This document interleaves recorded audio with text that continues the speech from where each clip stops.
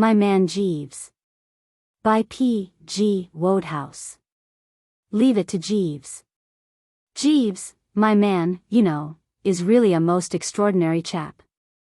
So capable. Honestly, I shouldn't know what to do without him.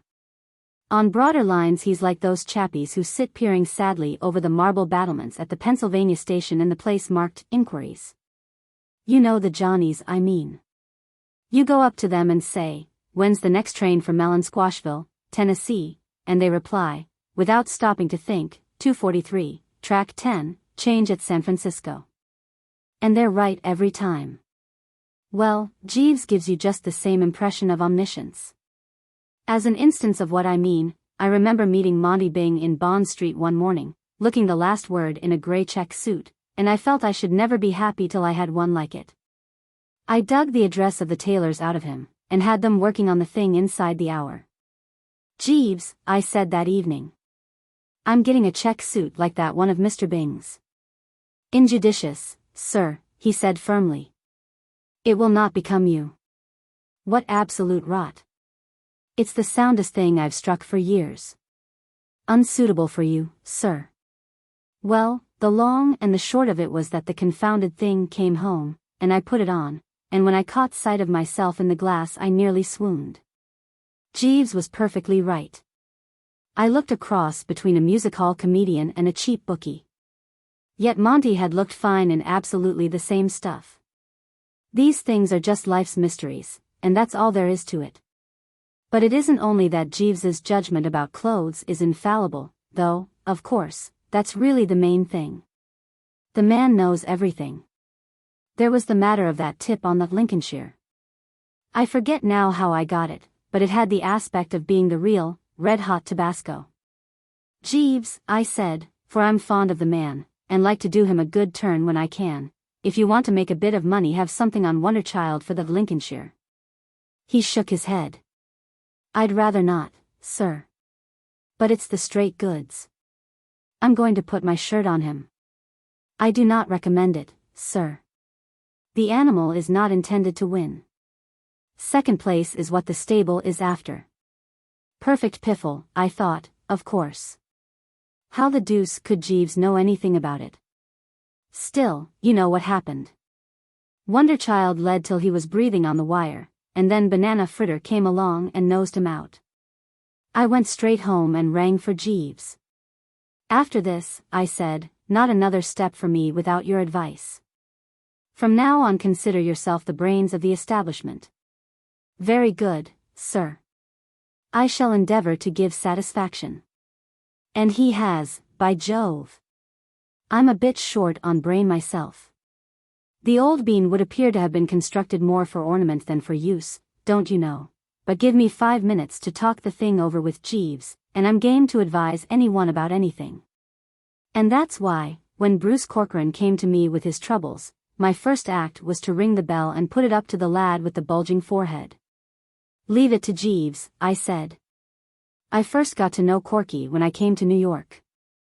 He was a pal of my cousin Gussie, who was in with a lot of people down Washington Square way. I don't know if I ever told you about it, but the reason why I left England was because I was sent over by my Aunt Agatha to try to stop young Gussie marrying a girl on the vaudeville stage. And I got the whole thing so mixed up that I decided that it would be a sound scheme for me to stop on in America for a bit instead of going back and having long cozy chats about the thing with Aunt. So I sent Jeeves out to find a decent apartment, and settled down for a bit of exile. I'm bound to say that New York's a topping place to be exiled in. Everybody was awfully good to me, and there seemed to be plenty of things going on, and I'm a wealthy bird, so everything was fine. Chappies introduced me to other chappies, and so on and so forth, and it wasn't long before I knew squads of the right sort, some who rolled in dollars in houses up by the park. And others who lived with the gas turned down mostly around Washington Square, artists and writers and so forth. Brainy coves. Corky was one of the artists. A portrait painter, he called himself, but he hadn't painted any portraits. He was sitting on the sidelines with a blanket over his shoulders, waiting for a chance to get into the game. You see, the catch about portrait painting, I've looked into the thing a bit, is that you can't start painting portraits till people come along and ask you to, and they won't come and ask you to until you've painted a lot first. This makes it kind of difficult for a chappie. Corky managed to get along by drawing an occasional picture for the comic papers. He had rather a gift for funny stuff when he got a good idea, and doing bedsteads and chairs and things for the advertisements. His principal source of income, however, was derived from biting the ear of a rich uncle, one Alexander Werple, who was in the jute business. I'm a bit foggy as to what jute is, but it's apparently something the populace is pretty keen on, for Mr. Werple had made quite an indecently large stack out of it.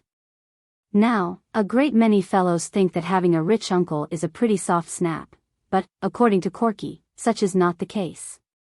Corky's uncle was a robust sort of cove, who looked like living forever. He was 51, and it seemed as if he might go to par. It was not this, however, that distressed poor old Corky, for he was not bigoted and had no objection to the man going on living. What Corky kicked at was the way the above Werple used to harry him. Corky's uncle, you see, didn't want him to be an artist. He didn't think he had any talent in that direction.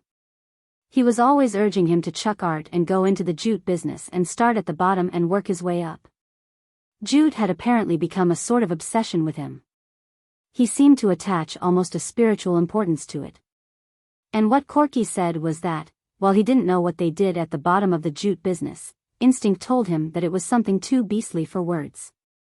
Corky, moreover, believed in his future as an artist. Someday, he said, he was going to make a hit. Meanwhile, by using the utmost tact and persuasiveness, he was inducing his uncle to cough up very grudgingly a small quarterly allowance. He wouldn't have got this if his uncle hadn't had a hobby. Mr. Werple was peculiar in this respect. As a rule, from what I've observed, the American captain of industry doesn't do anything out of business hours.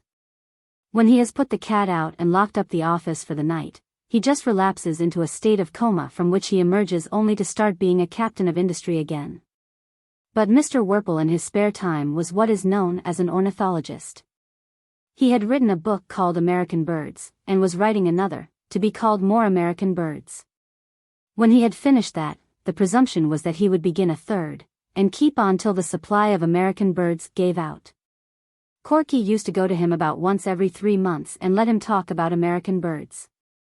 Apparently you could do what you liked with old Werple if you gave him his head first on his pet subject, so these little chats used to make Corky's allowance all right for the time being.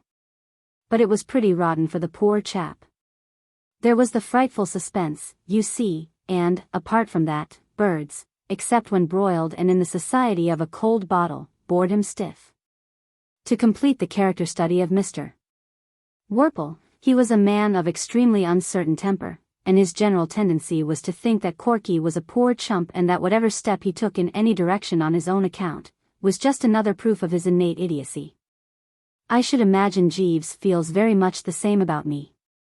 So when Corky trickled into my apartment one afternoon, shooing a girl in front of him, and said, "Bertie, I want you to meet my fiancée, Miss Singer." The aspect of the matter which hit me first was precisely the one which he had come to consult me about. The very first words I spoke were, "Corky, how about your uncle?" The poor chap gave one of those mirthless laughs. He was looking anxious and worried, like a man who has done the murder all right but can't think what the deuce to do with the body. "We're so scared, Mr. Wooster," said the girl. "We were hoping that you might suggest a way of breaking it to him." Muriel Singer was one of those very quiet, appealing girls who have a way of looking at you with their big eyes as if they thought you were the greatest thing on earth and wondered that you hadn't got onto it yet yourself. She sat there in a sort of shrinking way, looking at me as if she were saying to herself, "Oh, I do hope this great strong man isn't going to hurt me." She gave a fellow a protective kind of feeling, made him want to stroke her hand and say, "There, little one," or words to that effect. She made me feel that there was nothing I wouldn't do for her. She was rather like one of those innocent-tasting American drinks which creep imperceptibly into your system so that, before you know what you're doing, you're starting out to reform the world by force if necessary and pausing on your way to tell the large man in the corner that, if he looks at you like that, you will knock his head off. What I mean is, she made me feel alert and dashing, like a jolly old knight-errant or something of that kind. I felt that I was with her in this thing to the limit. I don't see why your uncle shouldn't be most awfully bucked, I said to Corky. He will think Miss Singer the ideal wife for you. Corky declined to cheer up. You don't know him. Even if he did like Muriel, he wouldn't admit it. That's the sort of pig-headed guy he is. It would be a matter of principle with him to kick.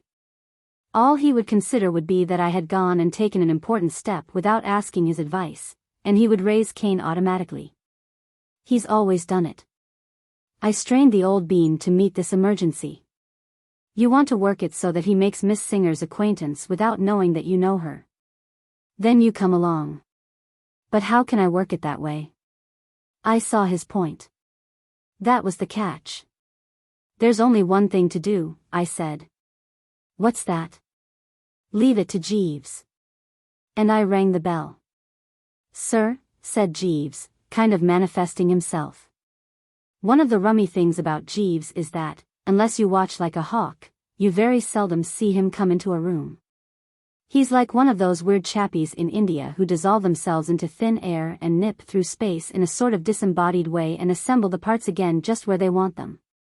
I've got a cousin who's what they call a theosophist, and he says he's often nearly worked the thing himself, but couldn't quite bring it off, probably owing to having fed in his boyhood on the flesh of animals slain in anger and pie.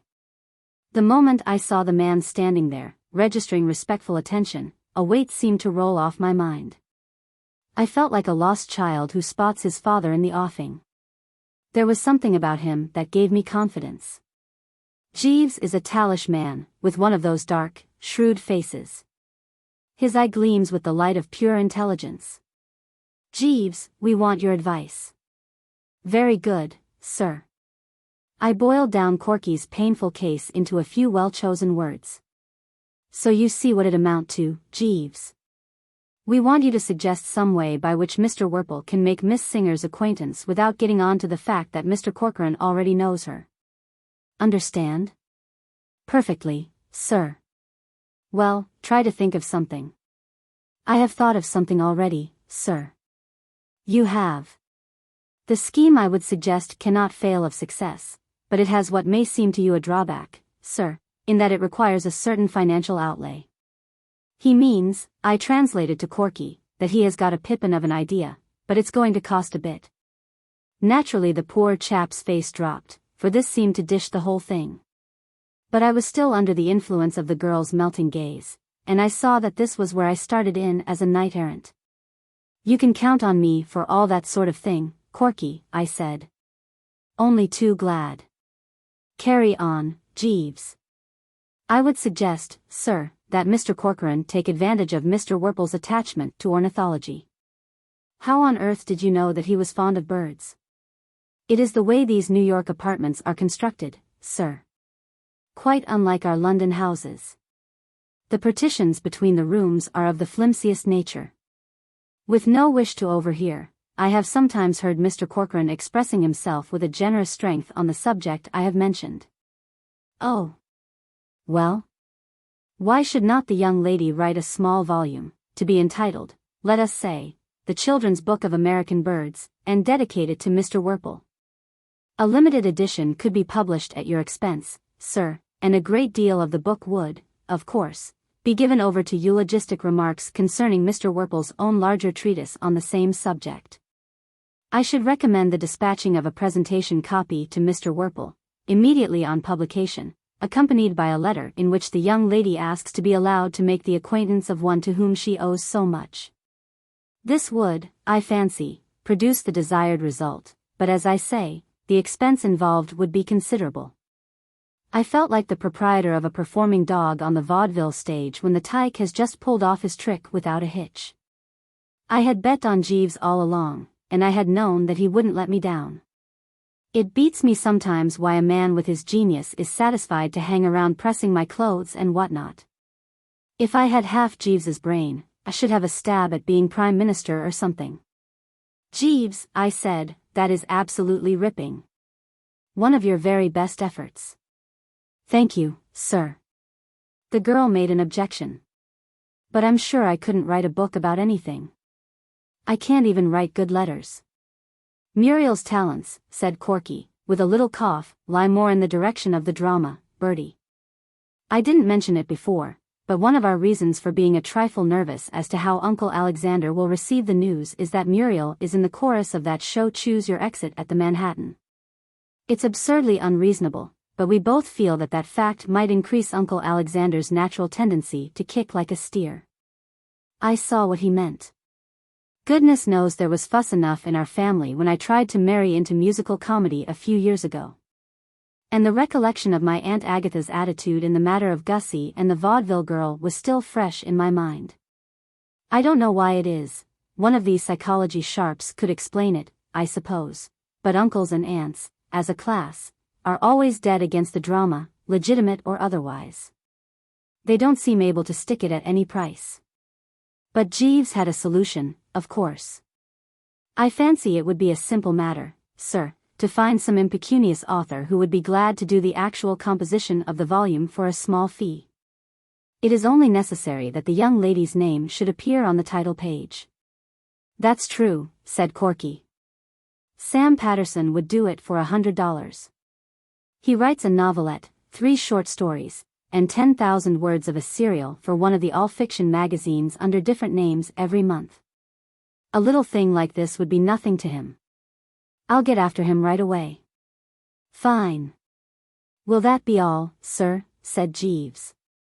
Very good, sir. Thank you, sir. I always used to think that publishers had to be devilish intelligent fellows, loaded down with the grey matter, but I've got their number now. All a publisher has to do is to write checks at intervals, while a lot of deserving and industrious chappies rally round and do the real work. I know, because I've been one myself. I simply sat tight in the old apartment with a fountain pen, and in due season a topping, shiny book came along. I happened to be down at Corky's place when the first copies of the children's book of American Birds bobbed up. Muriel Singer was there, and we were talking of things in general when there was a bang at the door and the parcel was delivered. It was certainly some book. It had a red cover with a fowl of some species on it, and underneath the girl's name in gold letters. I opened a copy at random. Often of a spring morning, it said at the top of page 21, as you wander through the fields, you will hear the sweet-toned, carelessly flowing warble of the purple finch linnet. When you are older you must read all about him in Mr. Alexander Werpel's wonderful book, American Birds. You see. A boost for the uncle right away. And only a few pages later there he was in the limelight again in connection with the yellow-billed cuckoo. It was great stuff. The more I read, the more I admired the chap who had written it and Jeeves's genius in putting us on to the wheeze. I didn't see how the uncle could fail to drop. You can't call a chap the world's greatest authority on the yellow-billed cuckoo without rousing a certain disposition towards chumminess in him. It's a cert, I said. An absolute cinch, said Corky. And a day or two later he meandered up the avenue to my apartment to tell me that all was well. The uncle had written Muriel a letter so dripping with the milk of human kindness that if he hadn't known Mr. Werpel's handwriting Corky would have refused to believe him the author of it. Any time it suited Miss Singer to call, said the uncle, he would be delighted to make her acquaintance. Shortly after this I had to go out of town. Divers sound sportsmen had invited me to pay visits to their country places, and it wasn't for several months that I settled down in the city again. I had been wondering a lot, of course, about Corky, whether it all turned out right, and so forth, and my first evening in New York. Happening to pop into a quiet sort of little restaurant which I go to when I don't feel inclined for the bright lights, I found Muriel Singer there, sitting by herself at a table near the door. Corky, I took it, was out telephoning. I went up and passed the time of day. Well, what? I said. Why, Mr. Wooster. How do you do? Corky around? I beg your pardon? You're waiting for Corky, aren't you? Oh, I didn't understand. No, I'm not waiting for him. It seemed to me that there was a sort of something in her voice, a kind of thin gummy, you know. I say, you haven't had a row with Corky, have you? A row? A spat, don't you know, little misunderstanding, faults on both sides, and all that sort of thing. Why, whatever makes you think that? Oh, well, as it were, what? What I mean is, I thought you usually dined with him before you went to the theater. I've left the stage now. Suddenly the whole thing dawned on me. I had forgotten what a long time I had been away. Why, of course, I see now. You're married. Yes. How perfectly topping. I wish you all kinds of happiness. Thank you, so much. Oh, Alexander, she said, looking past me, this is a friend of mine, Mr. Wooster. I spun round. A chappie with a lot of stiff gray hair and a red sort of healthy face was standing there. Rather a formidable Johnny, he looked, though quite peaceful at the moment. I want you to meet my husband, Mr. Wooster. Mr. Wooster is a friend of Bruce's, Alexander. The old boy grasped my hand warmly, and that was all that kept me from hitting the floor in a heap. The place was rocking. Absolutely. So you know my nephew, Mr. Wooster, I heard him say. I wish you would try to knock a little sense into him and make him quit this playing at painting. But I have an idea that he is steadying down. I noticed it first that night he came to dinner with us, my dear, to be introduced to you. He seemed altogether quieter and more serious. Something seemed to have sobered him. Perhaps you will give us the pleasure of your company at dinner tonight, Mr. Wooster? Or have you dined? I said I had. What I needed then was air, not dinner. I felt that I wanted to get into the open and think this thing out. When I reached my apartment I heard Jeeves moving about in his lair. I called him. Jeeves, I said, now is the time for all good men to come to the aid of the party. A stiff B.N.S. first of all, and then I've a bit of news for you. He came back with a tray and a long glass. Better have one yourself, Jeeves. You'll need it. Later on, perhaps, thank you, sir. All right. Please yourself. But you're going to get a shock. You remember my friend, Mr. Corcoran? Yes, sir. And the girl who was to slide gracefully into his uncle's esteem by writing the book on birds? Perfectly, sir. Well, she's slid. She's married the uncle. He took it without blinking. You can't rattle Jeeves. That was always a development to be feared, sir. You don't mean to tell me that you were expecting it? It crossed my mind as a possibility. Did it, by Jove? Well, I think, you might have warned us. I hardly like to take the liberty, sir. Of course, as I saw after I had had a bite to eat and was in a calmer frame of mind, what had happened wasn't my fault, if you come down to it. I couldn't be expected to foresee that the scheme, in itself a crackerjack, would skid into the ditch as it had done. But all the same I'm bound to admit that I didn't relish the idea of meeting Corky again until time, the great healer, had been able to get in a bit of soothing work. I cut Washington Square out absolutely for the next few months.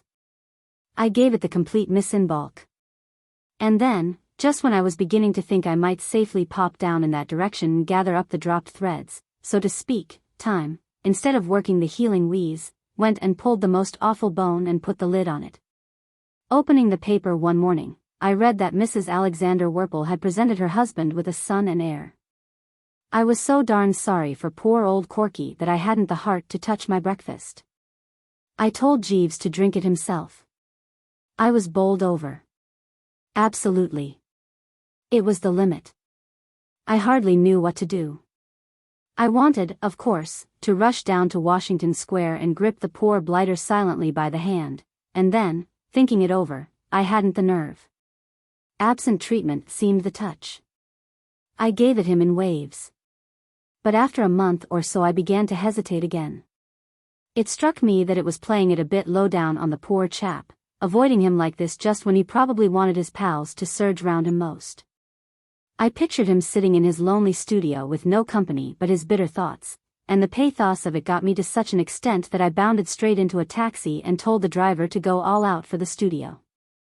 I rushed in, and there was Corky, hunched up at the easel, painting away, while on the model throne sat a severe-looking female of middle age, holding a baby. A fellow has to be ready for that sort of thing. Oh, I said, and started to back out. Corky looked over his shoulder. Hello, Bertie. Don't go. We're just finishing for the day. That will be all this afternoon, he said to the nurse, who got up with the baby and decanted it into a perambulator which was standing in the fairway. At the same hour tomorrow, Mr. Corcoran? Yes, please. Good afternoon.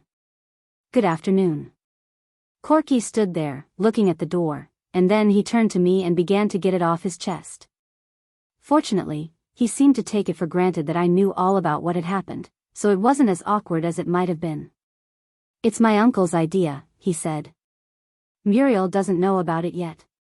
The portrait's to be a surprise for her on her birthday. The nurse takes the kid out ostensibly to get a breather, and they beat it down here. If you want an instance of the irony of fate, Bertie, get acquainted with this. Here's the first commission I have ever had to paint a portrait, and the sitter is that human poached egg that has butted in and bounced me out of my inheritance. Can you beat it? I call it rubbing the thing in to expect me to spend my afternoons gazing into the ugly face of a little brat who to all intents and purposes has hit me behind the ear with a blackjack and swiped all I possess. I can't refuse to paint the portrait because if I did my uncle would stop my allowance, yet every time I look up and catch that kid's vacant eye, I suffer agonies. I tell you, Bertie, sometimes when he gives me a patronizing glance and then turns away and is sick, as if it revolted him to look at me, I come within an ace of occupying the entire front page of the evening papers as the latest murder sensation. There are moments when I can almost see the headlines, promising young artist beans baby with axe. I patted his shoulder silently. My sympathy for the poor old scout was too deep for words. I kept away from the studio for some time after that, because it didn't seem right to me to intrude on the poor chappie's sorrow. Besides, I'm bound to say that nurse intimidated me. She reminded me so infernally of Aunt Agatha. She was the same gimlet-eyed type. But one afternoon Corky called me on the phone. Bertie. Hello? Are you doing anything this afternoon? Nothing special. You couldn't come down here, could you? What's the trouble? Anything up? I've finished the portrait. Good boy. Stout work. Yes. His voice sounded rather doubtful. The fact is, Bertie, it doesn't look quite right to me. There's something about it. My uncle's coming in half an hour to inspect it, and, I don't know why it is, but I kind of feel I'd like your moral support. I began to see that I was letting myself in for something. The sympathetic cooperation of Jeeves seemed to me to be indicated. You think he'll cut up rough? He may. I threw my mind back to the red-faced chappie I had met at the restaurant, and tried to picture him cutting up rough. It was only too easy. I spoke to Corky firmly on the telephone. I'll come, I said. Good. But only if I may bring Jeeves. Why Jeeves? What's Jeeves got to do with it? Who wants Jeeves? Jeeves is the fool who suggested the scheme that has led. Listen, Corky, old top. If you think I am going to face that uncle of yours without Jeeves's support, you're mistaken. I'd sooner go into a den of wild beasts and bite a lion on the back of the neck. Oh, all right, said Corky. Not cordially, but he said it, so I rang for Jeeves and explained the situation. Very good, sir, said Jeeves. That's the sort of chap he is. You can't rattle him. We found Corky near the door, looking at the picture, with one hand up in a defensive sort of way, as if he thought it might swing on him. Stand right where you are, Bertie, he said, without moving. Now, tell me honestly, how does it strike you? The light from the big window fell right on the picture. I took a good look at it. Then I shifted a bit nearer and took another look. Then I went back to where I had been at first, because it hadn't seemed quite so bad from there. Well, said Corky, anxiously. I hesitated a bit. Of course, old man, I only saw the kid once, and then only for a moment, but it was an ugly sort of kid, wasn't it, if I remember rightly? As ugly as that? I looked again, and honesty compelled me to be frank. I don't see how it could have been, old chap. Poor old Corky ran his fingers through his hair in a temperamental sort of way. He groaned. You're right quite, Bertie. Something's gone wrong with the darn thing. My private impression is that, without knowing it, I've worked that stunt that sergeant and those fellows pull, painting the soul of the sitter. I've got through the mere outward appearance, and have put the child's soul on canvas. But could a child of that age have a soul like that? I don't see how he could have managed it in the time. What do you think, Jeeves? I doubt it, sir. It sorts of leers at you, doesn't it? You've noticed that, too, said Corky. I don't see how one could help noticing. All I tried to do was to give the little brute a cheerful expression. But, as it worked out, he looks positively dissipated. Just what I was going to suggest, old man. He looks as if he were in the middle of a colossal spree, and enjoying every minute of it. Don't you think so, Jeeves? He has a decidedly inebriated air, sir. Corky was starting to say something when the door opened, and the uncle came in. For about 3 seconds all was joy, jollity, and goodwill. The old boy shook hands with me, slapped Corky on the back, said that he didn't think he had ever seen such a fine day, and whacked his leg with his stick.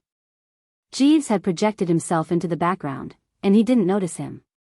Well, Bruce, my boy, so the portrait is really finished, is it, really finished? Well, bring it out. Let's have a look at it. This will be a wonderful surprise for your aunt. Where is it? Let's. And then he got it, suddenly, when he wasn't set for the punch, and he rocked back on his heels. Oosh, he exclaimed. And for perhaps a minute there was one of the scalliest silences I've ever run up against. Is this a practical joke? He said at last, in a way that set about 16 drafts cutting through the room at once. I thought it was up to me to rally round old Corky. You want to stand a bit farther away from it, I said. You're perfectly right, he snorted. I do. I want to stand so far away from it that I can't see the thing with a telescope. He turned on Corky like an untamed tiger of the jungle who has just located a chunk of meat. And this is what you have been wasting your time and my money for all these years. A painter. I wouldn't let you paint a house of mine. I gave you this commission, thinking that you were a competent worker, and this extract from a comic-colored supplement is the result. He swung towards the door, lashing his tail and growling to himself. This ends it. If you wish to continue this foolery of pretending to be an artist because you want an excuse for idleness, please yourself. But let me tell you this. Unless you report at my office on Monday morning, prepared to abandon all this idiocy and start in at the bottom of the business to work your way up, as you should have done half a dozen years ago.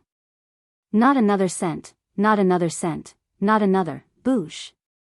Then the door closed, and he was no longer with us. And I crawled out of the bomb-proof shelter. Corky, old top. I whispered faintly. Corky was standing staring at the picture. His face was set. There was a hunted look in his eye. Well, that finishes it, he muttered brokenly. What are you going to do? Do? What can I do? I can't stick on here if he cuts off supplies. You heard what he said. I shall have to go to the office on Monday. I couldn't think of a thing to say. I knew exactly how he felt about the office. I don't know when I've been so infernally uncomfortable. It was like hanging round trying to make conversation to a pal who's just been sentenced to 20 years in quat. And then a soothing voice broke the silence. If I might make a suggestion, sir. It was Jeeves. He had slid from the shadows and was gazing gravely at the picture. Upon my word, I can't give you a better idea of the shattering effect of Corky's Uncle Alexander when in action than by saying that he had absolutely made me forget for the moment that Jeeves was there. I wonder if I have ever happened to mention to you, sir, a Mr. Digby Thistleton, with whom I was once in service? Perhaps you have met him? He was a financier. He is now Lord Bridgenorth. It was a favourite saying of his that there is always a way. The first time I heard him use the expression was after the failure of a patent depilatory which he promoted. "Jeeves," I said, "what on earth are you talking about?" I mentioned Mr.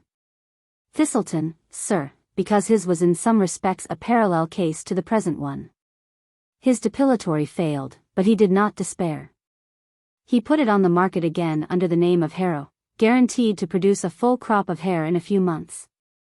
It was advertised, if you remember, sir, by a humorous picture of a billiard ball, before and after taking, and made such a substantial fortune that Mr. Thistleton was soon afterwards elevated to the peerage for services to his party. It seems to me that, if Mr. Corcoran looks into the matter, he will find, like Mr. Thistleton, that there is always a way. Mr. Worple himself suggested the solution of the difficulty. In the heat of the moment he compared the portrait to an extract from a colored comic supplement. I consider the suggestion a very valuable one, sir. Mr. Corcoran's portrait may not have pleased Mr. Worple as a likeness of his only child, but I have no doubt that editors would gladly consider it as a foundation for a series of humorous drawings. If Mr. Corcoran will allow me to make the suggestion, his talent has always been for the humorous. There is something about this picture, something bold and vigorous, which arrests the attention. I feel sure it would be highly popular. Corky was glaring at the picture, and making a sort of dry, sucking noise with his mouth. He seemed completely overwrought. And then suddenly he began to laugh in a wild way. "Corky, old man," I said, massaging him tenderly. I feared the poor blighter was hysterical. He began to stagger about all over the floor. "He's right. The man's absolutely right. Jeeves, you're a lifesaver. You've hit on the greatest idea of the age.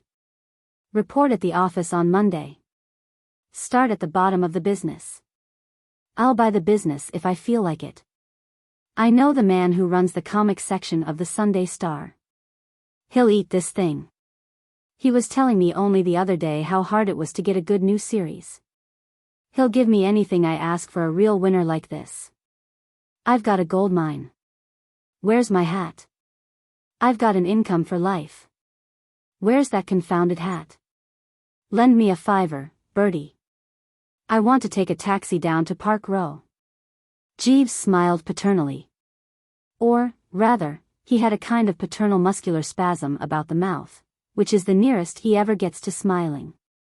"If I might make the suggestion, Mr. Corcoran, for a title of the series which you have in mind, The Adventures of Baby Blobs." Corky and I looked at the picture, then at each other in an odd way. Jeeves was right. There could be no other title. "Jeeves," I said. It was a few weeks later, and I had just finished looking at the comic section of the Sunday Star. I'm an optimist. I always have been. The older I get, the more I agree with Shakespeare and those poet Johnnies about it always being darkest before the dawn and there's a silver lining and what you lose on the swings you make up on the roundabouts. Look at Mr. Corcoran, for instance. There was a fellow, one would have said, clear up to the eyebrows in the soup. To all appearances he had got it right in the neck. Yet look at him now. Have you seen these pictures? I took the liberty of glancing at them before bringing them to you, sir. Extremely diverting. They have made a big hit, you know. I anticipated it, sir. I leaned back against the pillows. You know, Jeeves, you're a genius. You ought to be drawing a commission on these things. I have nothing to complain of in that respect, sir. Mr. Corcoran has been most generous. I am putting out the brown suit, sir. No, I think I'll wear the blue with the faint red stripe. Not the blue with the faint red stripe, sir. But I rather fancy myself in it. Not the blue with the faint red stripe, sir. Oh, all right, have it your own way. Very good, sir. Thank you, sir. Of course, I know it's as bad as being henpecked, but then Jeeves is always right. You've got to consider that, you know. What? Jeeves and the unbidden guest. I'm not absolutely certain of my facts, but I rather fancy it's Shakespeare, or, if not, it's some equally brainy lad, who says that it's always just when a chappie is feeling particularly top hole. And more than usually braced with things in general that fate sneaks up behind him with a bit of lead piping. There's no doubt the man's right. It's absolutely that way with me. Take, for instance, the fairly rummy matter of Lady Malvern and her son Wilmot. A moment before they turned up, I was just thinking how thoroughly all right everything was. It was one of those topping mornings, and I had just climbed out from under the cold shower, feeling like a 2-year-old. As a matter of fact, I was especially bucked just then because the day before I had asserted myself with Jeeves, absolutely asserted myself, don't you know? You see, the way things had been going on, I was rapidly becoming a dashed serf. The man had jolly well oppressed me. I didn't so much mind when he made me give up one of my new suits, because Jeeves's judgment about suits is sound. But I as near as a toucher rebelled when he wouldn't let me wear a pair of cloth-topped boots which I loved like a couple of brothers. And when he tried to tread on me like a worm in the matter of a hat, I jolly well put my foot down and showed him who was who. It's a long story, and I haven't time to tell you now. But the point is that he wanted me to wear the Longacre, as worn by John Drew, when I had set my heart on the country gentleman, as worn by another famous actor Chappie, and the end of the matter was that, after a rather painful scene, I bought the country gentleman. So that's how things stood on this particular morning, and I was feeling kind of manly and independent. Well, I was in the bathroom, wondering what there was going to be for breakfast while I massaged the good old spine with a rough towel and sang slightly, when there was a tap at the door. I stopped singing and opened the door an inch. What ho without there? Lady Malvern wishes to see you, sir, said Jeeves. Lady Malvern, sir. She is waiting in the sitting room. Pull yourself together, Jeeves, my man, I said, rather severely, for I bar practical jokes before breakfast. You know perfectly well there's no one waiting for me in the sitting room. How could there be when it's barely 10 o'clock yet? I gathered from her ladyship, sir, that she had landed from an ocean liner at an early hour this morning. This made the thing a bit more plausible. I remembered that when I had arrived in America about a year before, the proceedings had begun at some ghastly hour like 6, and that I had been shot out on to a foreign shore considerably before 8. Who the deuce is Lady Malvern, Jeeves? Her ladyship did not confide in me, sir. Is she alone? Her ladyship is accompanied by a Lord Pershore, sir. I fancy that his lordship would be her ladyship's son. Oh, well, put out rich raiment of sorts, and I'll be dressing. Our heather mixture lounge is in readiness, sir. Then lead me to it. While I was dressing I kept trying to think who on earth Lady Malvern could be. It wasn't till I had climbed through the top of my shirt and was reaching out for the studs that I remembered. I've placed her, Jeeves. She's a pal of my Aunt Agatha. Indeed, sir? Yes. I met her at lunch one Sunday before I left London. A very vicious specimen. Writes books. She wrote a book on social conditions in India when she came back from the Durbar. Yes, sir. Pardon me, sir, but not that tie. Not that tie with the heather mixture lounge, sir. It was a shock to me. I thought I had quelled the fellow. It was rather a solemn moment. What I mean is, if I weakened now, all my good work the night before would be thrown away. I braced myself. What's wrong with this tie? I've seen you give it a nasty look before. Speak out like a man. What's the matter with it? Too ornate, sir. Nonsense. A cheerful pink. Nothing more. Unsuitable, sir. Jeeves, this is the tie I wear. Very good, sir. Dashed unpleasant. I could see that the man was wounded. But I was firm. I tied the tie, got into the coat and waistcoat, and went into the sitting room. Hello. Hello. Hello. I said. What? Ah. How do you do, Mr. Wooster? You have never met my son, Wilmot, I think? Maudie, darling, this is Mr. Wooster. Lady Malvern was a hearty, happy, healthy, overpowering sort of dashed female, not so very tall but making up for it by measuring about 6 feet from the OP to the prompt side. She fitted into my biggest armchair as if it had been built round her by someone who knew they were wearing armchairs tight about the hips that season. She had bright, bulging eyes and a lot of yellow hair, and when she spoke she showed about 57 front teeth.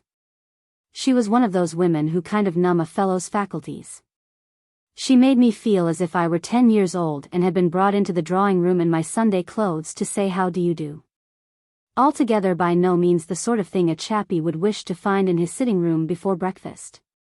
Maudie, the son, was about 23, tall and thin and meek-looking. He had the same yellow hair as his mother, but he wore it plastered down and parted in the middle. His eyes bulged, too, but they weren't bright. They were a dull gray with pink rims. His chin gave up the struggle about halfway down, and he didn't appear to have any eyelashes. A mild, furtive, sheepish sort of blighter, in short. "Awfully glad to see you," I said. "So you've popped over, eh? Making a long stay in America?" "About a month. Your aunt gave me your address and told me to be sure and call on you."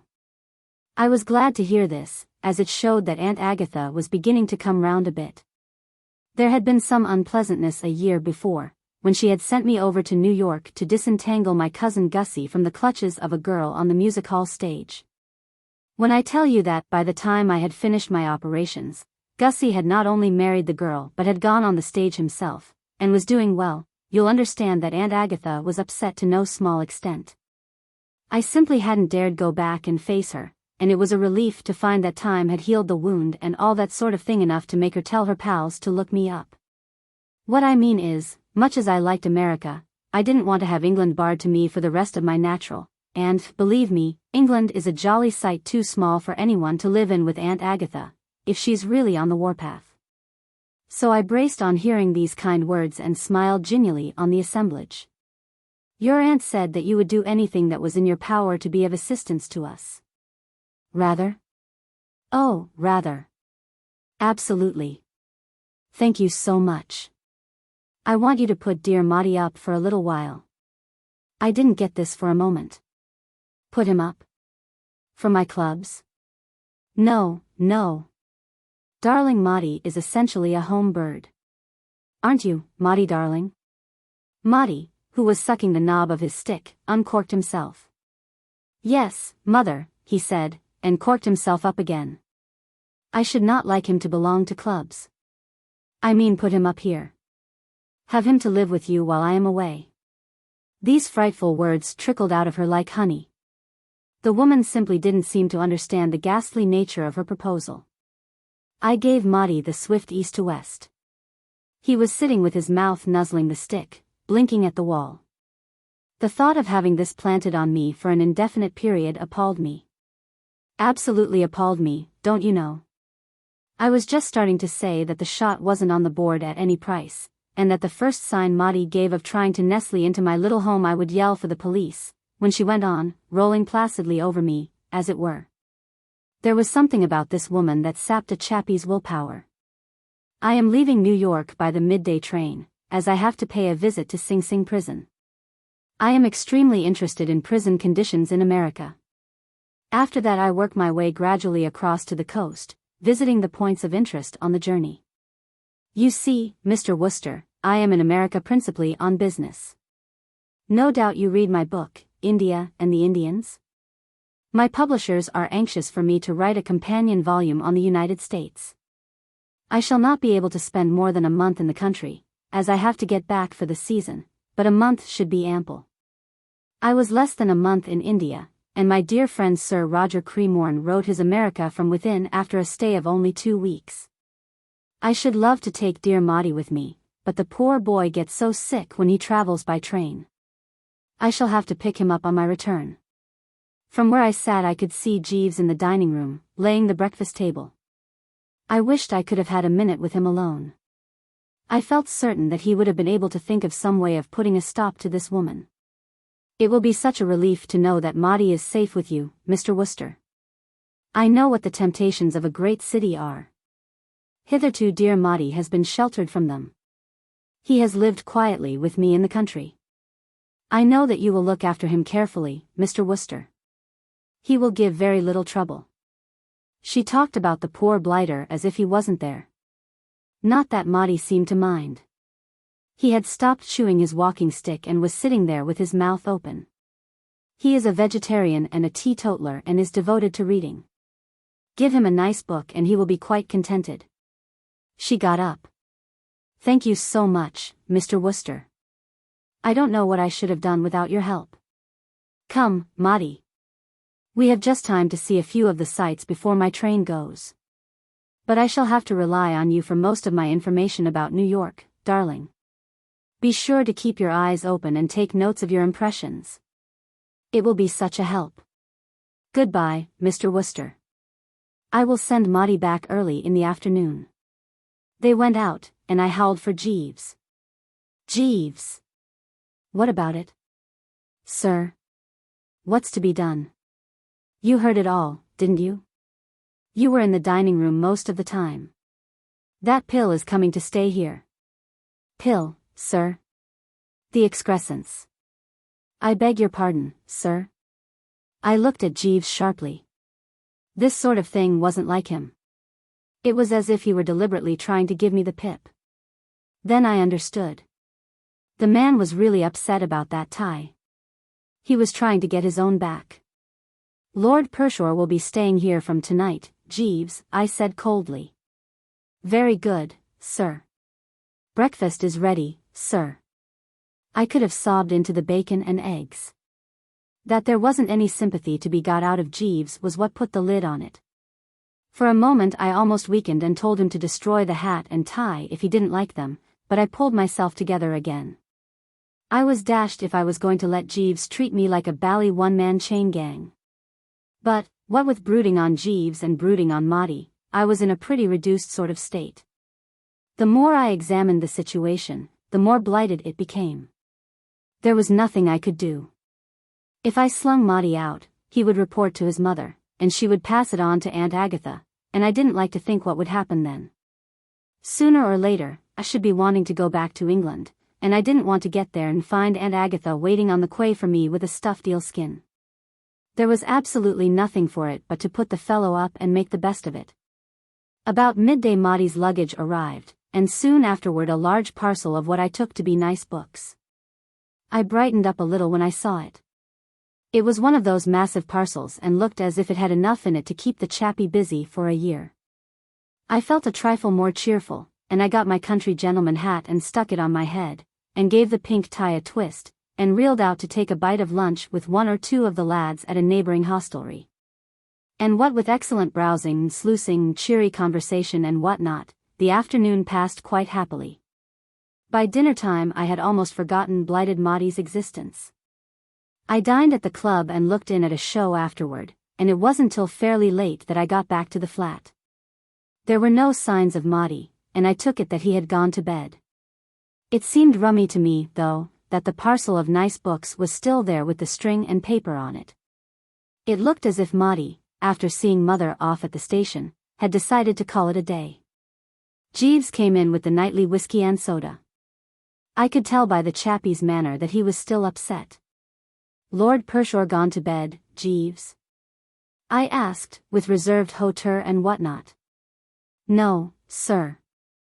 His lordship has not yet returned. Not returned? What do you mean? His lordship came in shortly after 6:30, and, having dressed, went out again. At this moment there was a noise outside the front door, a sort of scrabbling noise, as if somebody were trying to paw his way through the woodwork. Then a sort of thud. Better go and see what that is, Jeeves. Very good, sir. He went out and came back again. If you would not mind stepping this way, sir, I think we might be able to carry him in. Carry him in? His lordship is lying on the mat, sir. I went to the front door. The man was right. There was Maudie huddled up outside on the floor.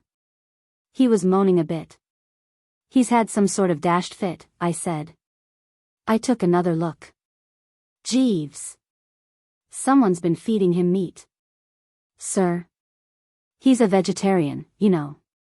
He must have been digging into a stake or something. Call up a doctor. I hardly think it will be necessary, sir. If you would take his lordship's legs, while I... Great Scott, Jeeves.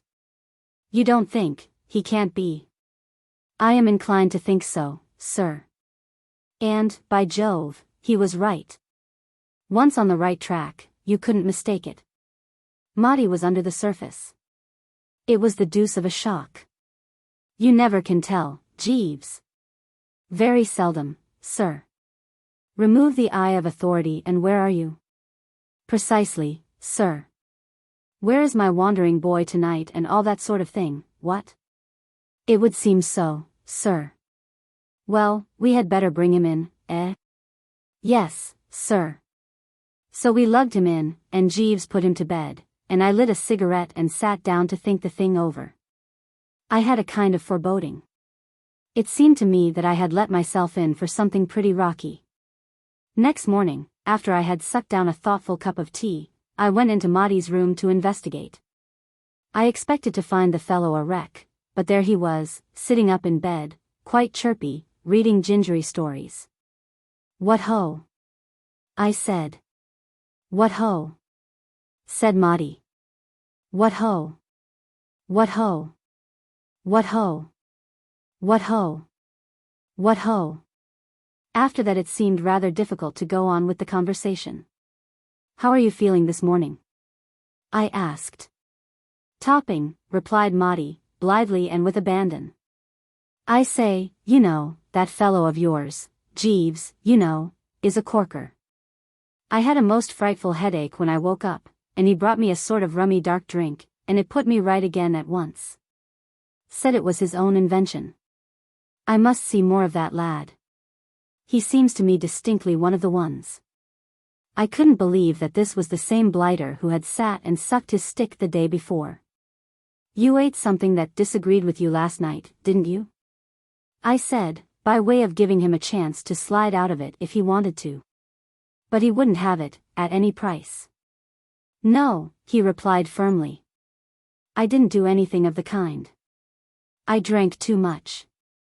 Much too much. Lots and lots too much. And, what's more, I'm going to do it again. I'm going to do it every night. If ever you see me sober, old top, he said, with a kind of holy exaltation, tap me on the shoulder and say, tut. Tut, and I'll apologize and remedy the defect. But I say, you know, what about me? What about you? Well, I'm so to speak, as it were, kind of responsible for you. What I mean to say is, if you go doing this sort of thing I'm apt to get in the soup somewhat. I can't help your troubles, said Maudie firmly. Listen to me, old thing, this is the first time in my life that I've had a real chance to yield to the temptations of a great city. What's the use of a great city having temptations if fellows don't yield to them? Makes it so bally discouraging for a great city. Besides, Mother told me to keep my eyes open and collect impressions. I sat on the edge of the bed. I felt dizzy. I know just how you feel, old dear, said Maudie consolingly. And, if my principles would permit it, I would simmer down for your sake. But duty first. This is the first time I've been let out alone, and I mean to make the most of it. We're only young once. Why interfere with life's morning? Young man, rejoice in thy youth. Tra-la. What ho! Put like that, it did seem reasonable. All my bally life, dear boy, Maudie went on, I've been cooped up in the ancestral home at Much Middlefold, in Shropshire, and till you've been cooped up in Much Middlefold you don't know what cooping is. The only time we get any excitement is when one of the choir boys is caught sucking chocolate during the sermon. When that happens, we talk about it for days. I've got about a month of New York, and I mean to store up a few happy memories for the long winter evenings. This is my only chance to collect a past, and I'm going to do it. Now tell me, old sport, as man to man, how does one get in touch with that very decent chappie Jeeves? Does one ring a bell or shout a bit? I should like to discuss the subject of a good stiff B&S with him. I had had a sort of vague idea, don't you know, that if I stuck close to Maudie and went about the place with him, I might act as a bit of a damper on the gaiety. What I mean is, I thought that if, when he was being the life and soul of the party, he were to catch my reproving eye, he might ease up a trifle on the revelry. So the next night I took him along to supper with me. It was the last time. I'm a quiet, peaceful sort of chappie who has lived all his life in London, and I can't stand the pace these swift sportsmen from the rural district set. What I mean to say is this: I'm all for rational enjoyment and so forth, but I think a chappie makes himself conspicuous when he throws soft-boiled eggs at the electric fan. And decent mirth and all that sort of thing are all right, but I do bar dancing on tables and having to dash all over the place dodging waiters, managers, and chuckers out, just when you want to sit still and digest. Directly I managed to tear myself away that night and get home, I made up my mind that this was jolly well the last time that I went about with Maudie. The only time I met him late at night after that was once when I passed the door of a fairly low-down sort of restaurant and had to step aside to dodge him as he sailed through the air en route for the opposite pavement, with a muscular sort of looking chappie peering out after him with a kind of gloomy satisfaction. In a way, I couldn't help sympathizing with the fellow. He had about 4 weeks to have the good time that ought to have been spread over about 10 years, and I didn't wonder at his wanting to be pretty busy. I should have been just the same in his place. Still, there was no denying that it was a bit thick. If it hadn't been for the thought of Lady Malvern and Aunt Agatha in the background, I should have regarded Maudie's rapid work with an indulgent smile. But I couldn't get rid of the feeling that, sooner or later, I was the lad who was scheduled to get it behind the ear.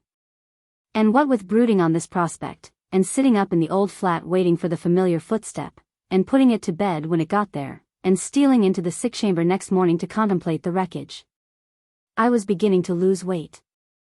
Absolutely becoming the good old shadow, I give you my honest word. Starting at sudden noises and whatnot. And no sympathy from Jeeves. That was what cut me to the quick. The man was still thoroughly pipped about the hat and tie, and simply wouldn't rally round. One morning I wanted comforting so much that I sank the pride of the Woosters and appealed to the fellow direct. "Jeeves," I said, "this is getting a bit thick." "Sir?" "Business and cold respectfulness. You know what I mean. This lad seems to have chucked all the principles of a well-spent boyhood. He has got it up his nose." "Yes, sir." "Well, I shall get blamed, don't you know? You know what my Aunt Agatha is." "Yes, sir." "Very well, then." I waited a moment, but he wouldn't unbend. "Jeeves," I said, "haven't you any scheme up your sleeve for coping with this blighter?" "No, sir." And he shimmered off to his lair. Obstinate devil. So dashed absurd, don't you know? It wasn't as if there was anything wrong with that country gentleman hat. It was a remarkably priceless effort, and much admired by the lads. But, just because he preferred the Longacre, he left me flat. It was shortly after this that young Maudie got the idea of bringing pals back in the small hours to continue the gay revels in the home. This was where I began to crack under the strain. You see, the part of town where I was living wasn't the right place for that sort of thing. I knew lots of chappies down Washington Square way who started the evening at about 2 a.m. Artists and writers and whatnot, who frolicked considerably till checked by the arrival of the morning milk. That was all right. They like that sort of thing down there. The neighbors can't get to sleep unless there's someone dancing Hawaiian dances over their heads. But on 57th Street the atmosphere wasn't right, and when Maudie turned up at 3 in the morning with a collection of hearty lads, who only stopped singing their college song when they started singing "The Old Oaken Bucket," there was a marked peevishness among the old settlers in the flats. The management was extremely terse over the telephone at breakfast time, and took a lot of soothing. The next night I came home early, after a lonely dinner at a place which I'd chosen because there didn't seem any chance of meeting Maudie there. The sitting room was quite dark, and I was just moving to switch on the light, when there was a sort of explosion. Something collared hold of my trouser leg. Living with Maudie had reduced me to such an extent that I was simply unable to cope with this thing.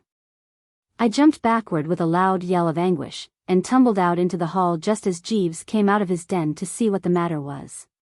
"Did you call, sir?" "Jeeves. There's something in there that grabs you by the leg." That would be Rollo, sir. Eh. I would have warned you of his presence, but I did not hear you come in. His temper is a little uncertain at present, as he has not yet settled down. Who the deuce is Rollo? His lordship's bull terrier, sir. His lordship won him in a raffle, and tied him to the leg of the table. If you will allow me, sir, I will go in and switch on the light. There really is nobody like Jeeves. He walked straight into the sitting room, the biggest feat since Daniel and the lion's den, without a quiver. What's more, his magnetism or whatever they call it was such that the dashed animal, instead of pinning him by the leg, calmed down as if he had had a bromide, and rolled over on his back with all his paws in the air. If Jeeves had been his rich uncle, he couldn't have been more chummy. Yet directly he caught sight of me again, he got all worked up and seemed to have only one idea in life, to start chewing me where he had left off. Rollo is not used to you yet, sir, said Jeeves, regarding the bally quadruped in an admiring sort of way. He is an excellent watchdog. I don't want a watchdog to keep me out of my rooms. No, sir. Well, what am I to do? No doubt in time the animal will learn to discriminate, sir. He will learn to distinguish your peculiar scent. What do you mean, my peculiar scent? Correct the impression that I intend to hang about in the hall while life slips by, in the hope that one of these days that dashed animal will decide that I smell all right. I thought for a bit. Jeeves. Sir. I'm going away, tomorrow morning by the first train. I shall go and stop with Mr. Todd in the country. Do you wish me to accompany you, sir? No. Very good, sir. I don't know when I shall be back. Forward my letters. Yes, sir. As a matter of fact, I was back within the week. Rocky Todd, the pal I went to stay with, is a rummy sort of a chap who lives all alone in the wilds of Long Island, and likes it, but a little of that sort of thing goes a long way with me. Dear old Rocky is one of the best, but after a few days in his cottage in the woods, miles away from anywhere, New York, even with Maudie on the premises, began to look pretty good to me. The days down on Long Island have 48 hours in them. You can't get to sleep at night because of the bellowing of the crickets, and you have to walk 2 miles for a drink and 6 for an evening paper. I thanked Rocky for his kind hospitality, and caught the only train they have down in those parts. It landed me in New York about dinner time. I went straight to the old flat. Jeeves came out of his lair. I looked round cautiously for Rollo. Where's that dog, Jeeves? Have you got him tied up? The animal is no longer here, sir. His lordship gave him to the porter, who sold him. His lordship took a prejudice against the animal on account of being bitten by him in the calf of the leg. I don't think I've ever been so bucked by a bit of news. I felt I had misjudged Rollo. Evidently, when you got to know him better, he had a lot of intelligence in him. Ripping. I said. Is Lord Pershore in, Jeeves? No, sir. Do you expect him back to dinner? No, sir. Where is he? In prison, sir. Have you ever trodden on a rake and had the handle jump up and hit you? That's how I felt then. In prison. Yes, sir. You don't mean, in prison? Yes, sir. I lowered myself into a chair. Why? I said. He assaulted a constable, sir. Lord Pershore assaulted a constable. Yes, sir. I digested this. But, Jeeves, I say. This is frightful. Sir. What will Lady Malvern say when she finds out? I do not fancy that her ladyship will find out, sir. But she'll come back and want to know where he is. I rather fancy, sir, that his lordship's bit of time will have run out by then. But supposing it hasn't? In that event, sir, it may be judicious to prevaricate a little. How? If I might make the suggestion, sir, I should inform her ladyship that his lordship has left for a short visit to Boston. Why Boston? Very interesting and respectable center, sir. Jeeves, I believe you've hit it. I fancy so, sir. Why, this is really the best thing that could have happened. If this hadn't turned up to prevent him, young Maudie would have been in a sanatorium by the time Lady Malvern got back. Exactly, sir. The more I looked at it in that way, the sounder this prison wheeze seemed to me. There was no doubt in the world that prison was just what the doctor ordered for Maudie. It was the only thing that could have pulled him up. I was sorry for the poor blighter, but, after all, I reflected, a chappie who had lived all his life with Lady Malvern, in a small village in the interior of Shropshire, wouldn't have much to kick at in a prison. Altogether, I began to feel absolutely braced again. Life became like what the poet Johnny says, one grand, sweet song. Things went on so comfortably and peacefully for a couple of weeks that I give you my word that I'd almost forgotten such a person as Maudie existed. The only flaw in the scheme of things was that Jeeves was still pained and distant. It wasn't anything he said or did, mind you, but there was a rummy something about him all the time. Once when I was tying the pink tie, I caught sight of him in the looking-glass. There was a kind of grieved look in his eye. And then Lady Malvern came back, a good bit ahead of schedule. I hadn't been expecting her for days. I'd forgotten how time had been slipping along. She turned up one morning while I was still in bed sipping tea and thinking of this and that. Jeeves flowed in with the announcement that he had just loosed her into the sitting room. I draped a few garments round me and went in. There she was, sitting in the same armchair, looking as massive as ever. The only difference was that she didn't uncover the teeth, as she had done the first time. "Good morning," I said. "So you got back, what?" "I have got back." There was something sort of bleak about her tone, rather as if she had swallowed an east wind. This I took to be due to the fact that she probably hadn't breakfasted. It's only after a bit of breakfast that I'm able to regard the world with that sunny cheeriness which makes a fellow the universal favorite. I'm never much of a lad till I've engulfed an egg or two and a beaker of coffee. "I suppose you haven't breakfasted?" "I have not yet breakfasted." "Won't you have an egg or something? Or a sausage or something?" "Or something?" "No, thank you." She spoke as if she belonged to an anti-sausage society or a league for the suppression of eggs. There was a bit of a silence. "I called on you last night," she said, "but you were out." "Awfully sorry." "Had a pleasant trip?" "Extremely, thank you." "See everything?" "Niagara Falls, Yellowstone Park, and the jolly old Grand Canyon, and whatnot?" "I saw a great deal." There was another slightly frappé silence. Jeeves floated silently into the dining room and began to lay the breakfast table. "I hope Wilmot was not in your way, Mr. Wooster?" I had been wondering when she was going to mention Maudie. "Rather not." "Great pals. Hit it off splendidly." "You were his constant companion, then?" "Absolutely. We were always together. Saw all the sights, don't you know. We'd take in the Museum of Art in the morning, and have a bit of lunch at some good vegetarian place, and then toddle along to a sacred concert in the afternoon, and home to an early dinner. We usually played dominoes after dinner. And then the early bed and the refreshing sleep. We had a great time. I was awfully sorry when he went away to Boston." "Oh. Wilmot is in Boston?" "Yes. I ought to have let you know, but of course we didn't know where you were. You were dodging all over the place like a snipe, I mean, don't you know, dodging all over the place, and we couldn't get at you." "Yes, Maudie went off to Boston." "You're sure he went to Boston?" "Oh, absolutely." I called out to Jeeves, who was now messing about in the next room with forks and so forth. "Jeeves, Lord Pershore didn't change his mind about going to Boston, did he?" "No, sir." "I thought I was right." "Yes, Maudie went to Boston." "Then how do you account, Mr.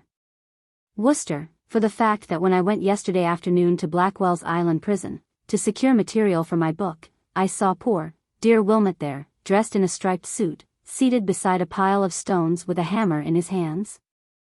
I tried to think of something to say, but nothing came.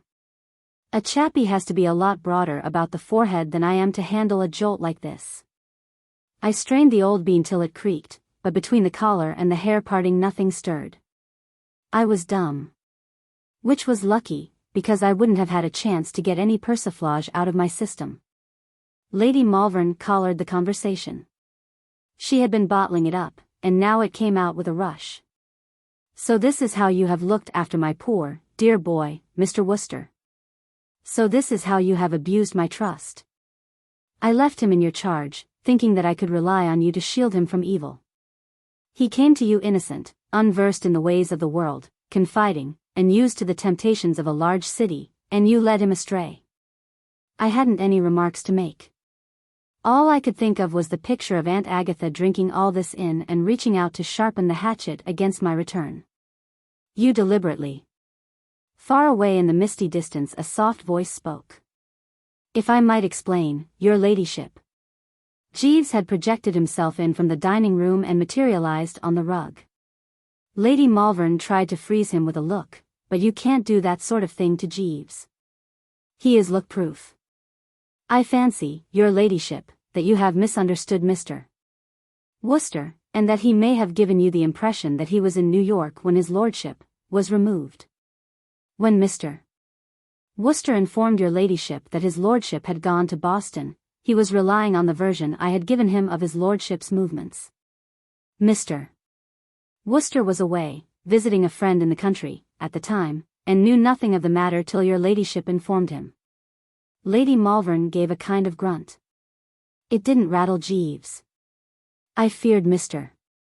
Wooster might be disturbed if he knew the truth, as he is so attached to his lordship and has taken such pains to look after him, so I took the liberty of telling him that his lordship had gone away for a visit.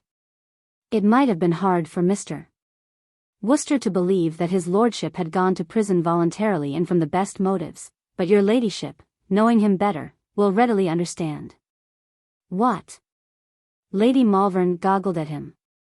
Did you say that Lord Pershore went to prison voluntarily? If I might explain, your ladyship. I think that your ladyship's parting words made a deep impression on his lordship. I have frequently heard him speak to Mr. Wooster of his desire to do something to follow your ladyship's instructions and collect material for your ladyship's book on America. Mr. Wooster will bear me out when I say that his lordship was frequently extremely depressed at the thought that he was doing so little to help. Absolutely, by Jove. Quite pipped about it. I said. The idea of making a personal examination into the prison system of the country, from within, occurred to his lordship very suddenly one night. He embraced it eagerly. There was no restraining him. Lady Malvern looked at Jeeves, then at me, then at Jeeves again. I could see her struggling with the thing.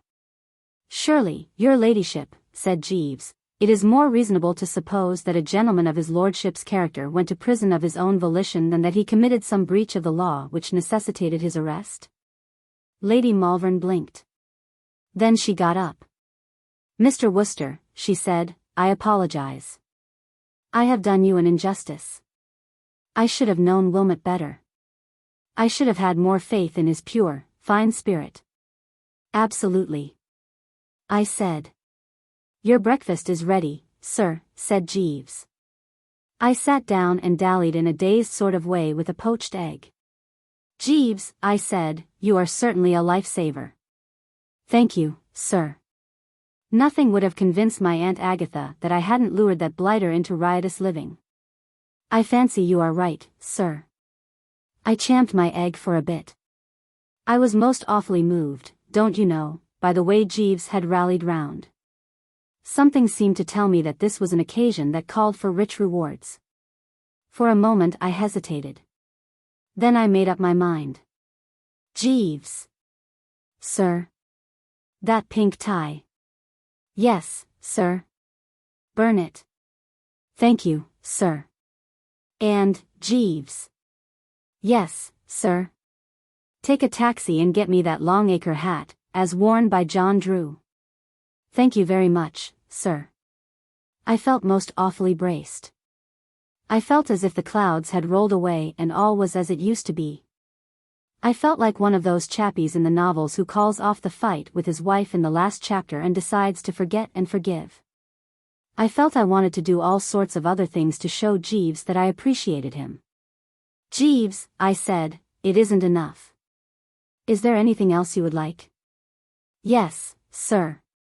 If I may make the suggestion, $50. $50? It will enable me to pay a debt of honor, sir. I owe it to his lordship." "You owe Lord Pershore $50? "Yes, sir. I happened to meet him in the street the night his lordship was arrested. I had been thinking a good deal about the most suitable method of inducing him to abandon his mode of living, sir. His lordship was a little overexcited at the time, and I fancy that he mistook me for a friend of his.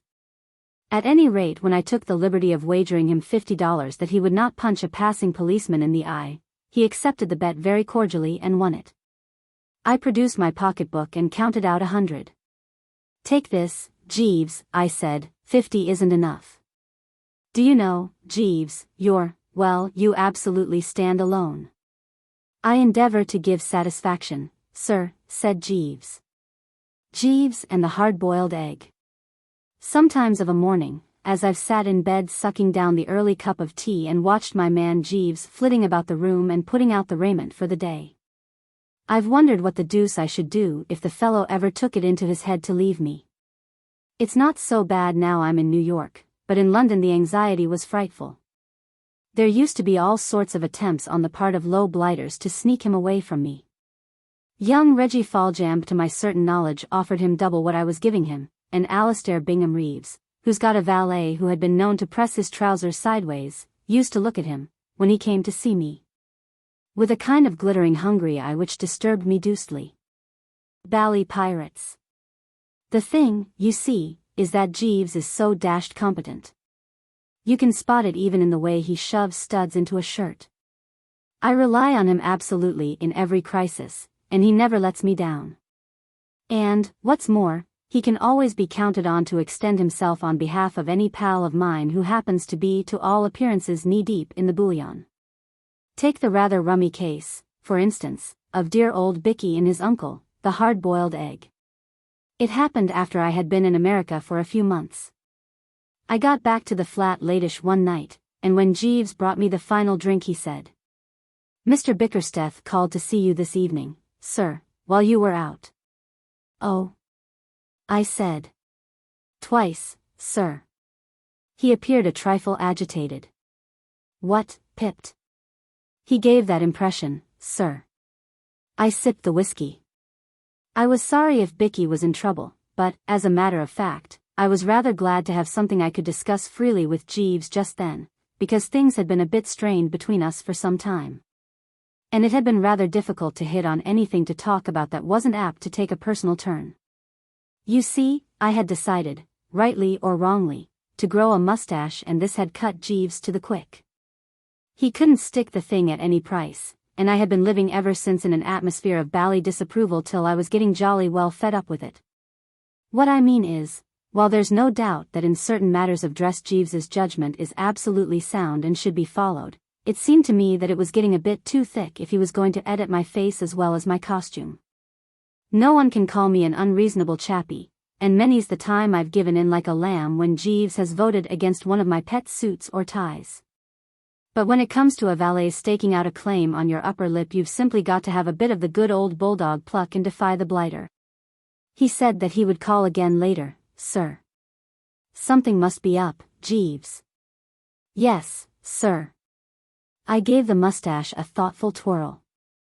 It seemed to hurt Jeeves a good deal, so I chucked it. I see by the paper, sir, that Mr. Bickersteth's uncle is arriving on the Carmantic. Yes? His Grace the Duke of Chiswick, sir. This was news to me, that Bicky's uncle was a duke. Rum, how little one knows about one's pals. I had met Bicky for the first time at a species of Beano or jamboree down in Washington Square, not long after my arrival in New York. I suppose I was a bit homesick at the time, and I rather took to Bicky when I found that he was an Englishman and had, in fact, been up at Oxford with me. Besides, he was a frightful chump, so we naturally drifted together. And while we were taking a quiet snort in a corner that wasn't all cluttered up with artists and sculptors and whatnot, He furthermore endeared himself to me by a most extraordinarily gifted imitation of a bull terrier chasing a cat up a tree. But, though we had subsequently become extremely pally, all I really knew about him was that he was generally hard up, and had an uncle who relieved the strain a bit from time to time by sending him monthly remittances. If the Duke of Chiswick is his uncle, I said, why hasn't he a title? Why isn't he Lord Whatnot? Mr. Bickersteth is the son of his Grace's late sister, sir, who married Captain Rollo Bickersteth of the Coldstream Guards. Jeeves knows everything. Is Mr. Bickersteth's father dead, too? Yes, sir. Leave any money? No, sir. I began to understand why poor old Bicky was always more or less on the rocks. To the casual and irreflective observer, if you know what I mean, it may sound a pretty good wheeze having a duke for an uncle, but the trouble about old Chiswick was that, though an extremely wealthy old buster, owning half London and about 5 counties up north, he was notoriously the most prudent spender in England. He was what American chappies would call a hard-boiled egg. If Bicky's people hadn't left him anything and he depended on what he could prize out of the old duke, he was in a pretty bad way. Not that that explained why he was hunting me like this, because he was a chap who never borrowed money. He said he wanted to keep his pals, so never bit anyone's ear on principle. At this juncture the doorbell rang. Jeeves floated out to answer it. Yes, sir.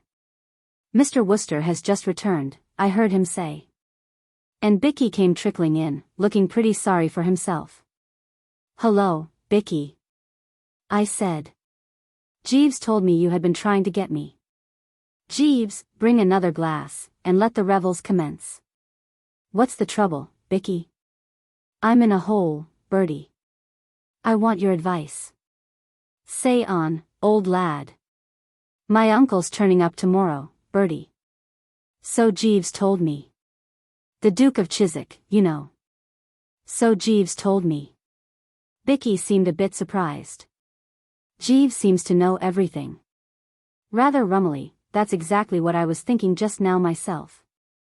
Well, I wish, said Bicky gloomily, that he knew a way to get me out of the hole I'm in. Jeeves shimmered in with the glass, and stuck it competently on the table. Mr. Bickersteth is in a bit of a hole, Jeeves, I said, and wants you to rally round. Very good, sir. Bicky looked a bit doubtful. Well, of course, you know, Bertie, this thing is by way of being a bit private and all that. I shouldn't worry about that, old top. I bet Jeeves knows all about it already. Don't you, Jeeves? Yes, sir. Said Bicky, rattled. I am open to correction, sir, but is not your dilemma due to the fact that you are at a loss to explain to His Grace why you are in New York instead of in Colorado? Bicky rocked like a jelly in a high wind. How the deuce do you know anything about it? I chanced to meet His Grace's butler before we left England. He informed me that he happened to overhear His Grace speaking to you on the matter, sir, as he passed the library door. Bicky gave a hollow sort of laugh. Well, as everybody seems to know all about it, there's no need to try to keep it dark. The old boy turfed me out, Bertie, because he said I was a brainless nincompoop. The idea was that he would give me a remittance on condition that I dashed out to some blighted locality of the name of Colorado and learned farming or ranching, or whatever they call it, at some bally ranch or farm or whatever it's called. I didn't fancy the idea a bit. I should have had to ride horses and pursue cows, and so forth. I hate horses. They bite at you. I was all against the scheme. At the same time, don't you know, I had to have that remittance. I get you absolutely, dear boy. Well, when I got to New York it looked a decent sort of place to me, so I thought it would be a pretty sound notion to stop here. So I cabled to my uncle telling him that I had dropped into a good business wheeze in the city and wanted to chuck the ranch idea. He wrote back that it was all right, and here I've been ever since. He thinks I'm doing well at something or other over here. I never dreamed, don't you know, that he would ever come out here. What on earth am I to do? Jeeves, I said, what on earth is Mr. Bickersteth to do? You see, said Bicky, I had a wireless from him to say that he was coming to stay with me, to save hotel bills, I suppose. I've always given him the impression that I was living in pretty good style. I can't have him to stay at my boarding house. Thought of anything, Jeeves? I said. To what extent, sir, if the question is not a delicate one, are you prepared to assist Mr. Bickersteth? I'll do anything I can for you, of course, Bicky, old man. Then, if I might make the suggestion, sir, you might lend Mr. Bickersteth.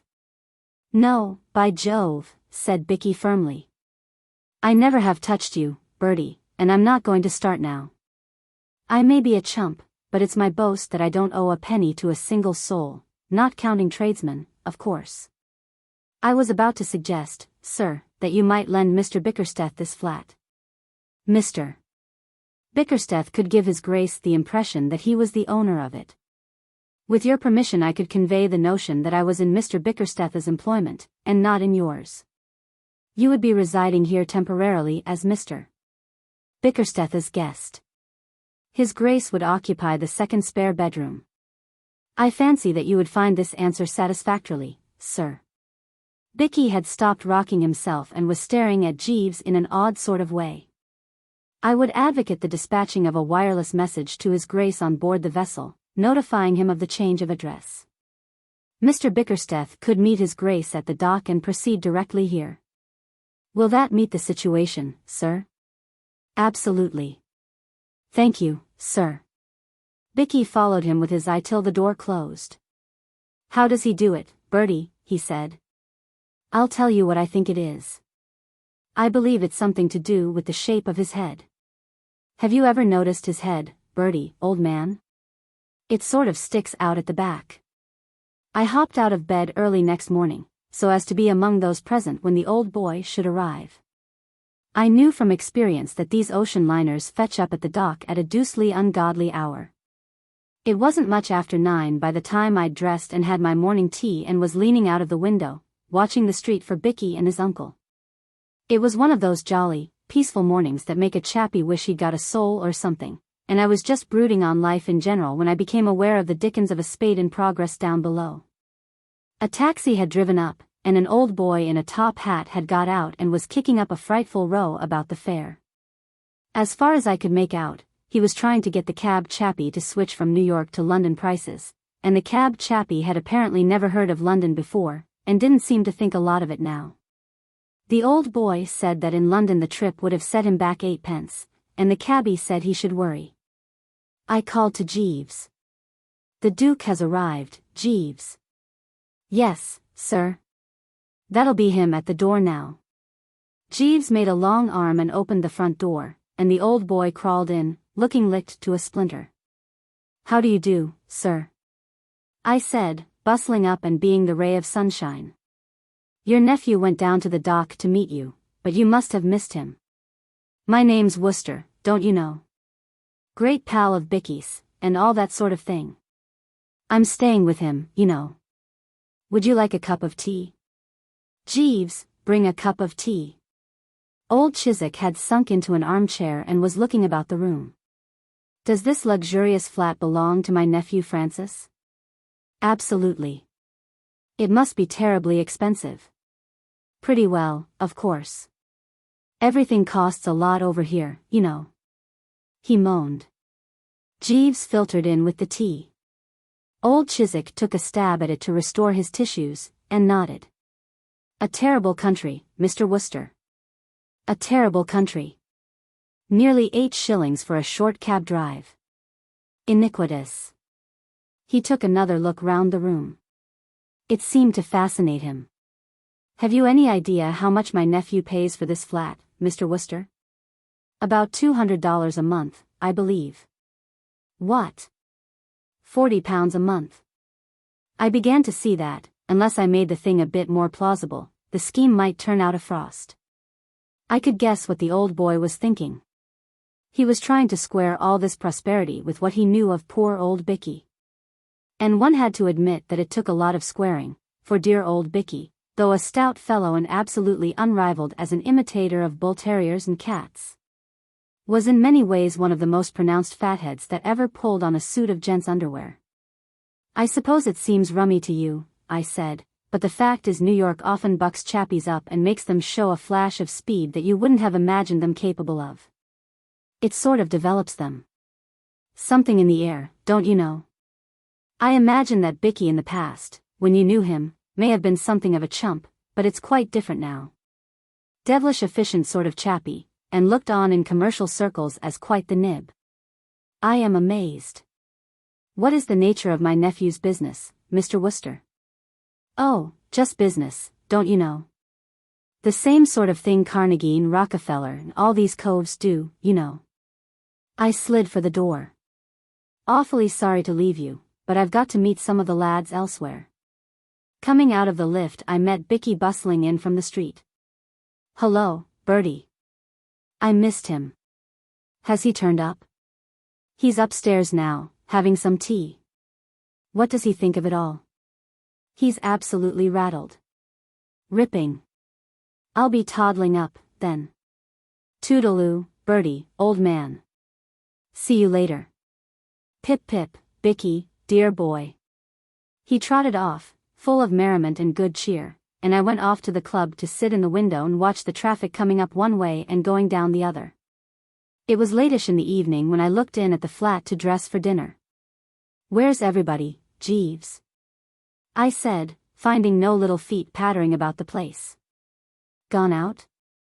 His Grace desired to see some of the sights of the city, sir. Mr. Bickersteth is acting as his escort. I fancy their immediate objective was Grant's tomb. I suppose Mr. Bickersteth is a bit braced at the way things are going, what? Sir? I say, I take it that Mr. Bickersteth is tolerably full of beans.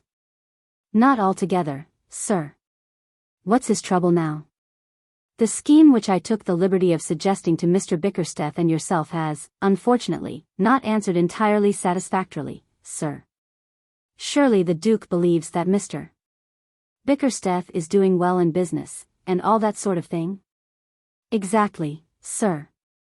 With the result that he has decided to cancel Mr. Bickersteth's monthly allowance, on the ground that, as Mr.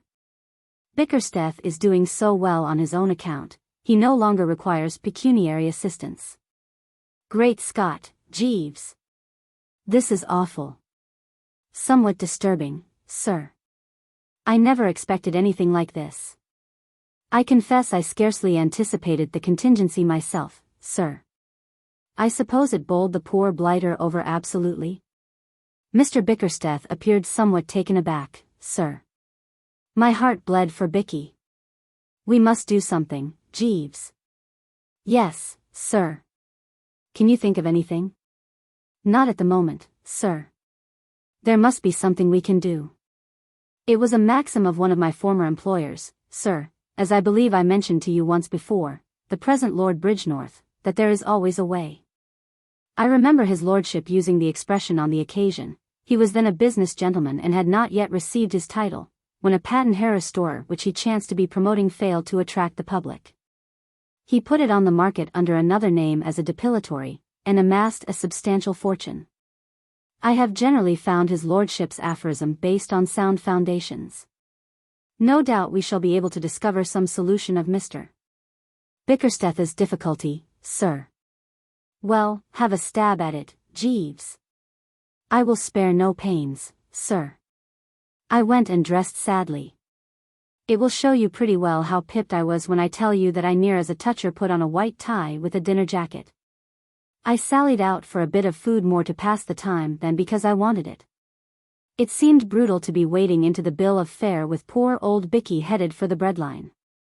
When I got back old Chiswick had gone to bed, but Bicky was there, hunched up in an armchair, brooding pretty tensely, with a cigarette hanging out of the corner of his mouth and a more or less glassy stare in his eyes. He had the aspect of one who had been soaked with what the newspaper chappies call some blunt instrument. This is a bit thick, old thing, what? I said. He picked up his glass and drained it feverishly, overlooking the fact that it hadn't anything in it. I'm done, Bertie, he said. He had another go at the glass. It didn't seem to do him any good. If only this had happened a week later, Bertie. My next month's money was due to roll in on Saturday. I could have worked a wheeze I'd been reading about in the magazine advertisements. It seems that you can make a dashed amount of money if you can only collect a few dollars and start a chicken farm. Jolly sound scheme, Bertie. Say you buy a hen, call it one hen for the sake of argument. It lays an egg every day of the week. You sell the eggs 7 for 25 cents. Keep of hen costs nothing. Profit practically 25 cents on every 7 eggs. Or look at it another way, suppose you have a dozen hens. Each of the hens has a dozen chickens. The chickens grow up and have more chickens. Why, in no time you'd have the place covered knee-deep in hens, all laying eggs, at 25 cents for every 7. You'd make a fortune. Jolly life, too, keeping hens. He had begun to get quite worked up at the thought of it, but he slopped back in his chair at this juncture with a good deal of gloom. But, of course, it's no good, he said, because I haven't the cash. You've only to say the word, you know, Bicky, old top. Thanks awfully, Bertie, but I'm not going to sponge on you. That's always the way in this world. The chappies you'd like to lend money to won't let you, whereas the chappies you don't want to lend it to will do everything except actually stand you on your head and lift the specie out of your pockets. As a lad who has always rolled tolerably free in the right stuff, I've had lots of experience of the second class. Many's the time, back in London, I've hurried along Piccadilly and felt the hot breath of the toucher on the back of my neck and heard his sharp, excited yapping as he closed in on me. I've simply spent my life scattering largesse to blighters I didn't care a hang for. Yet here was I now, dripping doubloons and pieces of 8 and longing to hand them over, and Bicky, poor fish, absolutely on his uppers, not taking any at any price. Well, there's only one hope, then. What's that? Jeeves. Sir. There was Jeeves, standing behind me, full of zeal. In this matter of shimmering into rooms the chappie is rummy to a degree. You're sitting in the old armchair, thinking of this and that, and then suddenly you look up, and there he is. He moves from point to point with as little uproar as a jellyfish. The thing startled poor old Bicky considerably. He rose from his seat like a rocketing pheasant. I'm used to Jeeves now, but often in the days when he first came to me I've bitten my tongue freely on finding him unexpectedly in my midst. Did you call, sir? Oh, there you are, Jeeves. Precisely, sir. Jeeves, Mr. Bickersteth is still up the pole. Any ideas? Why, yes, sir. Since we had our recent conversation I fancy I have found what may prove a solution. I do not wish to appear to be taking a liberty, sir, but I think that we have overlooked His Grace's potentialities as a source of revenue. Bicky laughed, what I have sometimes seen described as a hollow, mocking laugh, a sort of bitter cackle from the back of the throat, rather like a gargle. I do not allude, sir, explained Jeeves, to the possibility of inducing His Grace to part with money. I am taking the liberty of regarding His Grace in the light of an at present, if I may say so, useless property, which is capable of being developed. Bicky looked at me in a helpless kind of way. I'm bound to say I didn't get it myself. Couldn't you make it a bit easier, Jeeves? In a nutshell, sir, what I mean is this, His Grace is, in a sense, a prominent personage. The inhabitants of this country, as no doubt you are aware, sir, are peculiarly addicted to shaking hands with prominent personages. It occurred to me that Mr. Bickersteth or yourself might know of persons who would be willing to pay a small fee, let us say $2 or $3, for the privilege of an introduction, including handshake, to His Grace. Bicky didn't seem to think much of it. Do you mean to say that anyone would be mug enough to part with solid cash just to shake hands with my uncle? I have an aunt, sir, who paid 5 shillings to a young fellow for bringing a moving picture actor to tea at her house one Sunday. It gave her social standing among the neighbors. Bicky wavered. If you think it could be done. I feel convinced of it, sir. What do you think, Bertie? I'm for it, old boy, absolutely. A very brainy wheeze. Thank you, sir. Will there be anything further? Good night, sir. And he floated out, leaving us to discuss details. Until we started this business of floating old Chiswick as a money-making proposition, I had never realized what a perfectly foul time those stock exchange chappies must have when the public isn't biting freely. Nowadays I read that bit they put in the financial reports about, the market opened quietly, with a sympathetic eye, for, by Jove, it certainly opened quietly for us. You'd hardly believe how difficult it was to interest the public and make them take a flutter on the old boy. By the end of the week the only name we had on our list was a delicatessen store keeper down in Bickie's part of the town, and as he wanted us to take it out in sliced ham instead of cash, that didn't help much. There was a gleam of light when the brother of Bickie's pawnbroker offered $10, money down, for an introduction to old Chiswick, but the deal fell through. Owing to its turning out that the chap was an anarchist and intended to kick the old boy instead of shaking hands with him. At that, it took me the deuce of a time to persuade Bickie not to grab the cash and let things take their course. He seemed to regard the pawnbroker's brother rather as a sportsman and benefactor of his species than otherwise. The whole thing, I'm inclined to think, would have been off if it hadn't been for Jeeves. There is no doubt that Jeeves is in a class of his own. In the matter of brain and resource I don't think I have ever met a chappie so supremely like mother-made. He trickled into my room one morning with a good old cup of tea, and intimated that there was something doing. "Might I speak to you with regard to that matter of his grace, sir? It's all off. We've decided to chuck it. Sir. It won't work. We can't get anybody to come. I fancy I can arrange that aspect of the matter, sir." "Do you mean to say you've managed to get anybody?" "Yes, sir. 87 gentlemen from Birdsburg, sir." I sat up in bed and spilt the tea. "Birdsburg?" "Birdsburg, Missouri, sir." "How did you get them?" "I happened last night, sir, as you had intimated that you would be absent from home, to attend a theatrical performance, and entered into conversation between the acts with the occupant of the adjoining seat. I had observed that he was wearing a somewhat ornate decoration in his buttonhole, sir, a large blue button with the words, "Boost for Birdsburg," upon it in red letters, scarcely a judicious addition to a gentleman's evening costume. To my surprise I noticed that the auditorium was full of persons similarly decorated. I ventured to inquire the explanation, and was informed that these gentlemen, forming a party of 87, are a convention from a town of the name of Birdsburg, in the state of Missouri. Their visit, I gathered, was purely of a social and pleasurable nature, and my informant spoke at some length of the entertainments arranged for their stay in the city. It was when he related with a considerable amount of satisfaction and pride, that a deputation of their number had been introduced to and had shaken hands with a well-known prizefighter, that it occurred to me to broach the subject of his grace. To make a long story short, sir, I have arranged, subject to your approval, that the entire convention shall be presented to his grace tomorrow afternoon. I was amazed. This chappie was a Napoleon. 87, Jeeves. At how much a head? I was obliged to agree to a reduction for quantity, sir. The terms finally arrived at were $150 for the party. I thought a bit. Payable in advance? No, sir. I endeavored to obtain payment in advance, but was not successful. Well, anyway, when we get it I'll make it up to 500. Bickie'll never know. Do you suspect Mr. Bickersteth would suspect anything, Jeeves, if I made it up to 500? I fancy not, sir. Mr. Bickersteth is an agreeable gentleman, but not bright.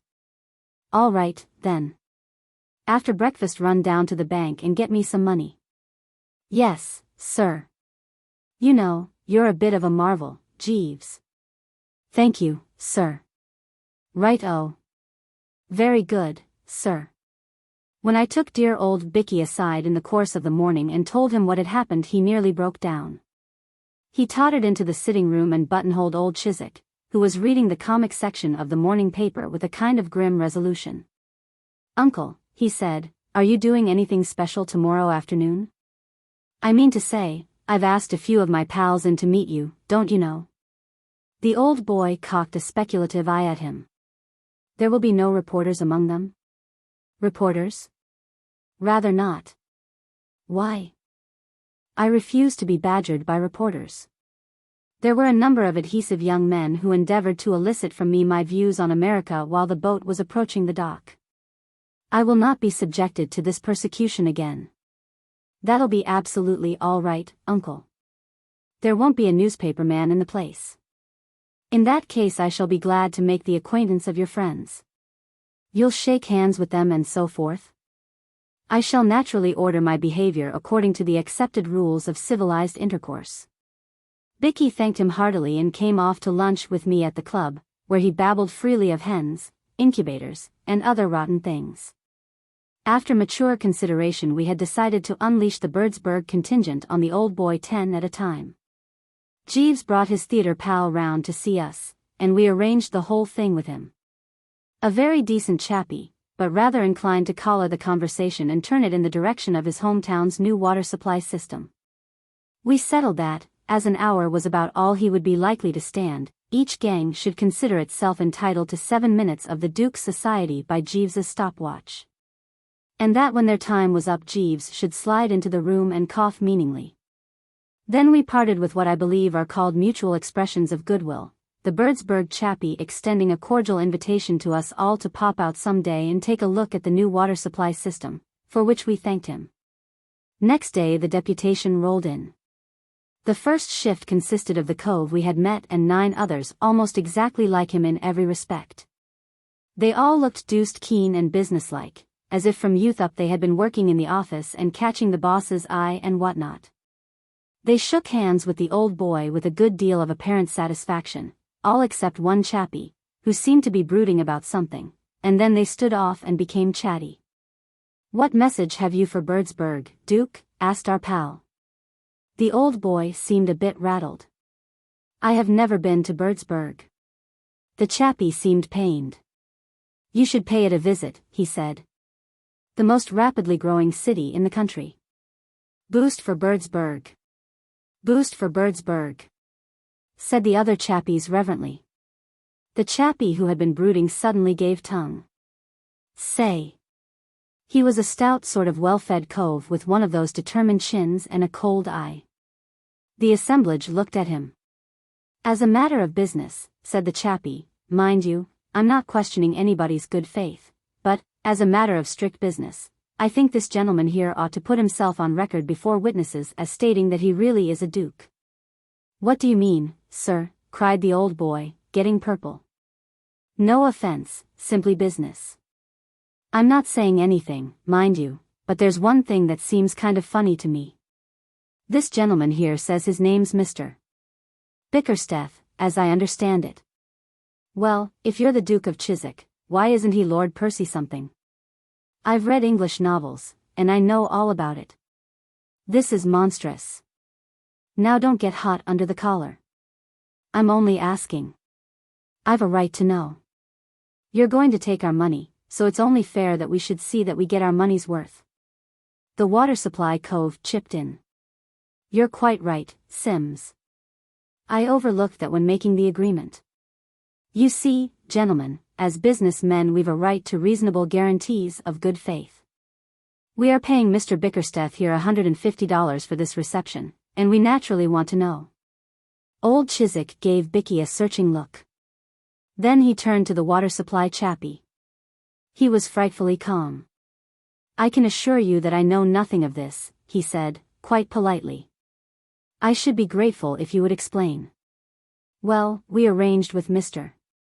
Bickersteth that 87 citizens of Birdsburg should have the privilege of meeting and shaking hands with you for a financial consideration mutually arranged, and what my friend Sims here means, and I'm with him, is that we have only Mr. Bickersteth's word for it, and he is a stranger to us, that you are the Duke of Chiswick at all." Old Chiswick gulped. "Allow me to assure you, sir," he said, in a rummy kind of voice, "that I am the Duke of Chiswick."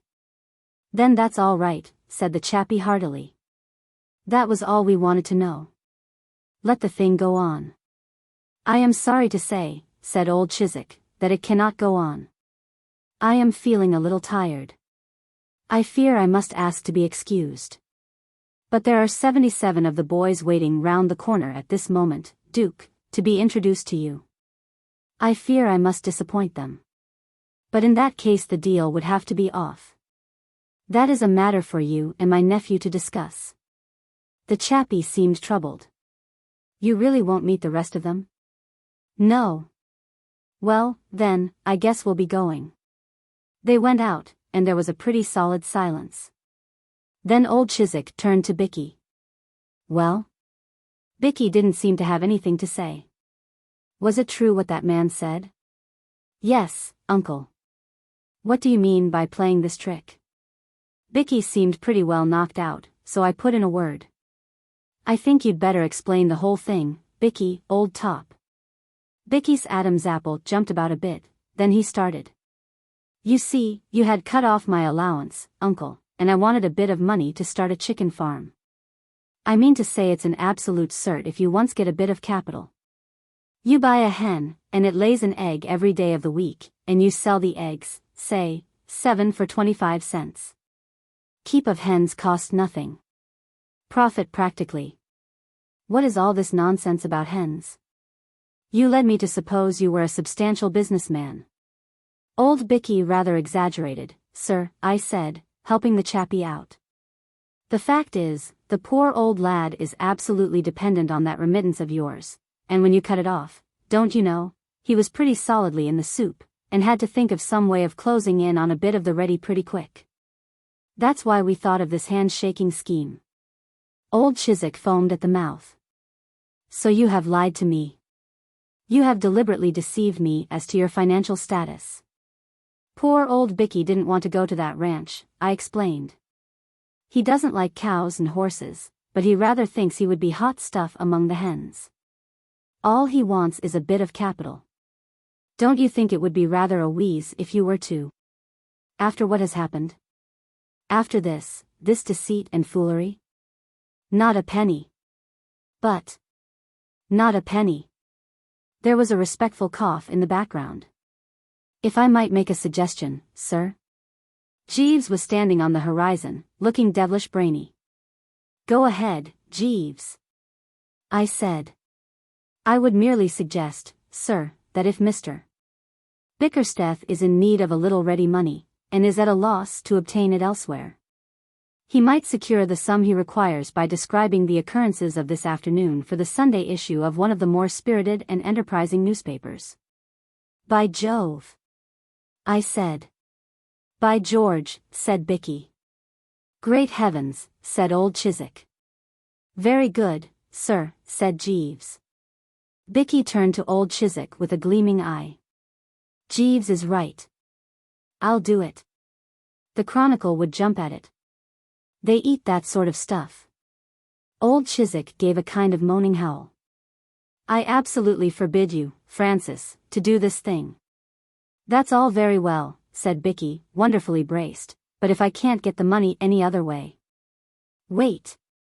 Wait, my boy. You are so impetuous.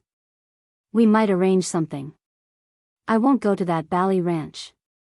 No, my boy. I would not suggest it. I would not for a moment suggest it. I think. He seemed to have a bit of a struggle with himself. I think that, on the whole, it would be best if you returned with me to England. I might, in fact, I think I see my way to doing, I might be able to utilize your services in some secretarial position. I shouldn't mind that. I should not be able to offer you a salary, but, as you know, in English political life the unpaid secretary is a recognized figure. The only figure I'll recognize, said Bicky firmly, is 500 quid a year, paid quarterly. My dear boy. Absolutely.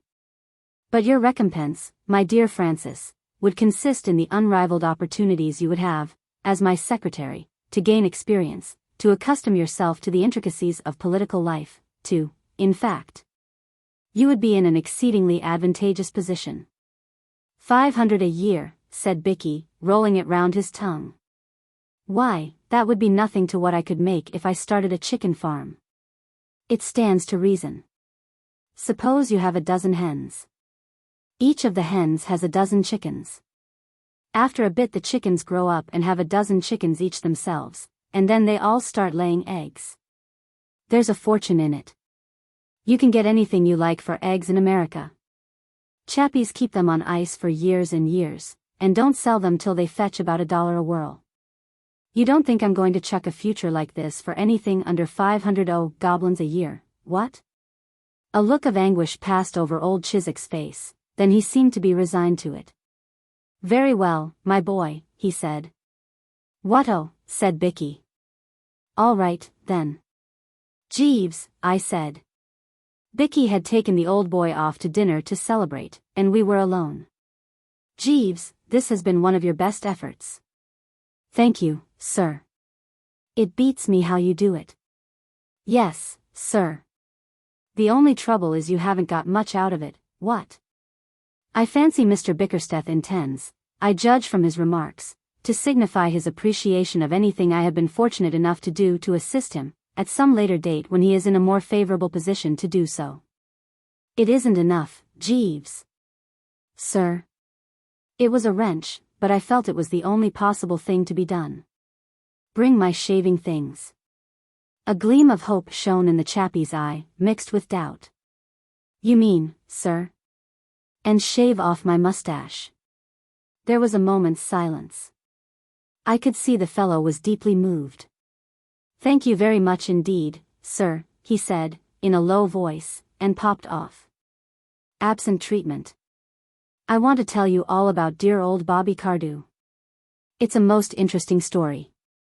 I can't put in any literary style and all that, but I don't have to, don't you know, because it goes on its moral lesson. If you're a man you mustn't miss it, because it'll be a warning to you. And if you're a woman you won't want to, because it's all about how a girl made a man feel pretty well fed up with things. If you're a recent acquaintance of Bobby's, you'll probably be surprised to hear that there was a time when he was more remarkable for the weakness of his memory than anything else. Dozens of fellows, who have only met Bobby since the change took place, have been surprised when I told them that. Yet it's true. Believe me. In the days when I first knew him, Bobby Cardew was about the most pronounced young rotter inside the 4-mile radius. People have called me a silly ass, but I was never in the same class with Bobby. When it came to being a silly ass, he was a +4 man, while my handicap was about 6. Why, if I wanted him to dine with me, I used to post him a letter at the beginning of the week, and then the day before send him a telegram and a phone call on the day itself, and, half an hour before the time we'd fixed, a messenger in a taxi. Whose business it was to see that he got in and that the chauffeur had the address all correct. By doing this I generally managed to get him, unless he had left town before my messenger arrived. The funny thing was that he wasn't altogether a fool in other ways. Deep down in him there was a kind of stratum of sense. I had known him, once or twice, show an almost human intelligence. But to reach that stratum, mind you, you needed dynamite. At least, that's what I thought. But there was another way which hadn't occurred to me. Marriage, I mean. Marriage, the dynamite of the soul, that was what hit Bobby. He married. Have you ever seen a bullpup chasing a bee? The pup sees the bee. It looks good to him. But he still doesn't know what's at the end of it till he gets there. It was like that with Bobby. He fell in love, got married, with a sort of whoop, as if it were the greatest fun in the world, and then began to find out things. She wasn't the sort of girl you would have expected Bobby to rave about. And yet, I don't know. What I mean is, she worked for her living, and to a fellow who has never done a hand's turn in his life there's undoubtedly a sort of fascination, a kind of romance, about a girl who works for her living. Her name was Anthony. Mary Anthony. She was about 5'6", she had a ton and a half of red gold hair, gray eyes, and one of those determined chins. She was a hospital nurse. When Bobby smashed himself up at polo, she was told off by the authorities to smooth his brow and rally round with cooling unguents and all that. And the old boy hadn't been up and about again for more than a week before they popped off to the registrar's and fixed it up. Quite the romance. Bobby broke the news to me at the club one evening, and next day he introduced me to her. I admired her. I've never worked myself, my name's Pepper, by the way. Almost forgot to mention it. Reggie Pepper. My Uncle Edward was Pepper, Wells, and Company, the colliery people. He left me a sizable chunk of bullion. I say I've never worked myself, but I admire anyone who earns a living under difficulties, especially a girl. And this girl had had a rather unusually tough time of it, being an orphan and all that, and having had to do everything off her own bat for years. Mary and I got along together splendidly. We don't now, but we'll come to that later. I'm speaking of the past. She seemed to think Bobbie the greatest thing on earth, judging by the way she looked at him when she thought I wasn't noticing. And Bobbie seemed to think the same about her. So that I came to the conclusion that, if only dear old Bobbie didn't forget to go to the wedding, they had a sporting chance of being quite happy. Well, let's brisk up a bit here, and jump a year. The story doesn't really start till then. They took a flat and settled down. I was in and out of the place quite a good deal. I kept my eyes open, and everything seemed to me to be running along as smoothly as you could want. If this was marriage, I thought, I couldn't see why fellows were so frightened of it. There were a lot of worse things that could happen to a man. But we now come to the incident of the quiet dinner, and it's just here that love's young dream hits a snag, and things begin to occur. I happened to meet Bobbie in Piccadilly, and he asked me to come back to dinner at the flat. And, like a fool, instead of bolting and putting myself under police protection, I went. When we got to the flat, there was Mrs. Bobbie looking, well, I tell you, it staggered me. Her gold hair was all piled up in waves and crinkles and things, with a what-do-you-call-it of diamonds in it. And she was wearing the most perfectly ripping dress. I couldn't begin to describe it. I can only say it was the limit. It struck me that if this was how she was in the habit of looking every night when they were dining quietly at home together, it was no wonder that Bobbie liked domesticity. "Here's old Reggie, dear," said Bobbie. "I've brought him home to have a bit of dinner. I'll phone down to the kitchen and ask them to send it up now." "What?" She stared at him as if she had never seen him before. Then she turned scarlet. Then she turned as white as a sheet. Then she gave a little laugh. It was most interesting to watch. Made me wish I was up a tree about 800 miles away. Then she recovered herself. "I am so glad you were able to come, Mr. Pepper," she said, smiling at me. And after that she was all right. At least, you would have said so. She talked a lot at dinner, and chaffed Bobbie, and played us ragtime on the piano afterwards, as if she hadn't a care in the world. Quite a jolly little party it was, not? I'm no lynx-eyed sleuth, and all that sort of thing, but I had seen her face at the beginning, and I knew that she was working the whole time and working hard, to keep herself in hand. And that she would have given that diamond what's-its name in her hair and everything else she possessed to have one good scream, just one. I've sat through some pretty thick evenings in my time, but that one had the rest beaten in a canter. At the very earliest moment I grabbed my hat and got away. Having seen what I did, I wasn't particularly surprised to meet Bobbie at the club next day looking about as merry and bright as a lonely gumdrop at an Eskimo tea party. He started in straightway.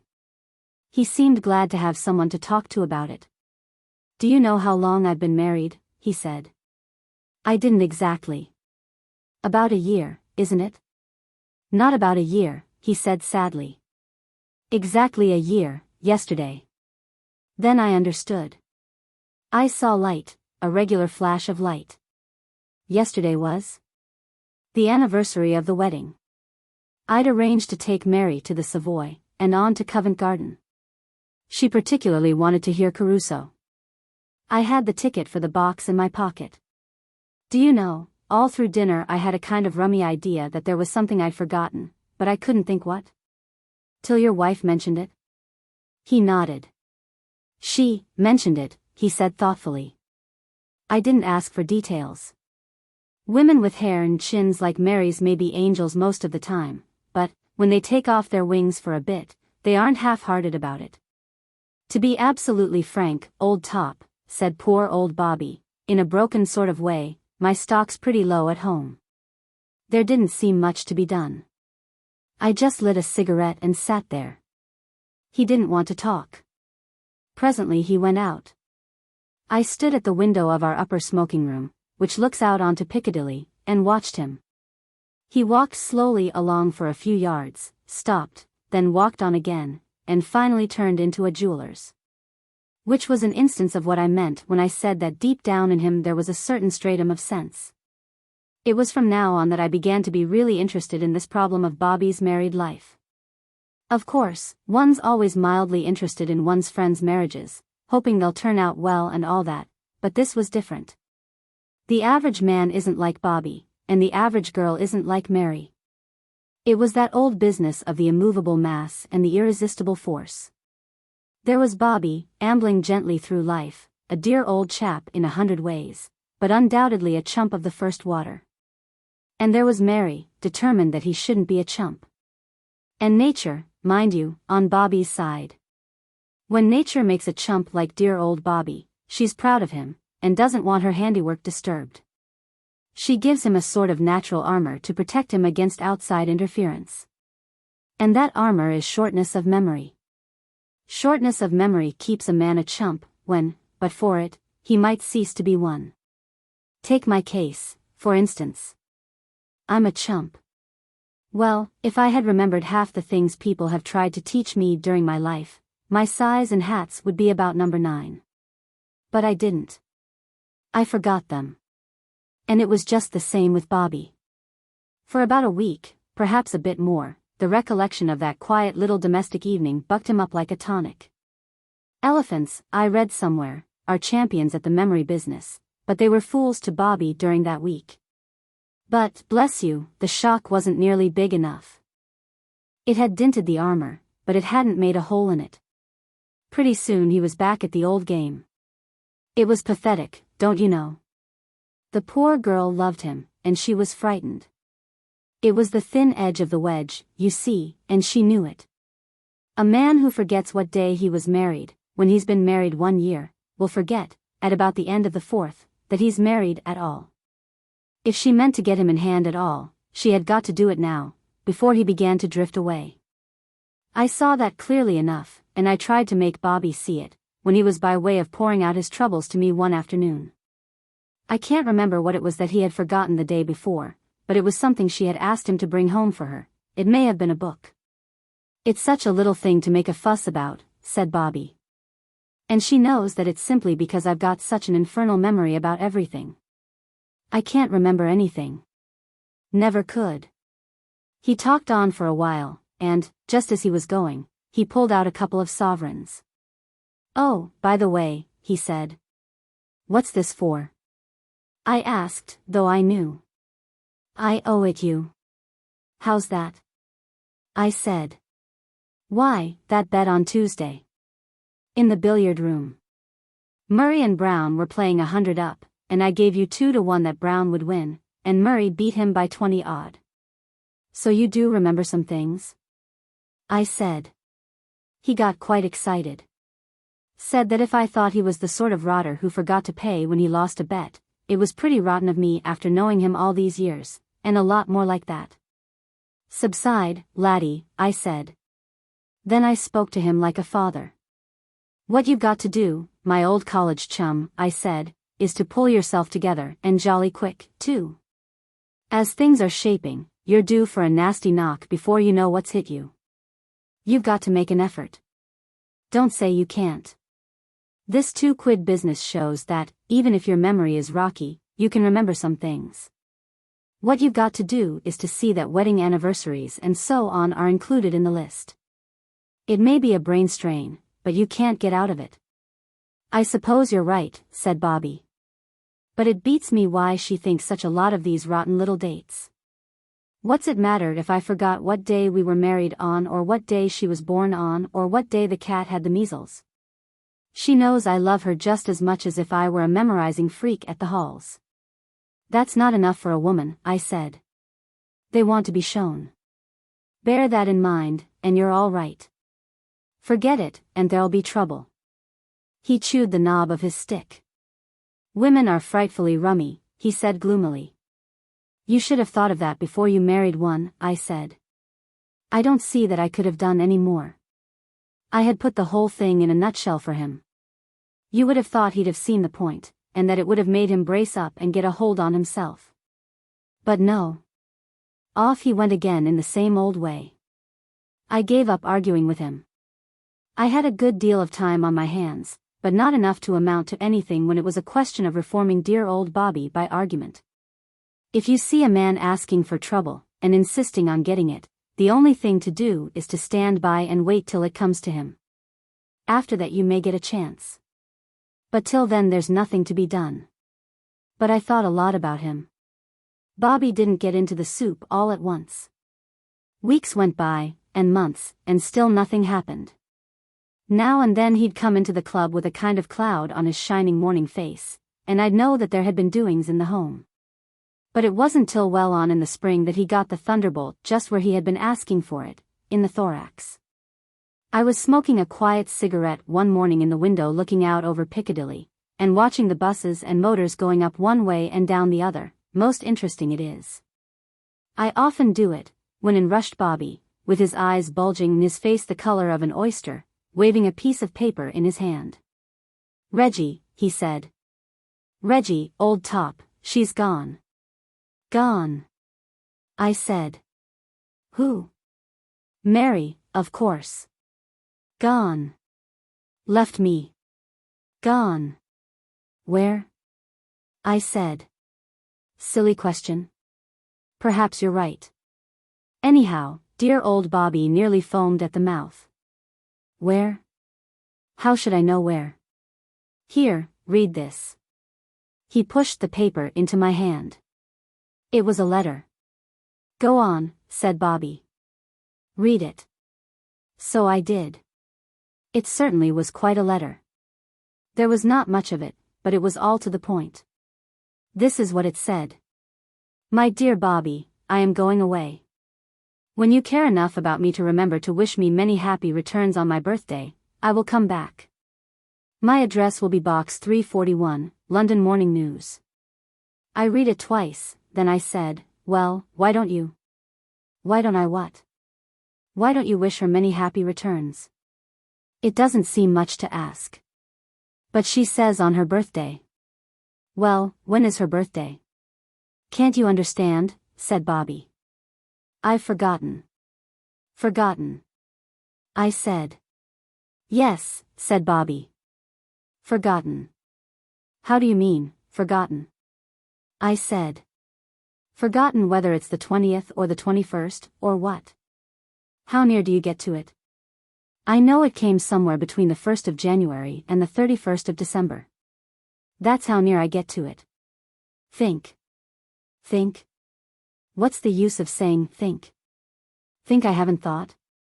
I've been knocking sparks out of my brain ever since I opened that letter." "And you can't remember?" "No." I rang the bell and ordered restoratives. "Well, Bobbie," I said, "it's a pretty hard case to spring on an untrained amateur like me. Suppose someone had come to Sherlock Holmes and said, 'Mr. Holmes, here's a case for you. When is my wife's birthday?' Wouldn't that have given Sherlock a jolt?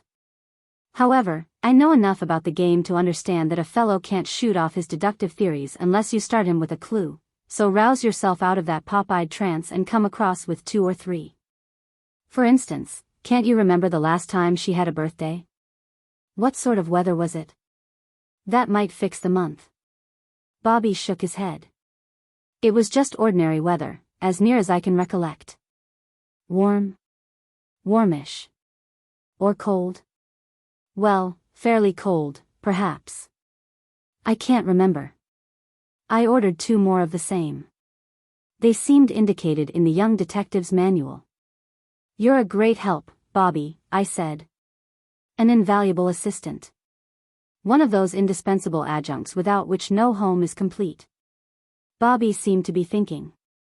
"I've got it," he said suddenly. "Look here. I gave her a present on her last birthday. All we have to do is to go to the shop, hunt up the date when it was bought, and the thing's done." "Absolutely. What did you give her?" He sagged. "I can't remember," he said. "Getting ideas is like golf. Some days you're right off, others it's as easy as falling off a log." I don't suppose dear old Bobbie had ever had two ideas in the same morning before in his life, but now he did it without an effort. He just loosed another dry martini into the undergrowth, and before you could turn round it had flushed quite a brainwave. Do you know those little books called When Were You Born? There's one for each month. They tell you your character, your talents, your strong points, and your weak points at 4p halfpenny a go. Bobbie's idea was to buy the whole 12, and go through them till we found out which month hit off Mary's character. That would give us the month, and narrow it down a whole lot. A pretty hot idea for a non-thinker like dear old Bobbie. We sallied out at once. He took half and I took half, and we settled down to work. As I say, it sounded good. But when we came to go into the thing, we saw that there was a flaw. There was plenty of information all right, but there wasn't a single month that didn't have something that exactly hit off Mary. For instance, in the December book it said, December people are apt to keep their own secrets. They are extensive travelers. Well, Mary had certainly kept her secret, and she had traveled quite extensively enough for Bobbie's needs. Then, October people were born with original ideas and loved moving. You couldn't have summed up Mary's little jaunt more neatly. February people had wonderful memories, Mary's speciality. We took a bit of a rest, then had another go at the thing. Bobbie was all for May, because the book said that women born in that month were inclined to be capricious, which is always a barrier to a happy married life.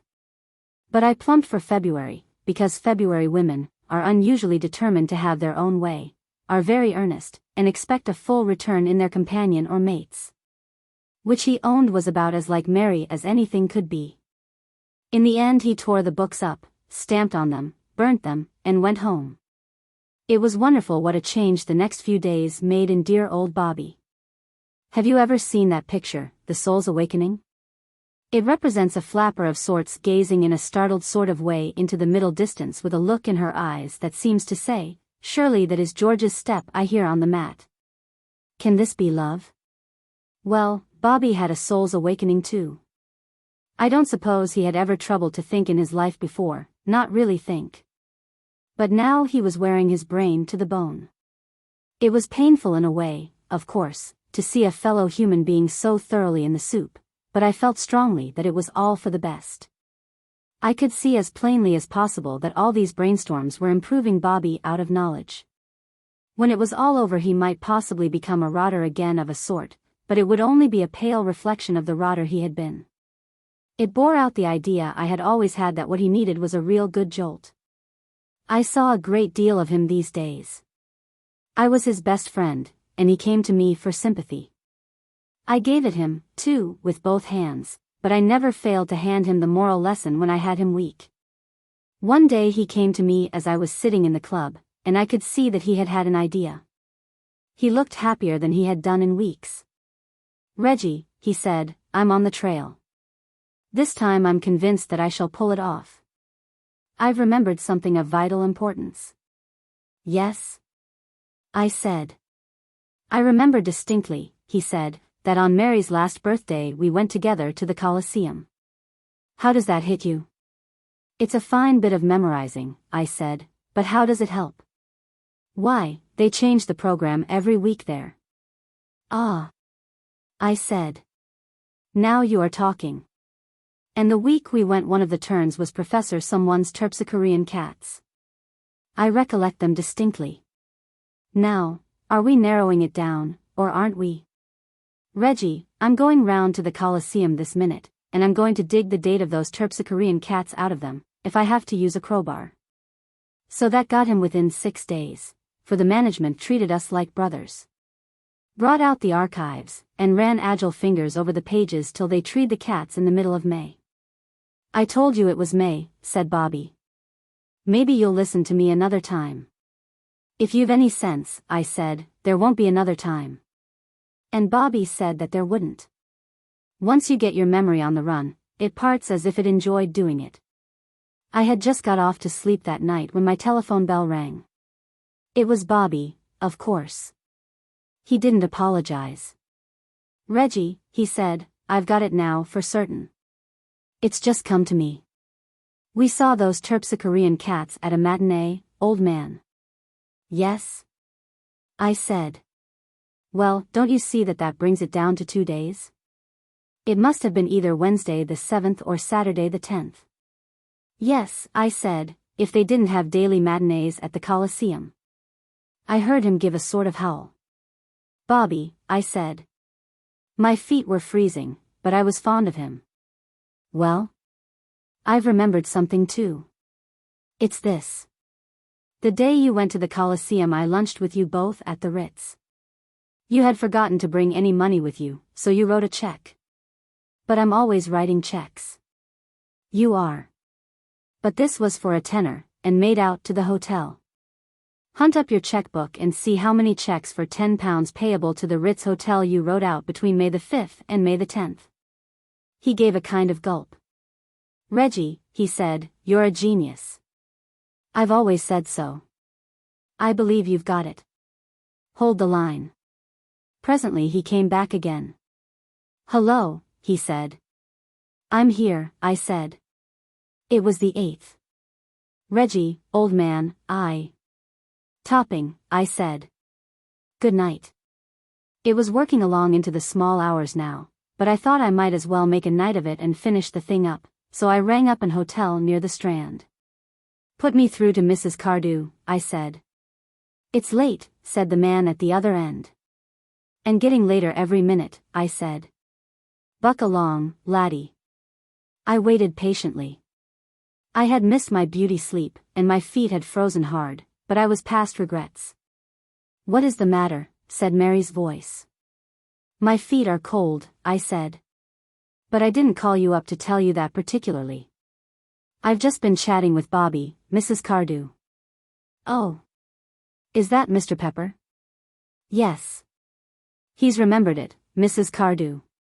She gave a sort of scream. I've often thought how interesting it must be to be one of those exchange girls. The things they must hear, don't you know? Bobbie's howl and gulp and Mrs. Bobbie's scream and all about my feet and all that. Most interesting it must be. He's remembered it, she gasped. Did you tell him? No. Well, I hadn't. Mr. Pepper. Yes? Was he very worried? I chuckled. This was where I was billed to be the life and soul of the party. Worried. He was about the most worried man between here and Edinburgh. He has been worrying as if he was paid to do it by the nation. He has started out to worry after breakfast, and... Oh, well, you can never tell with women. My idea was that we should pass the rest of the night slapping each other on the back across the wire, and telling each other what bally-brainy conspirators we were, don't you know, and all that. But I'd got just as far as this, when she bit at me. Absolutely. I heard the snap. And then she said, oh, in that choked kind of way. And when a woman says, oh, like that, it means all the bad words she'd love to say if she only knew them. And then she began. What brutes men are. What horrid brutes. How you could stand by and see poor dear Bobbie worrying himself into a fever, when a word from you would have put everything right, I can't. But. And you call yourself his friend. His friend. Metallic laugh, most unpleasant. It shows how one can be deceived. I used to think you a kind-hearted man. But, I say, when I suggested the thing, you thought it perfectly. I thought it hateful, abominable. But you said it was absolutely top. I said nothing of the kind. And if I did, I didn't mean it. I don't wish to be unjust, Mr. Pepper, but I must say that to me there seems to be something positively fiendish in a man who can go out of his way to separate a husband from his wife, simply in order to amuse himself by gloating over his agony. But when one single word would have. But you made me promise not to, I bleated. And if I did, do you suppose I didn't expect you to have the sense to break your promise?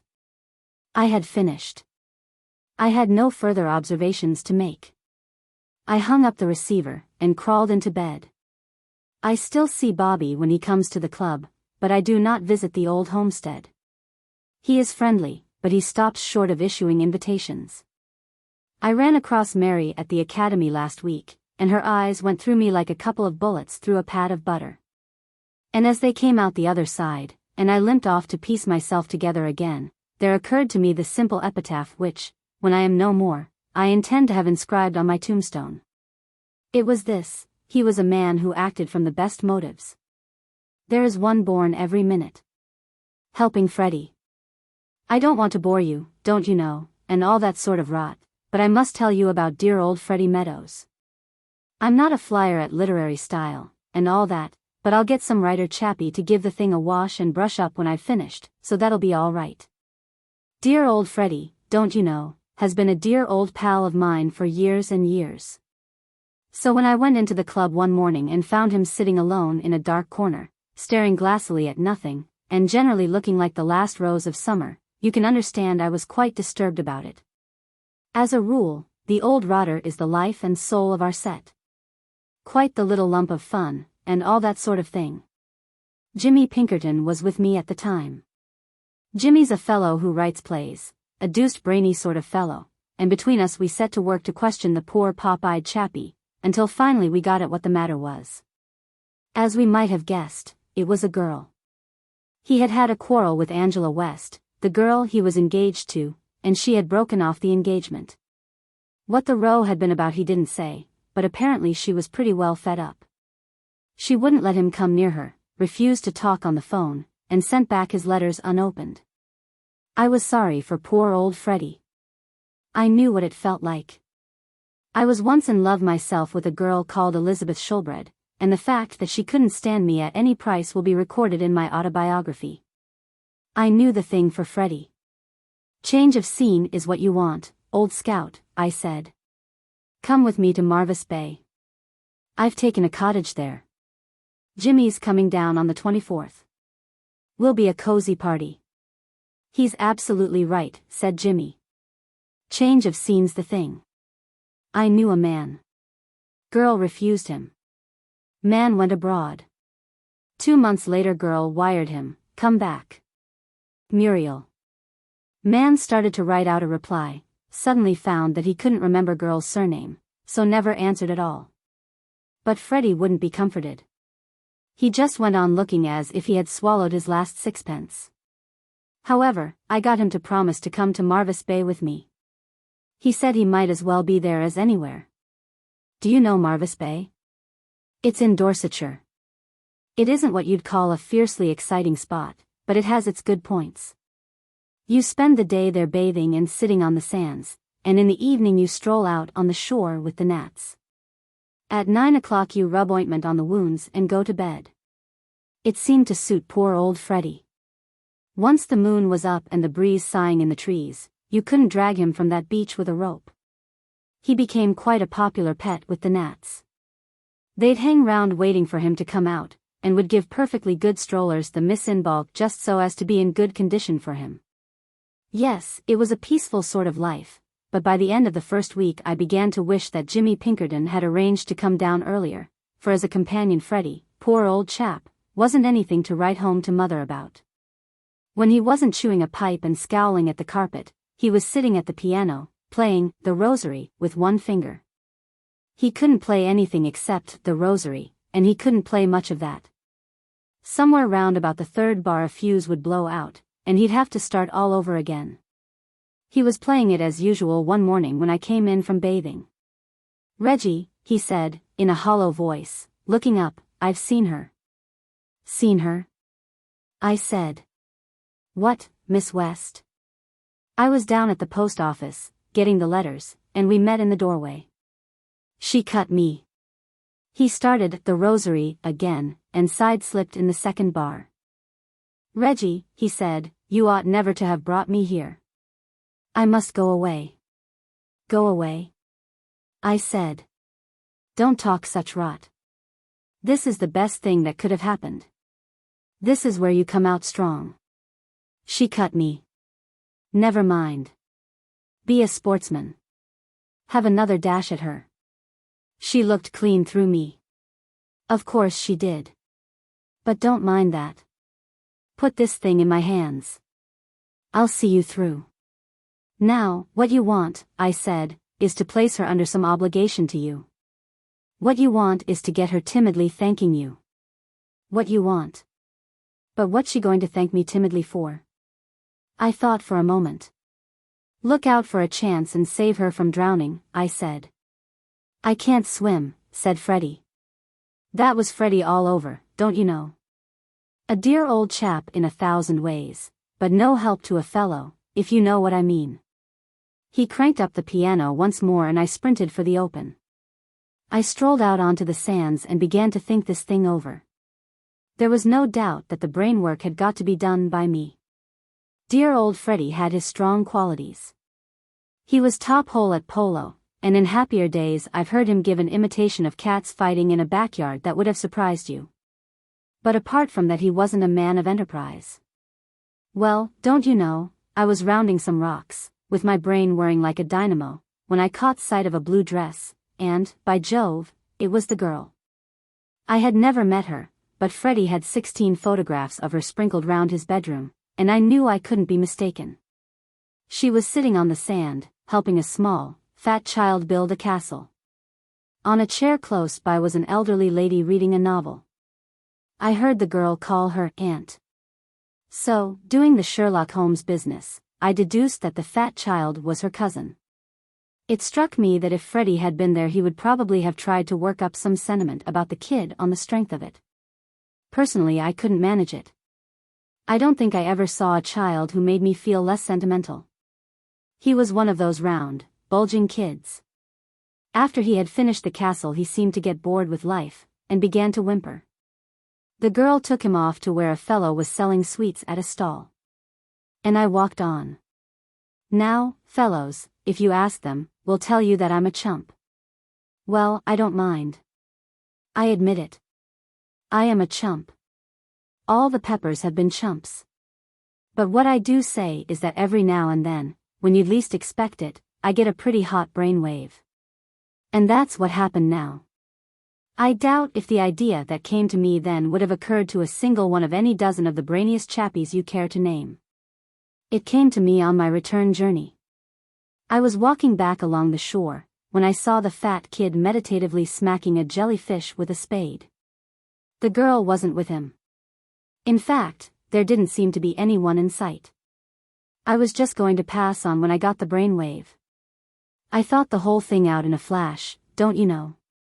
From what I had seen of the two, the girl was evidently fond of this kid, and, anyhow, he was her cousin, so what I said to myself was this: if I kidnap this young heavyweight for the moment, and if, when the girl has got frightfully anxious about where he can have got to, dear old Freddie suddenly appears leading the infant by the hand and telling a story to the effect that he has found him wandering at large about the country and practically saved his life, why, the girl's gratitude is bound to make her chuck hostilities and be friends again.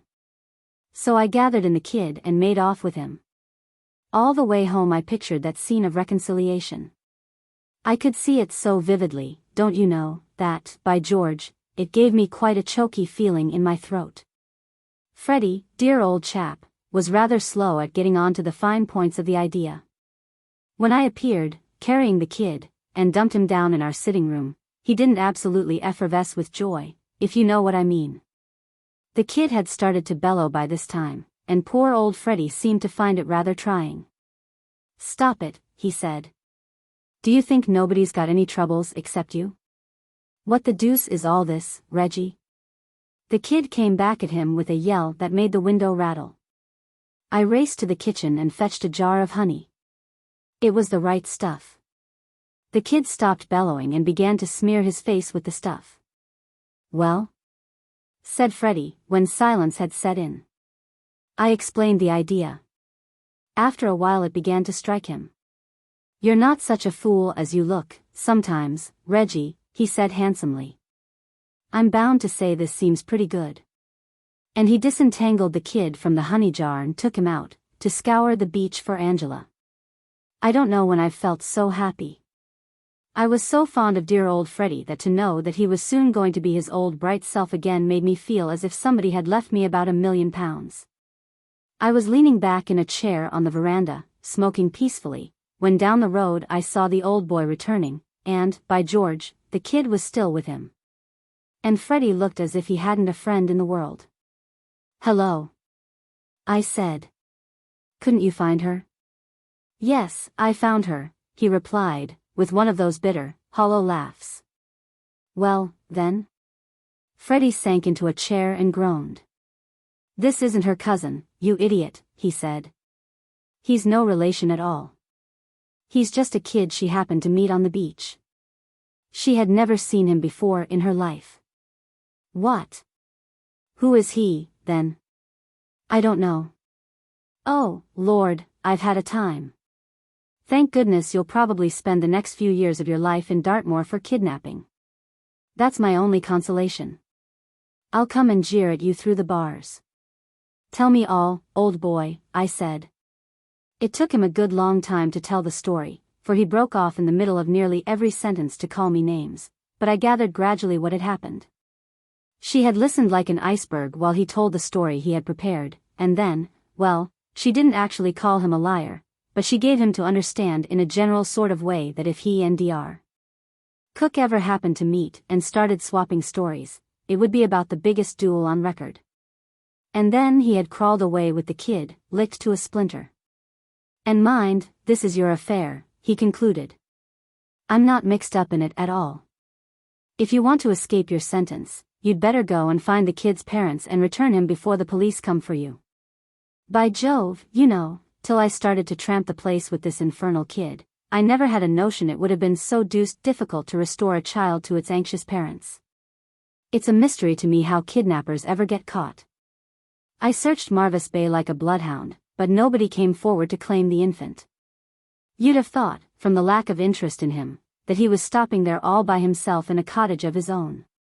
It wasn't till, by an inspiration, I thought to ask the sweet stall man that I found out that his name was Medwin, and that his parents lived at a place called Ocean Rest, in Beach Road.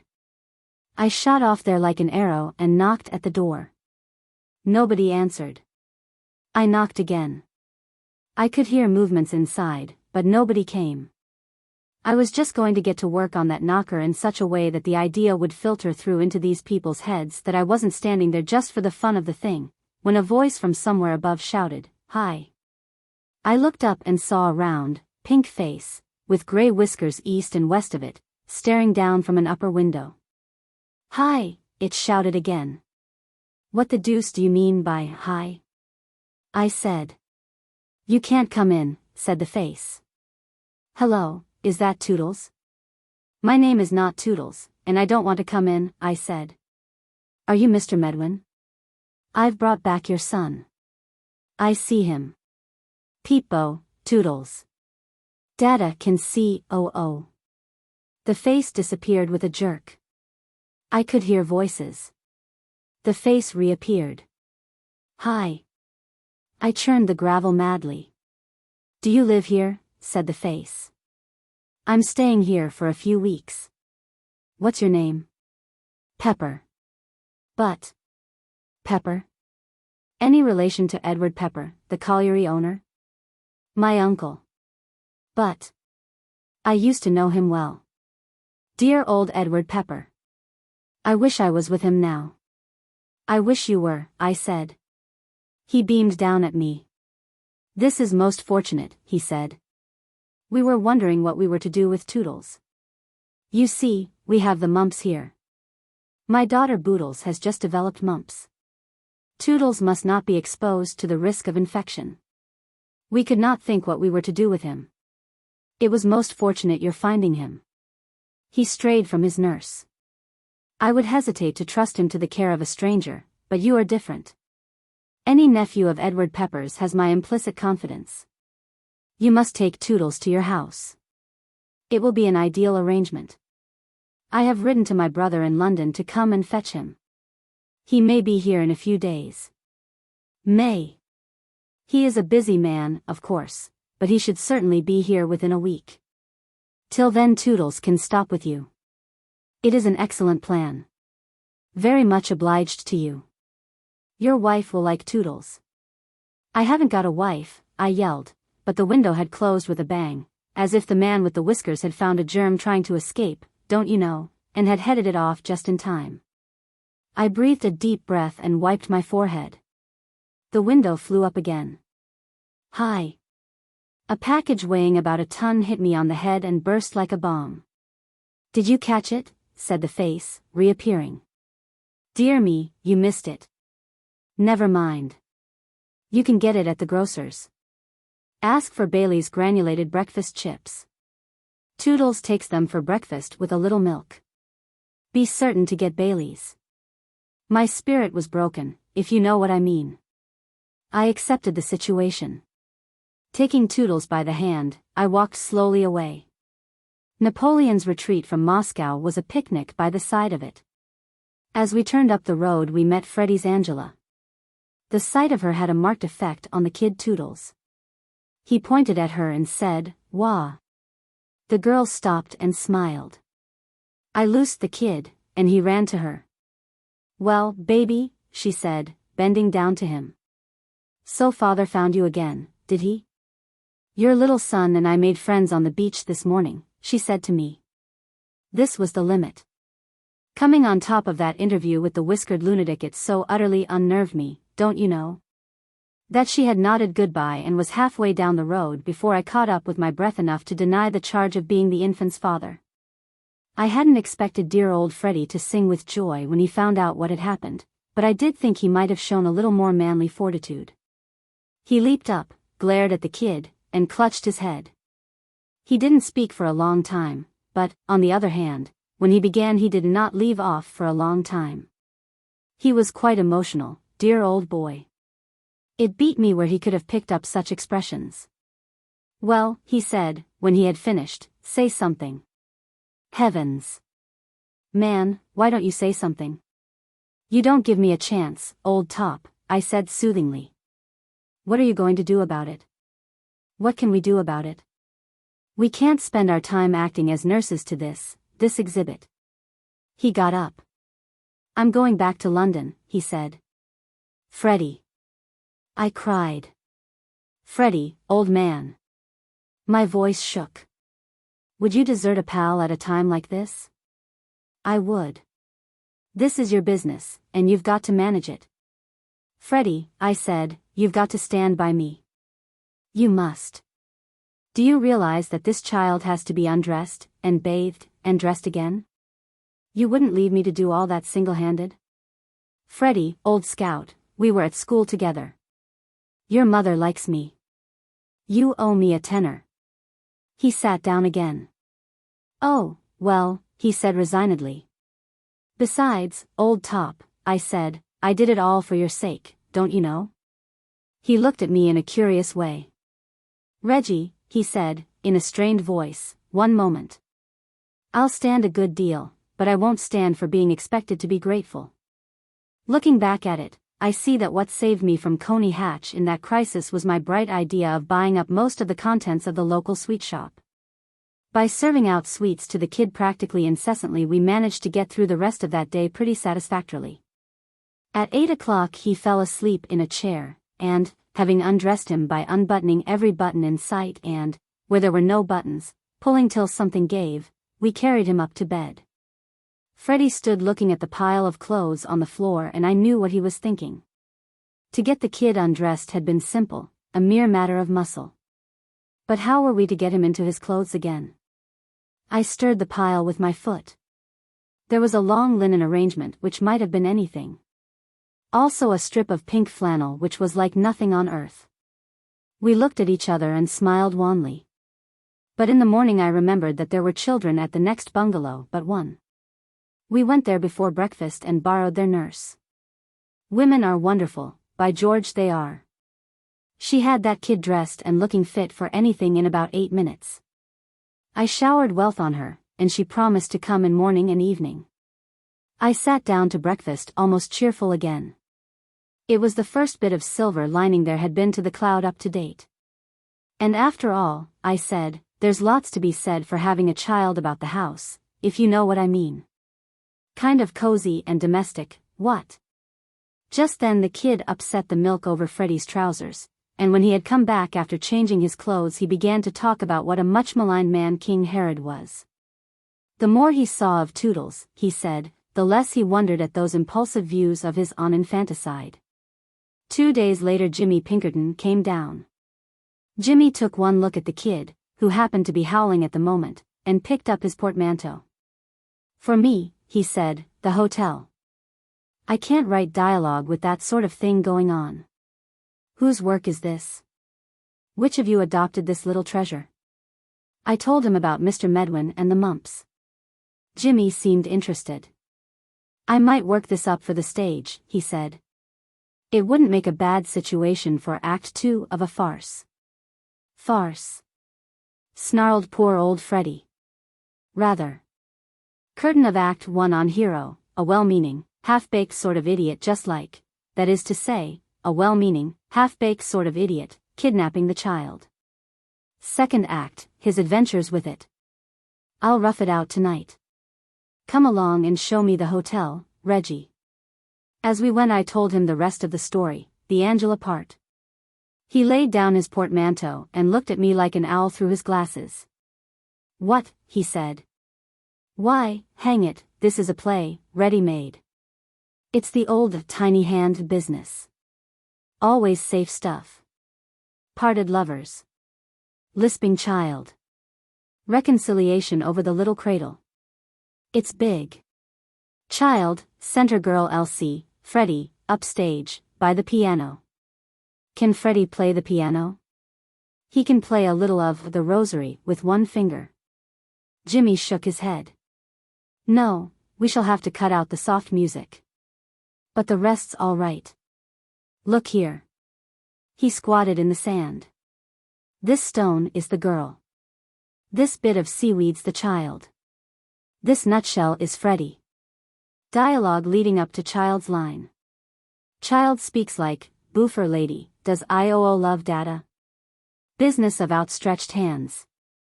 Hold picture for a moment. Freddie crosses L, takes girl's hand. Business of swallowing lump in throat. Then big speech. Marie, or whatever her name is, Jane, Agnes, Angela. Very well. Angela, has not this gone on too long? A little child rebukes us. Angela. And so on. Freddie must work up his own part. I'm just giving you the general outline. And we must get a good line for the child. Boofer lady, does OO love data, isn't definite enough. We want something more. Kiss Freddie, that's it. Short, crisp, and has the punch. But, Jimmy, old top, I said, the only objection is, don't you know, that there's no way of getting the girl to the cottage. She cuts Freddie. She wouldn't come within a mile of him. Jimmy frowned. That's awkward, he said. Well, we shall have to make it an exterior set instead of an interior. We can easily corner her on the beach somewhere, when we're ready. Meanwhile, we must get the kid letter perfect. First rehearsal for lines and business 11 sharp tomorrow. Poor old Freddie was in such a gloomy state of mind that we decided not to tell him the idea till we had finished coaching the kid. He wasn't in the mood to have a thing like that hanging over him. So we concentrated on Toodles. And pretty early in the proceedings we saw that the only way to get Toodles worked up to the spirit of the thing was to introduce sweets of some sort as a sub-motive, so to speak. The chief difficulty, said Jimmy Pinkerton at the end of the first rehearsal, is to establish a connection in the kid's mind between his line and the sweets. Once he has grasped the basic fact that those two words, clearly spoken, result automatically in acid drops, we have got a success. I've often thought, don't you know, how interesting it must be to be one of those animal trainer Johnnies, to stimulate the dawning intelligence, and that sort of thing. Well, this was every bit as exciting. Some days success seemed to be staring us in the eye, and the kid got the line out as if he'd been an old professional. And then he'd go all to pieces again. And time was flying. We must hurry up, Jimmy, I said. The kid's uncle may arrive any day now and take him away. And we haven't an understudy, said Jimmy. There's something in that. We must work. My goodness, that kid's a bad study. I've known deaf mutes who would have learned the part quicker. I will say this for the kid, though, he was a trier. failure didn't discourage him. Whenever there was any kind of sweet near, he had a dash at his line, and kept on saying something till he got what he was after. His only fault was his uncertainty. Personally, I would have been prepared to risk it, and start the performance at the first opportunity, but Jimmy said no. "We're not nearly ready," said Jimmy. "Today, for instance," he said, "kick Freddie. That's not going to win any girl's heart. And she might do it, too. No, we must postpone production a while yet." But, by George, we didn't. The curtain went up the very next afternoon. It was nobody's fault, certainly not mine. It was just fate. Freddie had settled down at the piano, and I was leading the kid out of the house to exercise it, when, just as we'd got out to the veranda, along came the girl Angela on her way to the beach. The kid set up his usual yell at the sight of her, and she stopped at the foot of the steps. "Hello, baby," she said. "Good morning," she said to me. "May I come up?" She didn't wait for an answer. She just came. She seemed to be that sort of girl. She came up on the veranda and started fussing over the kid. And 6 feet away, mind you, Freddie smiting the piano in the sitting room. It was a dash disturbing situation, don't you know? At any minute Freddie might take it into his head to come out onto the veranda, and we hadn't even begun to rehearse him in his part. I tried to break up the scene. "We were just going down to the beach," I said. "Yes," said the girl. She listened for a moment. "So you're having your piano tuned," she said. "My aunt has been trying to find a tuner for hours. Do you mind if I go in and tell this man to come on to us when he's finished here?" Not yet," I said. "Not yet, if you don't mind. He can't bear to be disturbed when he's working. It's the artistic temperament. I'll tell him later." "Very well," she said, getting up to go. "Ask him to call at Pine Bungalow. West is the name." "Oh, he seems to have stopped. I suppose he will be out in a minute now." "I'll wait." "Don't you think, shouldn't we be going on to the beach?" I said. She had started talking to the kid and didn't hear. She was feeling in her pocket for something. "The beach," I babbled. "See what I've brought for you, baby," she said. And, by George, don't you know, she held up in front of the kid's bulging eyes a chunk of toffee about the size of the Automobile Club. That finished it. We had just been having a long rehearsal, and the kid was all worked up in his part. He got it right first time. "Kiss Freddie," he shouted. And the front door opened, and Freddie came out onto the veranda, for all the world as if he had been taking a cue. He looked at the girl, and the girl looked at him. I looked at the ground, and the kid looked at the toffee. "Kiss Freddie," he yelled. "Kiss Freddie." The girl was still holding up the toffee, and the kid did what Jimmy Pinkerton would have called business of outstretched hands towards it. "Kiss Freddie," he shrieked. "What does this mean?" said the girl, turning to me. "You'd better give it to him, don't you know," I said. "He'll go on till you do."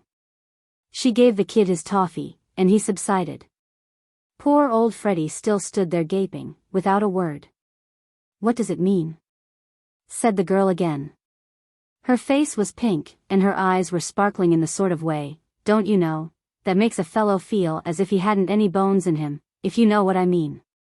Did you ever tread on your partner's dress at a dance and tear it, and see her smile at you like an angel and say, "Please don't apologize. It's nothing," and then suddenly meet her clear blue eyes and feel as if you had stepped on the teeth of a rake and had the handle jump up and hit you in the face? Well, that's how Freddie's Angela looked. "Well?" she said, and her teeth gave a little click. I gulped. Then I said it was nothing. Then I said it was nothing much. Then I said, "Oh, well, it was this way." And, after a few brief remarks about Jimmy Pinkerton, I told her all about it. And all the while idiot Freddie stood there gaping, without a word. And the girl didn't speak either. She just stood listening. And then she began to laugh. I never heard a girl laugh so much. She leaned against the side of the veranda and shrieked. And all the while Freddie, the world's champion chump, stood there, saying nothing. Well, I sidled towards the steps.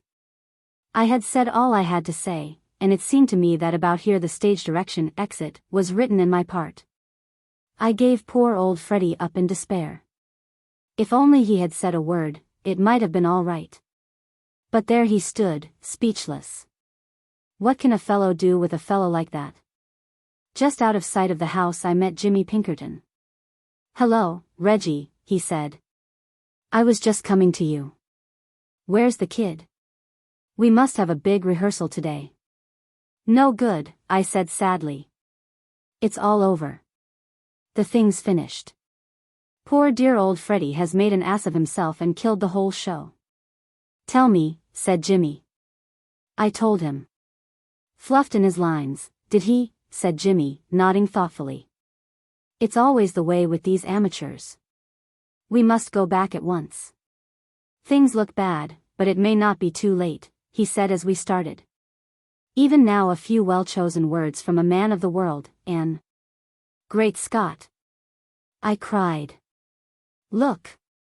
In front of the cottage stood 6 children, a nurse, and the fellow from the grocer's staring. From the windows of the houses opposite projected about 400 heads of both sexes, staring.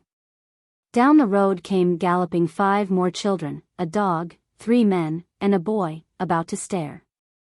And on our porch, as unconscious of the spectators as if they had been alone in the Sahara, stood Freddie and Angela, clasped in each other's arms. Dear old Freddie may have been fluffy in his lines, but, by George, his business had certainly gone with a bang. Rallying round old George.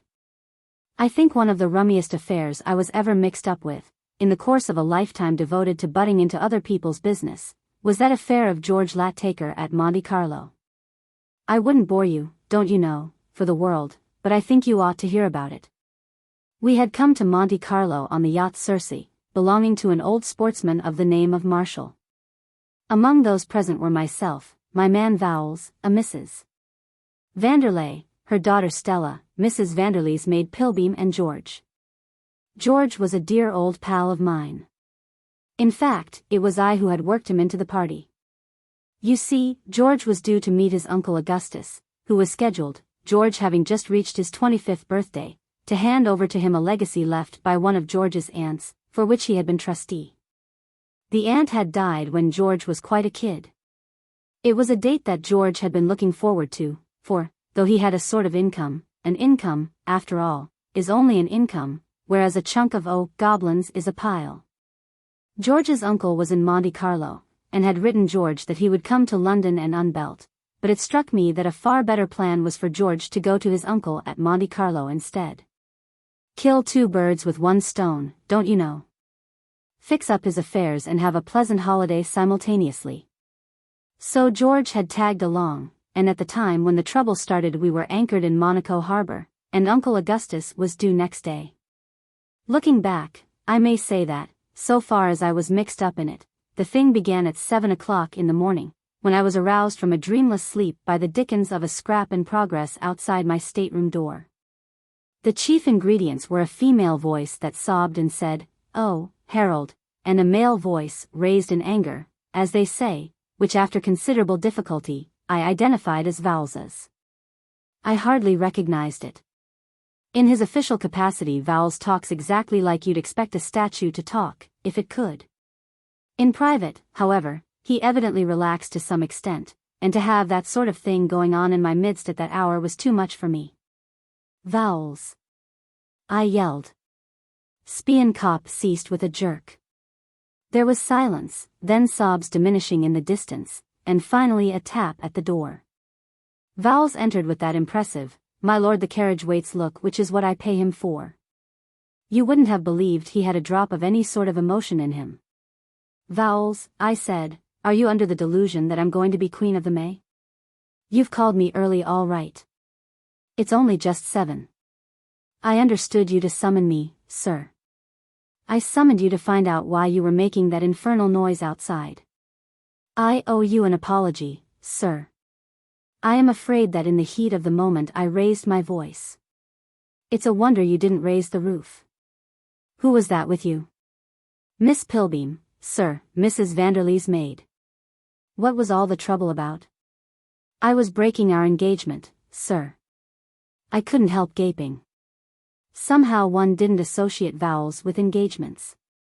Then it struck me that I'd no right to butt in on his secret sorrows, so I switched the conversation. I think I'll get up, I said. Yes, sir. I can't wait to breakfast with the rest. Can you get me some right away? Yes, sir. So I had a solitary breakfast and went up on deck to smoke. It was a lovely morning. Blue sea, gleaming casino, cloudless sky, and all the rest of the hippodrome. Presently the others began to trickle up. Stella Vanderley was one of the first. I thought she looked a bit pale and tired. She said she hadn't slept well. That accounted for it. Unless you get your 8 hours, where are you? Seen George? I asked. I couldn't help thinking the name seemed to freeze her a bit. Which was queer, because all the voyage she and George had been particularly close pals. In fact, at any moment I expected George to come to me and slip his little hand in mine, and whisper, "I've done it, old scout, she loves ma." "I have not seen Mr. Lat-Taker," she said. I didn't pursue the subject.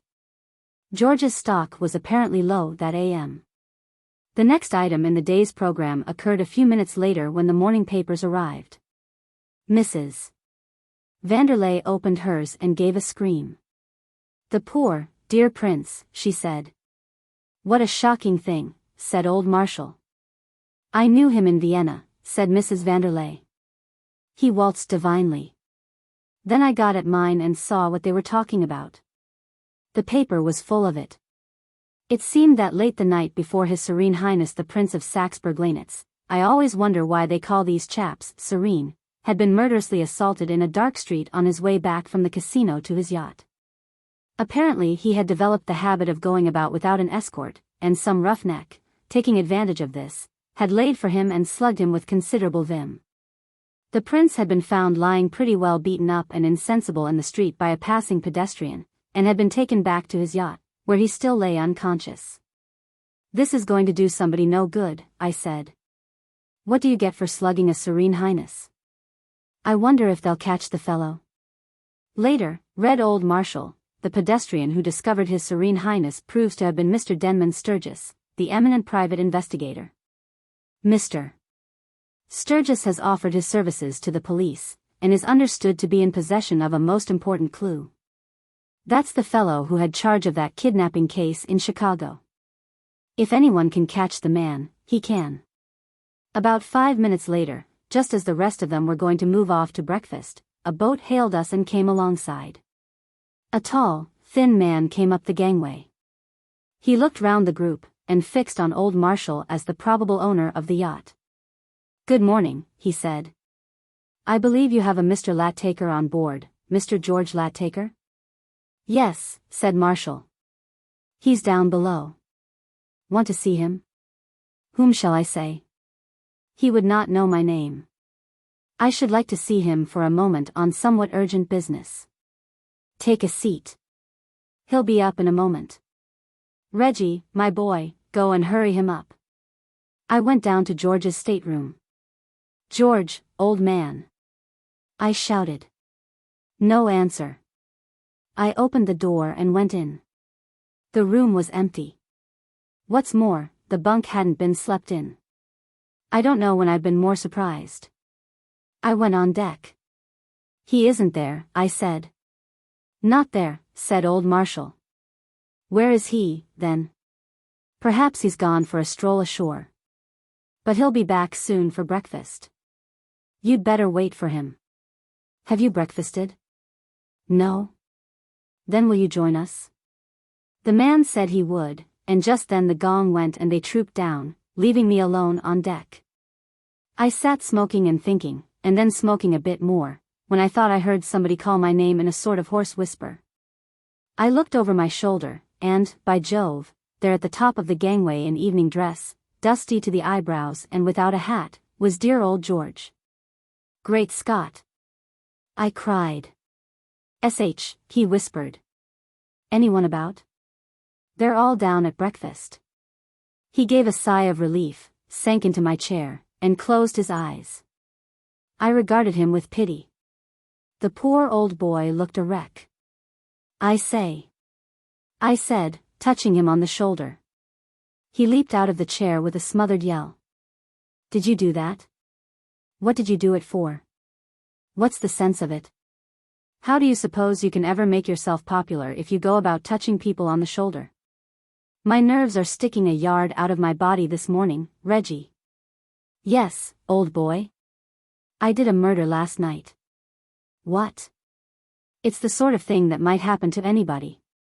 Directly Stella Vanderlei broke off our engagement. I broke off your engagement? How long were you engaged? About 2 minutes. It may have been less. I hadn't a stopwatch. I proposed to her at 10 last night in the saloon. She accepted me. I was just going to kiss her when we heard someone coming. I went out.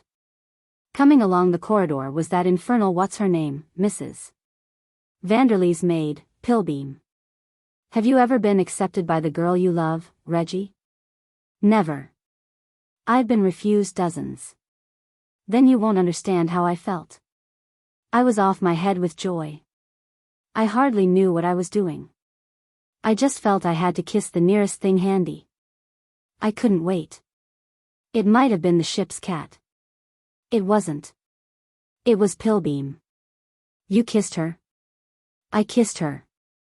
And just at that moment the door of the saloon opened and out came Stella. Great Scott.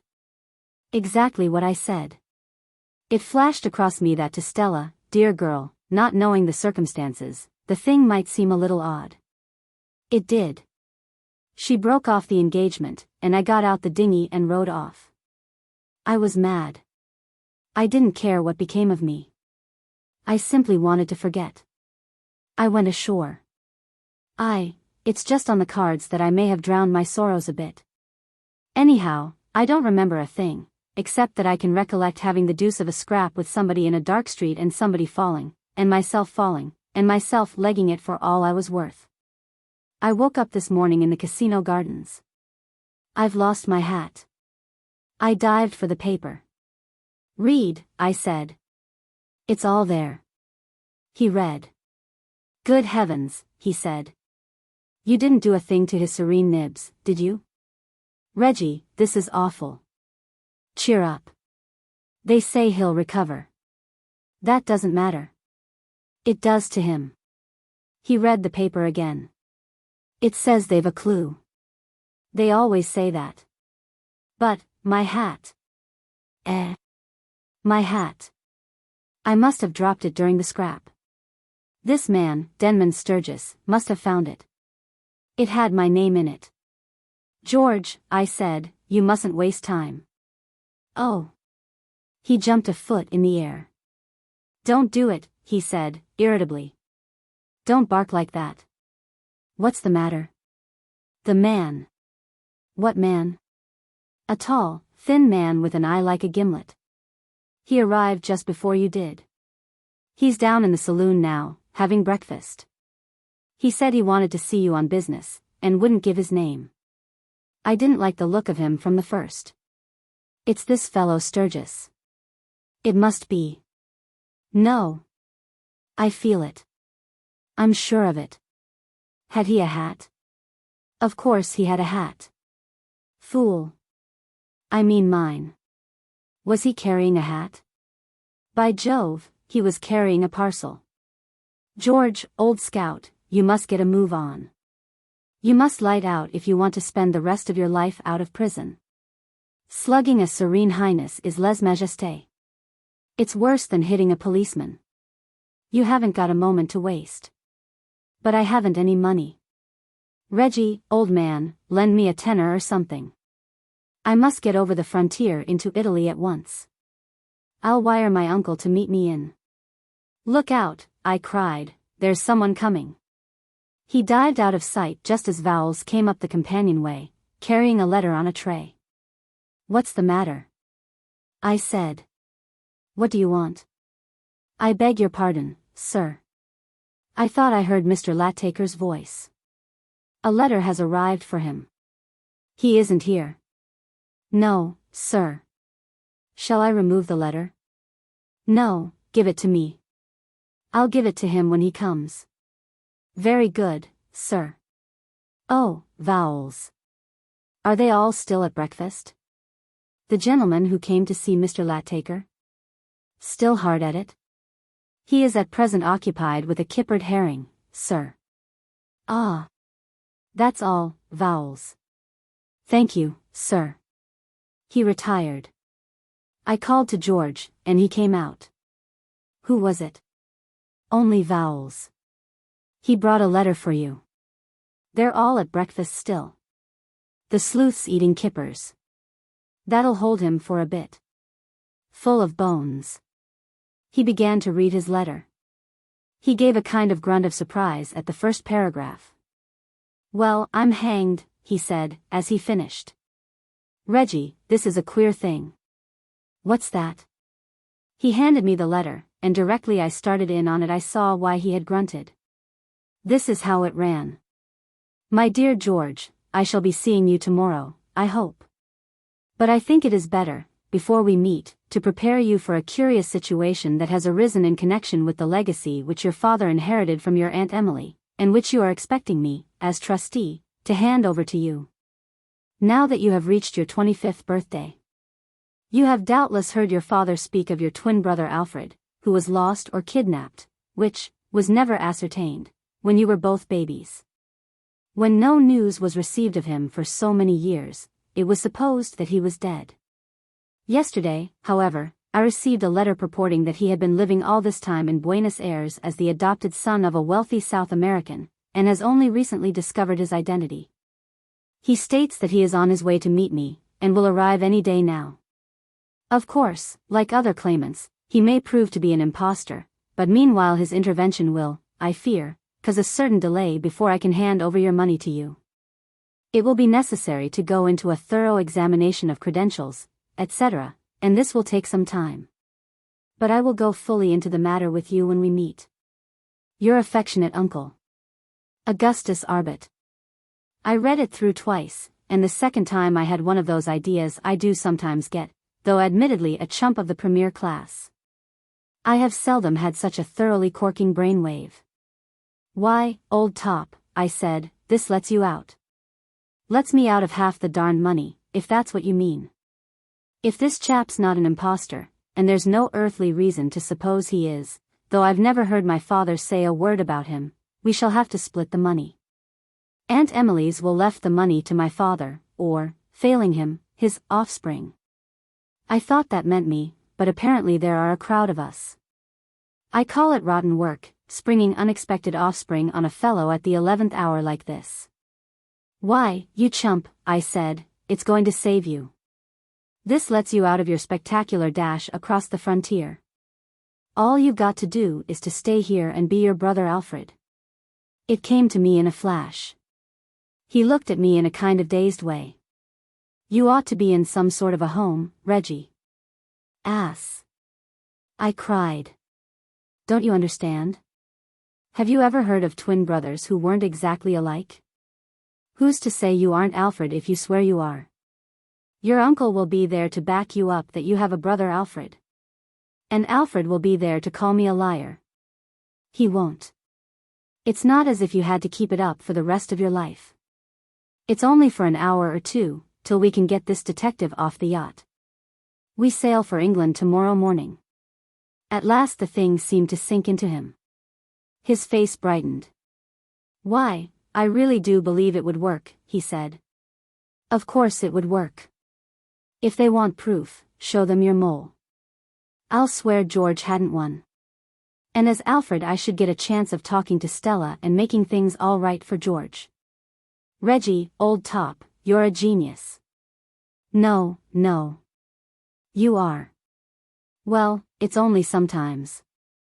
I can't keep it up. And just then there was a gentle cough behind us. We spun round. What the devil are you doing here, Vowels? I said. I beg your pardon, sir. I have heard all. I looked at George. George looked at me. Vowels is all right, I said. Decent vowels.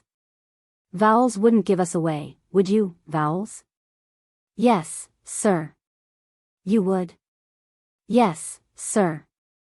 But, vowels, old man, I said, be sensible. What would you gain by it? Financially, sir, nothing. Whereas, by keeping quiet, I tapped him on the chest, by holding your tongue, vowels, by saying nothing about it to anybody, vowels, old fellow, you might gain a considerable sum. Am I to understand, sir, that, because you are rich and I am poor, you think that you can buy my self-respect? Oh, come. I said. How much, said Vowels. So we switched to terms. You wouldn't believe the way the man haggled. You'd have thought a decent, faithful servant would have been delighted to oblige one in a little matter like that for a $5. But not Vowels. By no means. It was 100 down, and the promise of another 100 when we had got safely away, before he was satisfied. But we fixed it up at last, and poor old George got down to his stateroom and changed his clothes. He'd hardly gone when the breakfast party came on deck. Did you meet him? I asked. Meet whom? Said old Marshall. George's twin brother Alfred. I didn't know George had a brother. Nor did he till yesterday. It's a long story. He was kidnapped in infancy, and everyone thought he was dead. George had a letter from his uncle about him yesterday. I shouldn't wonder if that's where George has gone, to see his uncle and find out about it. In the meantime, Alfred has arrived. He's down in George's stateroom now, having a brush-up. It'll amaze you, the likeness between them. You'll think it is George at first. Look. Here he comes. And up came George, brushed and clean, in an ordinary yachting suit. They were rattled. There was no doubt about that. They stood looking at him, as if they thought there was a catch somewhere, but weren't quite certain where it was. I introduced him, and still they looked doubtful. Mr. Pepper tells me my brother is not on board, said George. It's an amazing likeness, said old Marshall. Is my brother like me? Asked George amiably. No one could tell you apart, I said. I suppose twins always are alike, said George. But if it ever came to a question of identification, there would be one way of distinguishing us. Do you know George well, Mr. Pepper? He's a dear old pal of mine. You've been swimming with him perhaps? Every day last August. Well, then, you would have noticed it if he had had a mole like this on the back of his neck, wouldn't you? He turned his back and stooped and showed the mole. His collar hid it at ordinary times. I had seen it often when we were bathing together. Has George a mole like that? He asked. No, I said. Oh, no. You would have noticed it if he had? Yes, I said. Oh, yes. I'm glad of that, said George. It would be a nuisance not to be able to prove one's own identity. That seemed to satisfy them all. They couldn't get away from it. It seemed to me that from now on the thing was a walkover. And I think George felt the same, for, when old Marshall asked him if he had had breakfast, he said he had not, went below, and pitched in as if he hadn't a care in the world. Everything went right till lunchtime. George sat in the shade on the foredeck talking to Stella most of the time. When the gong went and the rest had started to go below, he drew me back. He was beaming. It's all right, he said. What did I tell you? What did you tell me? Why, about Stella. Didn't I say that Alfred would fix things for George? I told her she looked worried, and got her to tell me what the trouble was. And then. You must have shown a flash of speed if you got her to confide in you after knowing you for about 2 hours. Perhaps I did, said George modestly. I had no notion, till I became him, what a persuasive sort of chap my brother Alfred was. Anyway, she told me all about it, and I started in to show her that George was a pretty good sort of fellow on the whole, who oughtn't to be turned down for what was evidently merely temporary insanity. She saw my point. And it's all right? Absolutely, if only we can produce George. How much longer does that infernal sleuth intend to stay here? He seems to have taken root. I fancy he thinks that you're bound to come back sooner or later, and is waiting for you. He's an absolute nuisance, said George. We were moving towards the companionway, to go below for lunch, when a boat hailed us. We went to the side and looked over. It's my uncle, said George. A stout man came up the gangway. Hello, George, he said. Get my letter? I think you are mistaking me for my brother, said George. My name is Alfred Lattaker. What's that? I am George's brother Alfred. Are you my uncle Augustus? The stout man stared at him. You're very like George, he said. So everyone tells me. And you're really Alfred? I am. I'd like to talk business with you for a moment. He cocked his eye at me. I sidled off and went below. At the foot of the companion steps I met Vowles. I beg your pardon, sir, said Vowles. If it would be convenient, I should be glad to have the afternoon off. I'm bound to say I rather liked his manner. Absolutely normal. Not a trace of the fellow conspirator about it. I gave him the afternoon off. I had lunch, George didn't show up, and as I was going out I was waylaid by the girl Pilbeam. She had been crying. I beg your pardon, sir, but did Mr. Vowles ask you for the afternoon? I didn't see what business it was of hers, but she seemed all worked up about it, so I told her. Yes, I have given him the afternoon off. She broke down, absolutely collapsed. Devilish unpleasant it was. I'm hopeless in a situation like this. After I'd said, there, which didn't seem to help much, I hadn't any remarks to make. He said he was going to the tables to gamble away all his savings and then shoot himself, because he had nothing left to live for. I suddenly remembered the scrap in the small hours outside my stateroom door. I hate mysteries. I meant to get to the bottom of this. I couldn't have a really first-class valet like Vowles going about the place shooting himself up. Evidently the girl Pilbeam was at the bottom of the thing. I questioned her. She sobbed. I questioned her more. I was firm.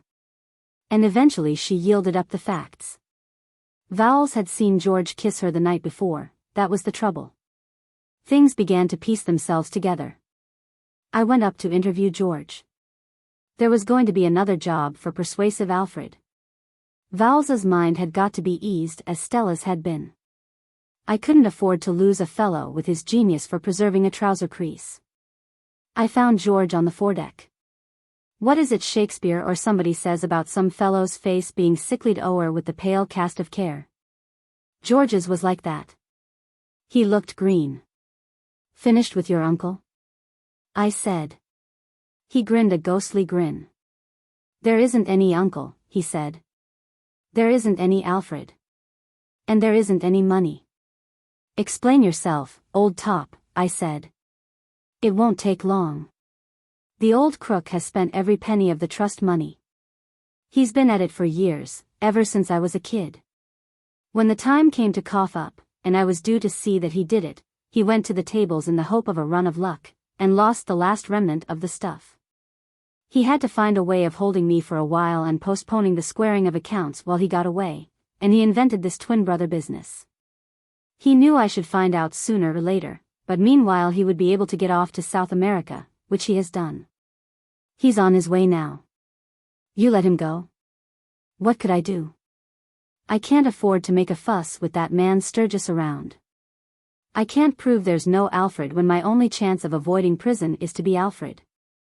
Well, you've made things right for yourself with Stella Vanderlei, anyway, I said, to cheer him up.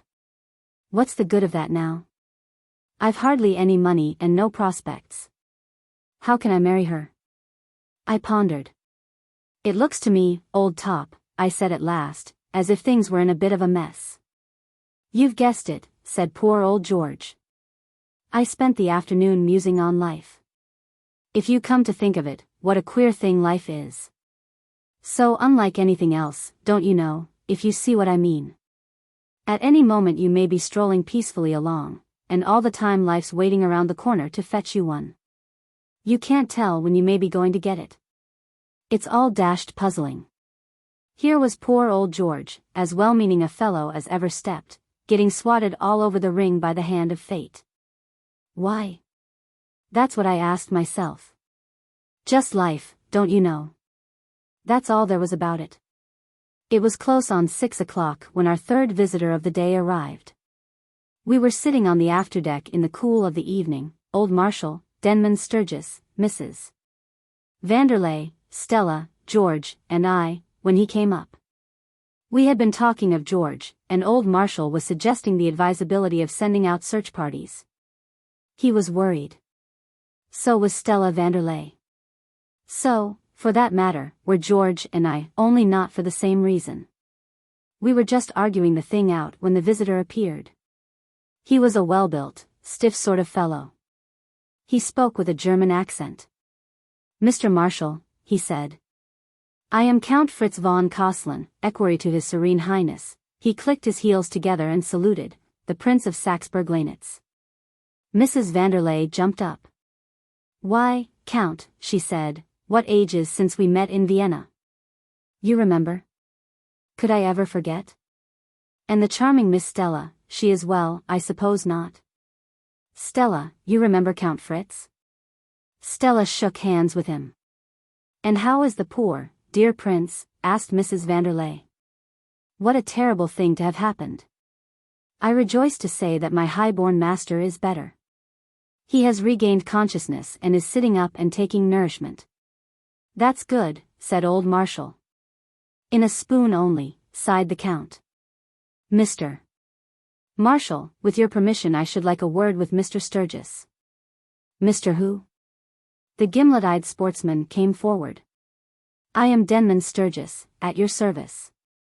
"The deuce you are. What are you doing here?" "Mr. Sturgis," explained the Count, graciously volunteered his services. "I know. But what's he doing here?" "I am waiting for Mr. George Lattaker, Mr. Marshall." "Eh? You have not found him?" asked the Count anxiously. "Not yet, Count. But I hope to do so shortly. I know what he looks like now. This gentleman is his twin brother. They are doubles." "You are sure this gentleman is not Mr. George Lattaker?" George put his foot down firmly on the suggestion. "Don't go mixing me up with my brother," he said. "I am Alfred. You can tell me by my mole." He exhibited the mole. He was taking no risks. The Count clicked his tongue regretfully. "I am sorry," he said. George didn't offer to console him. "Don't worry," said Sturgis. "He won't escape me. I shall find him. Do, Mr. Sturgis, do. And quickly. Find swiftly that noble young man." "What?" shouted George. "That noble young man, George Lattaker, who, at the risk of his life, saved my high-born master from the assassin." George sat down suddenly. "I don't understand," he said feebly. "We were wrong, Mr. Sturgis," went on the Count. "We leaped to the conclusion, was it not so, that the owner of the hat you found was also the assailant of my high-born master? We were wrong. I have heard the story from His Serene Highness's own lips. He was passing down a dark street when a ruffian in a mask sprang out upon him. Doubtless he had been followed from the casino, where he had been winning heavily. My high-born master was taken by surprise. He was felled. But before he lost consciousness he perceived a young man in evening dress, wearing the hat you found, running swiftly towards him. The hero engaged the assassin in combat, and my high-born master remembers no more. His Serene Highness asks repeatedly, where is my brave preserver? His gratitude is princely. He seeks for this young man to reward him. Ah, you should be proud of your brother, sir." "Thanks," said George limply. "And you, Mr. Sturgis, you must redouble your efforts. You must search the land, you must scour the sea to find George Lattaker." "He needn't take all that trouble," said a voice from the gangway. It was Vowles. His face was flushed, his hat was on the back of his head, and he was smoking a fat cigar. "I'll tell you where to find George Lattaker," he shouted. He glared at George, who was staring at him. "Yes, look at me," he yelled. "Look at me. You won't be the first this afternoon who stared at the mysterious stranger who won for 2 hours without a break. I'll be even with you now, Mr. Blooming Lattaker. I'll learn you to break a poor man's heart. Mr. Marshal and gents, this morning I was on deck, and I overheard, I'm plotting to put up a game on you." They'd spotted that gent there as a detective, and they arranged that Blooming Lattaker was to pass himself off as his own twin brother. And if you wanted proof, Blooming Pepper tells him to show them his mole and he'd swear George hadn't one. Those were his very words. "That man there is George Lattaker, Esquire, and let him deny it if he can." George got up. "I haven't the least desire to deny it, Vowles. Mr. Vowles, if you please." "It's true," said George, turning to the Count. "The fact is, I had rather a foggy recollection of what happened last night. I only remembered knocking someone down, and, like you, I jumped to the conclusion that I must have assaulted His Serene Highness." "Then you are really George Lattaker?" asked the Count. "I am." What does all this mean?" demanded Vowles. "Merely that I saved the life of His Serene Highness the Prince of Saxe-Burglenitz, Mr. Vowles." "It's a swindle," began Vowles, when there was a sudden rush and the girl Pilbeam cannonied into the crowd, sending me into old Marshall's chair, and flung herself into the arms of Vowles. "Oh, Harold," she cried. "I thought you were dead. I thought you'd shot yourself." He sort of braced himself together to fling her off, and then he seemed to think better of it and fell into the clinch. "It was all dashed romantic, don't you know, but there are limits." "Vowles, you're sacked," I said. "Who cares," he said. "Think I was going to stop on now I'm a gentleman of property? Come along, Emma, my dear. Give a month's notice and get your and I'll take you to dinner at Ciro's. And you, Mr. Lattaker," said the Count, "may I conduct you to the presence of my high-born master? He wishes to show his gratitude to his preserver." "You may," said George. "May I have my hat, Mr. Sturgis? There's just one bit more." After dinner that night I came up for a smoke, and, strolling on to the foredeck, almost bumped into George and Stella. They seemed to be having an argument. "I'm not sure," she was saying, "that I believe that a man can be so happy that he wants to kiss the nearest thing in sight, as you put it." "Don't you?" said George. "Well, as it happens, I'm feeling just that way now." I coughed and he turned round. "Hello, Reggie," he said. "Hello, George," I said. "Lovely night." "Beautiful," said Stella.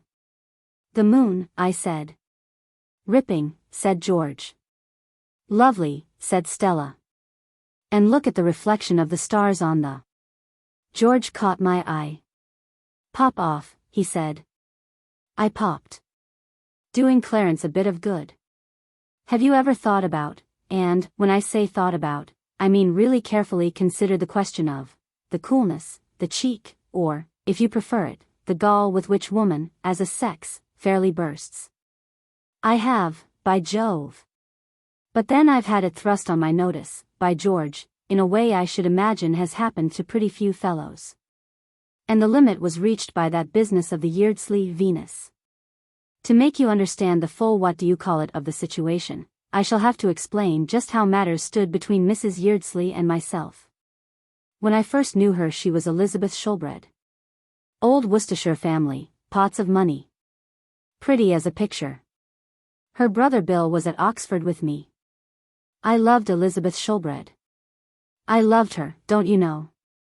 And there was a time, for about a week, when we were engaged to be married. But just as I was beginning to take a serious view of life and study furniture catalogues and feel pretty solemn when the restaurant orchestra played The Wedding Glide, I'm hanged if she didn't break it off. And a month later she was married to a fellow of the name of Yeardsley, Clarence Yeardsley, an artist. What with golf, and billiards, and a bit of racing, and fellows at the club rallying round and kind of taking me out of myself, as it were, I got over it, and came to look on the affair as a closed page in the book of my life. If you know what I mean. It didn't seem likely to me that we should meet again, as she and Clarence had settled down in the country somewhere and never came to London, and I'm bound to own that, by the time I got her letter, the wound had pretty well healed. And I was to a certain extent sitting up and taking nourishment. In fact, to be absolutely honest, I was jolly thankful the thing had ended as it had done. This letter I'm telling you about arrived one morning out of a blue sky, as it were. It ran like this. My dear old Reggie, what ages it seems since I saw anything of you. How are you? We have settled down here in the most perfect old house, with a lovely garden, in the middle of delightful country. Couldn't you run down here for a few days? Clarence and I would be so glad to see you. Bill is here, and is most anxious to meet you again. He was speaking of you only this morning. Do come. Wire your train, and I will send the car to meet you. Yours most sincerely, Elizabeth Yeardsley. P.S. We can give you new milk and fresh eggs. Think of that. P.P.S. Bill says our billiard table is one of the best he has ever played on. P.P.S.S. We are only half a mile from a golf course. Bill says it is better than St. Andrews. P.P.S.S. You must come. Well, a fellow comes down to breakfast one morning, with a bit of a head on, and finds a letter like that from a girl who might quite easily have blighted his life. It rattled me rather, I must confess. However, that bit about the golf settled me. I knew Bill knew what he was talking about, and, if he said the course was so topping, it must be something special. So I went. Old Bill met me at the station with the car. I hadn't come across him for some months, and I was glad to see him again. And he apparently was glad to see me. Thank goodness you've come, he said, as we drove off. I was just about at my last grip. What's the trouble, old scout? I asked. If I had the artistic what's-its name, he went on, if the mere mention of pictures didn't give me the pip, I dare say it wouldn't be so bad. As it is, it's rotten. Pictures? Pictures. Nothing else is mentioned in this household. Clarence is an artist. So is his father. And you know yourself what Elizabeth is like when one gives her head? I remembered then, it hadn't come back to me before, that most of my time with Elizabeth had been spent in picture galleries. During the period when I had let her do just what she wanted to do with me, I had had to follow her like a dog through gallery after gallery, though pictures are poison to me, just as they are to old Bill. Somehow it had never struck me that she would still be going on in this way after marrying an artist. I should have thought that by this time the mere sight of a picture would have fed her up. Not so, however, according to old Bill. They talk pictures at every meal, he said. I tell you, it makes a chap feel out of it. How long are you down for? A few days. Take my tip, and let me send you a wire from London. I go there tomorrow. I promised to play against the Scottish. The idea was that I was to come back after the match. But you couldn't get me back with a lasso. I tried to point out the silver lining. But, Bill, old scout, your sister says there's a most corking links near here. He turned and stared at me, and nearly ran us into the bank. You don't mean honestly she said that? She said you said it was better than St. Andrews. So I did. Was that all she said? I said. Well, wasn't it enough? She didn't happen to mention that I added the words, I don't think. No, she forgot to tell me that. It's the worst course in Great Britain. I felt rather stunned, don't you know? Whether it's a bad habit to have got into or not, I can't say, but I simply can't do without my daily allowance of golf when I'm not in London. I took another whirl at the silver lining. We'll have to take it out in billiards, I said. I'm glad the table's good. It depends what you call good. It's half size, and there's a 7-inch cut just out of baulk where Clarence's cue slipped. Elizabeth has mended it with pink silk. Very smart and dressy it looks, but it doesn't improve the thing as a billiard table. But she said you said. Must have been pulling your leg. We turned in at the drive gates of a good-sized house standing well back from the road. It looked black and sinister in the dusk, and I couldn't help feeling, like one of those Johnnies you read about in stories who are lured to lonely houses for rummy purposes and hear a shriek just as they get there. Elizabeth knew me well enough to know that a specially good golf course was a safe draw to me. And she had deliberately played on her knowledge. What was the game? That was what I wanted to know. And then a sudden thought struck me which brought me out in a cold perspiration. She had some girl down here and was going to have a stab at marrying me off. I've often heard that young married women are all over that sort of thing.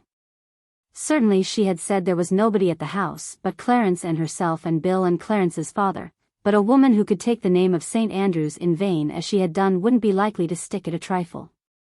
Bill, old scout, I said, there aren't any frightful girls or any rot of that sort stopping here, are there? Wish there were, he said. No such luck. As we pulled up at the front door, it opened, and a woman's figure appeared. Have you got him, Bill? She said, which in my present frame of mind struck me as a jolly creepy way of putting it. The sort of thing Lady Macbeth might have said to Macbeth, don't you know? Do you mean me? I said. She came down into the light. It was Elizabeth, looking just the same as in the old days. Is that you, Reggie? I'm so glad you were able to come. I was afraid you might have forgotten all about it. You know what you are. Come along in and have some tea. Have you ever been turned down by a girl who afterwards married and then been introduced to her husband? If so, you'll understand how I felt when Clarence burst on me. You know the feeling.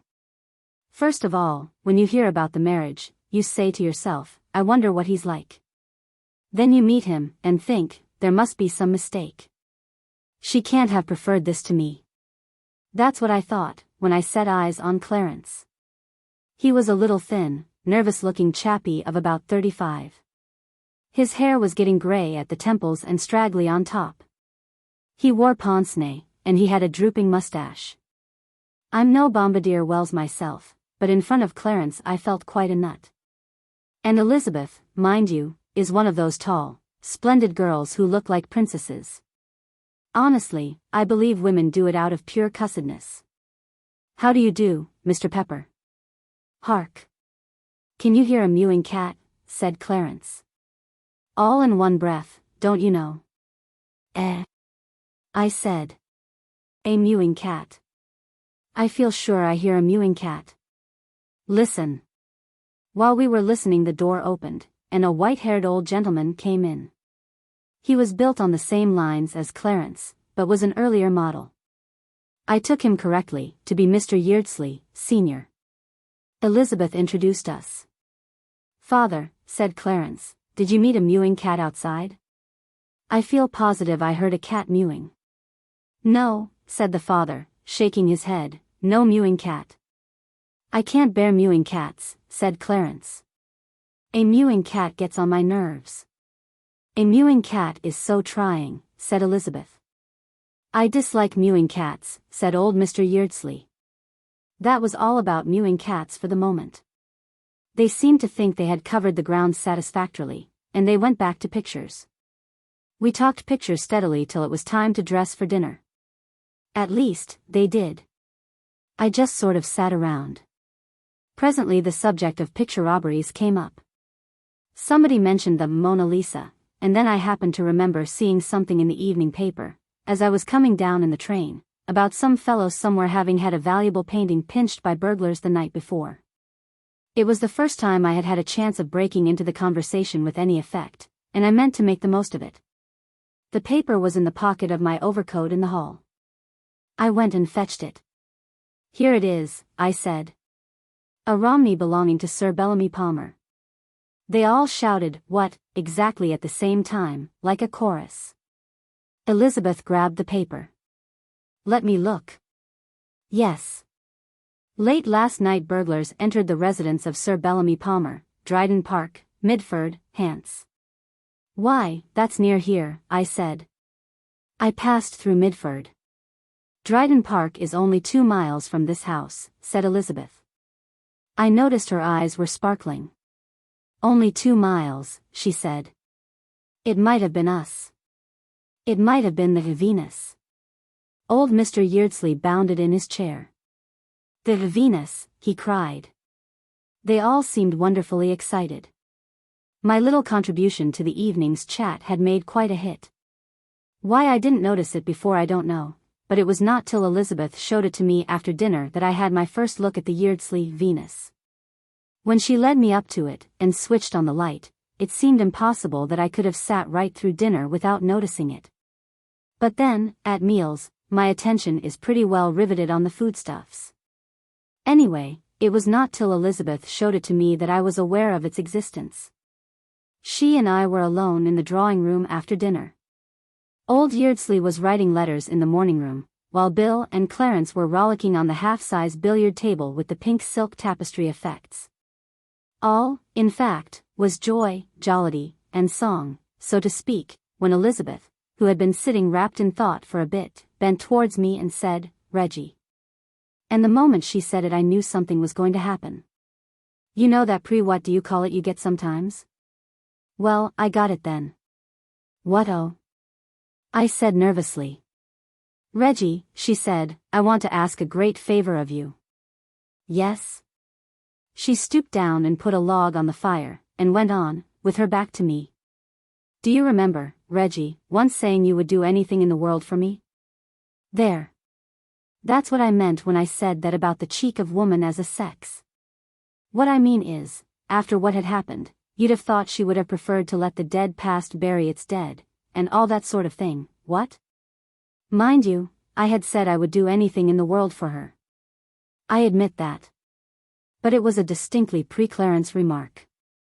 He hadn't appeared on the scene then, and it stands to reason that a fellow who may have been a perfect knight-errant to a girl when he was engaged to her doesn't feel nearly so keen on spreading himself in that direction when she has given him the miss in bulk, and gone and married a man who reason and instinct both tell him is a decided blighter.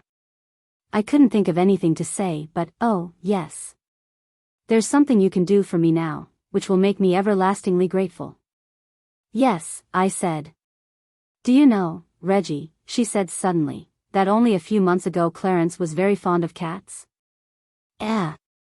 Well, he still seems, interested in them, what? Now they get on his nerves. Everything gets on his nerves. Some fellows swear by that stuff you see advertised all over the.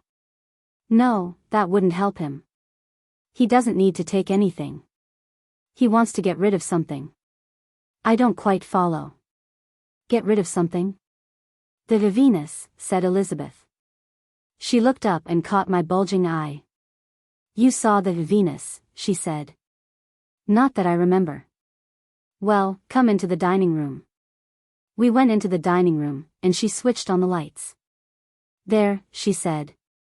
On the wall close to the door, that may have been why I hadn't noticed it before, I had sat with my back to it, was a large oil painting. It was what you'd call a classical picture, I suppose. What I mean is, well, you know what I mean. All I can say is that it's funny I hadn't noticed it. Is that the Venus? I said. She nodded. How would you like to have to look at that every time you sat down to a meal? Well, I don't know. I don't think it would affect me much. I'd worry through all right. She jerked her head impatiently. But you're not an artist, she said. Clarence is. And then I began to see daylight. What exactly was the trouble I didn't understand, but it was evidently something to do with the good old artistic temperament, and I could believe anything about that. It explains everything. It's like the unwritten law, don't you know, which you plead in America if you've done anything they want to send you to chokey for and you don't want to go. What I mean is, if you're absolutely off your rocker, but don't find it convenient to be scooped into the loony bin, you simply explain that, when you said you were a teapot, it was just your artistic temperament, and they apologize and go away. So I stood by to hear just how the AT had affected Clarence, the cat's friend, ready for anything. And, believe me, it had hit Clarence badly. It was this way. It seemed that old Yeardsley was an amateur artist and that this Venus was his masterpiece.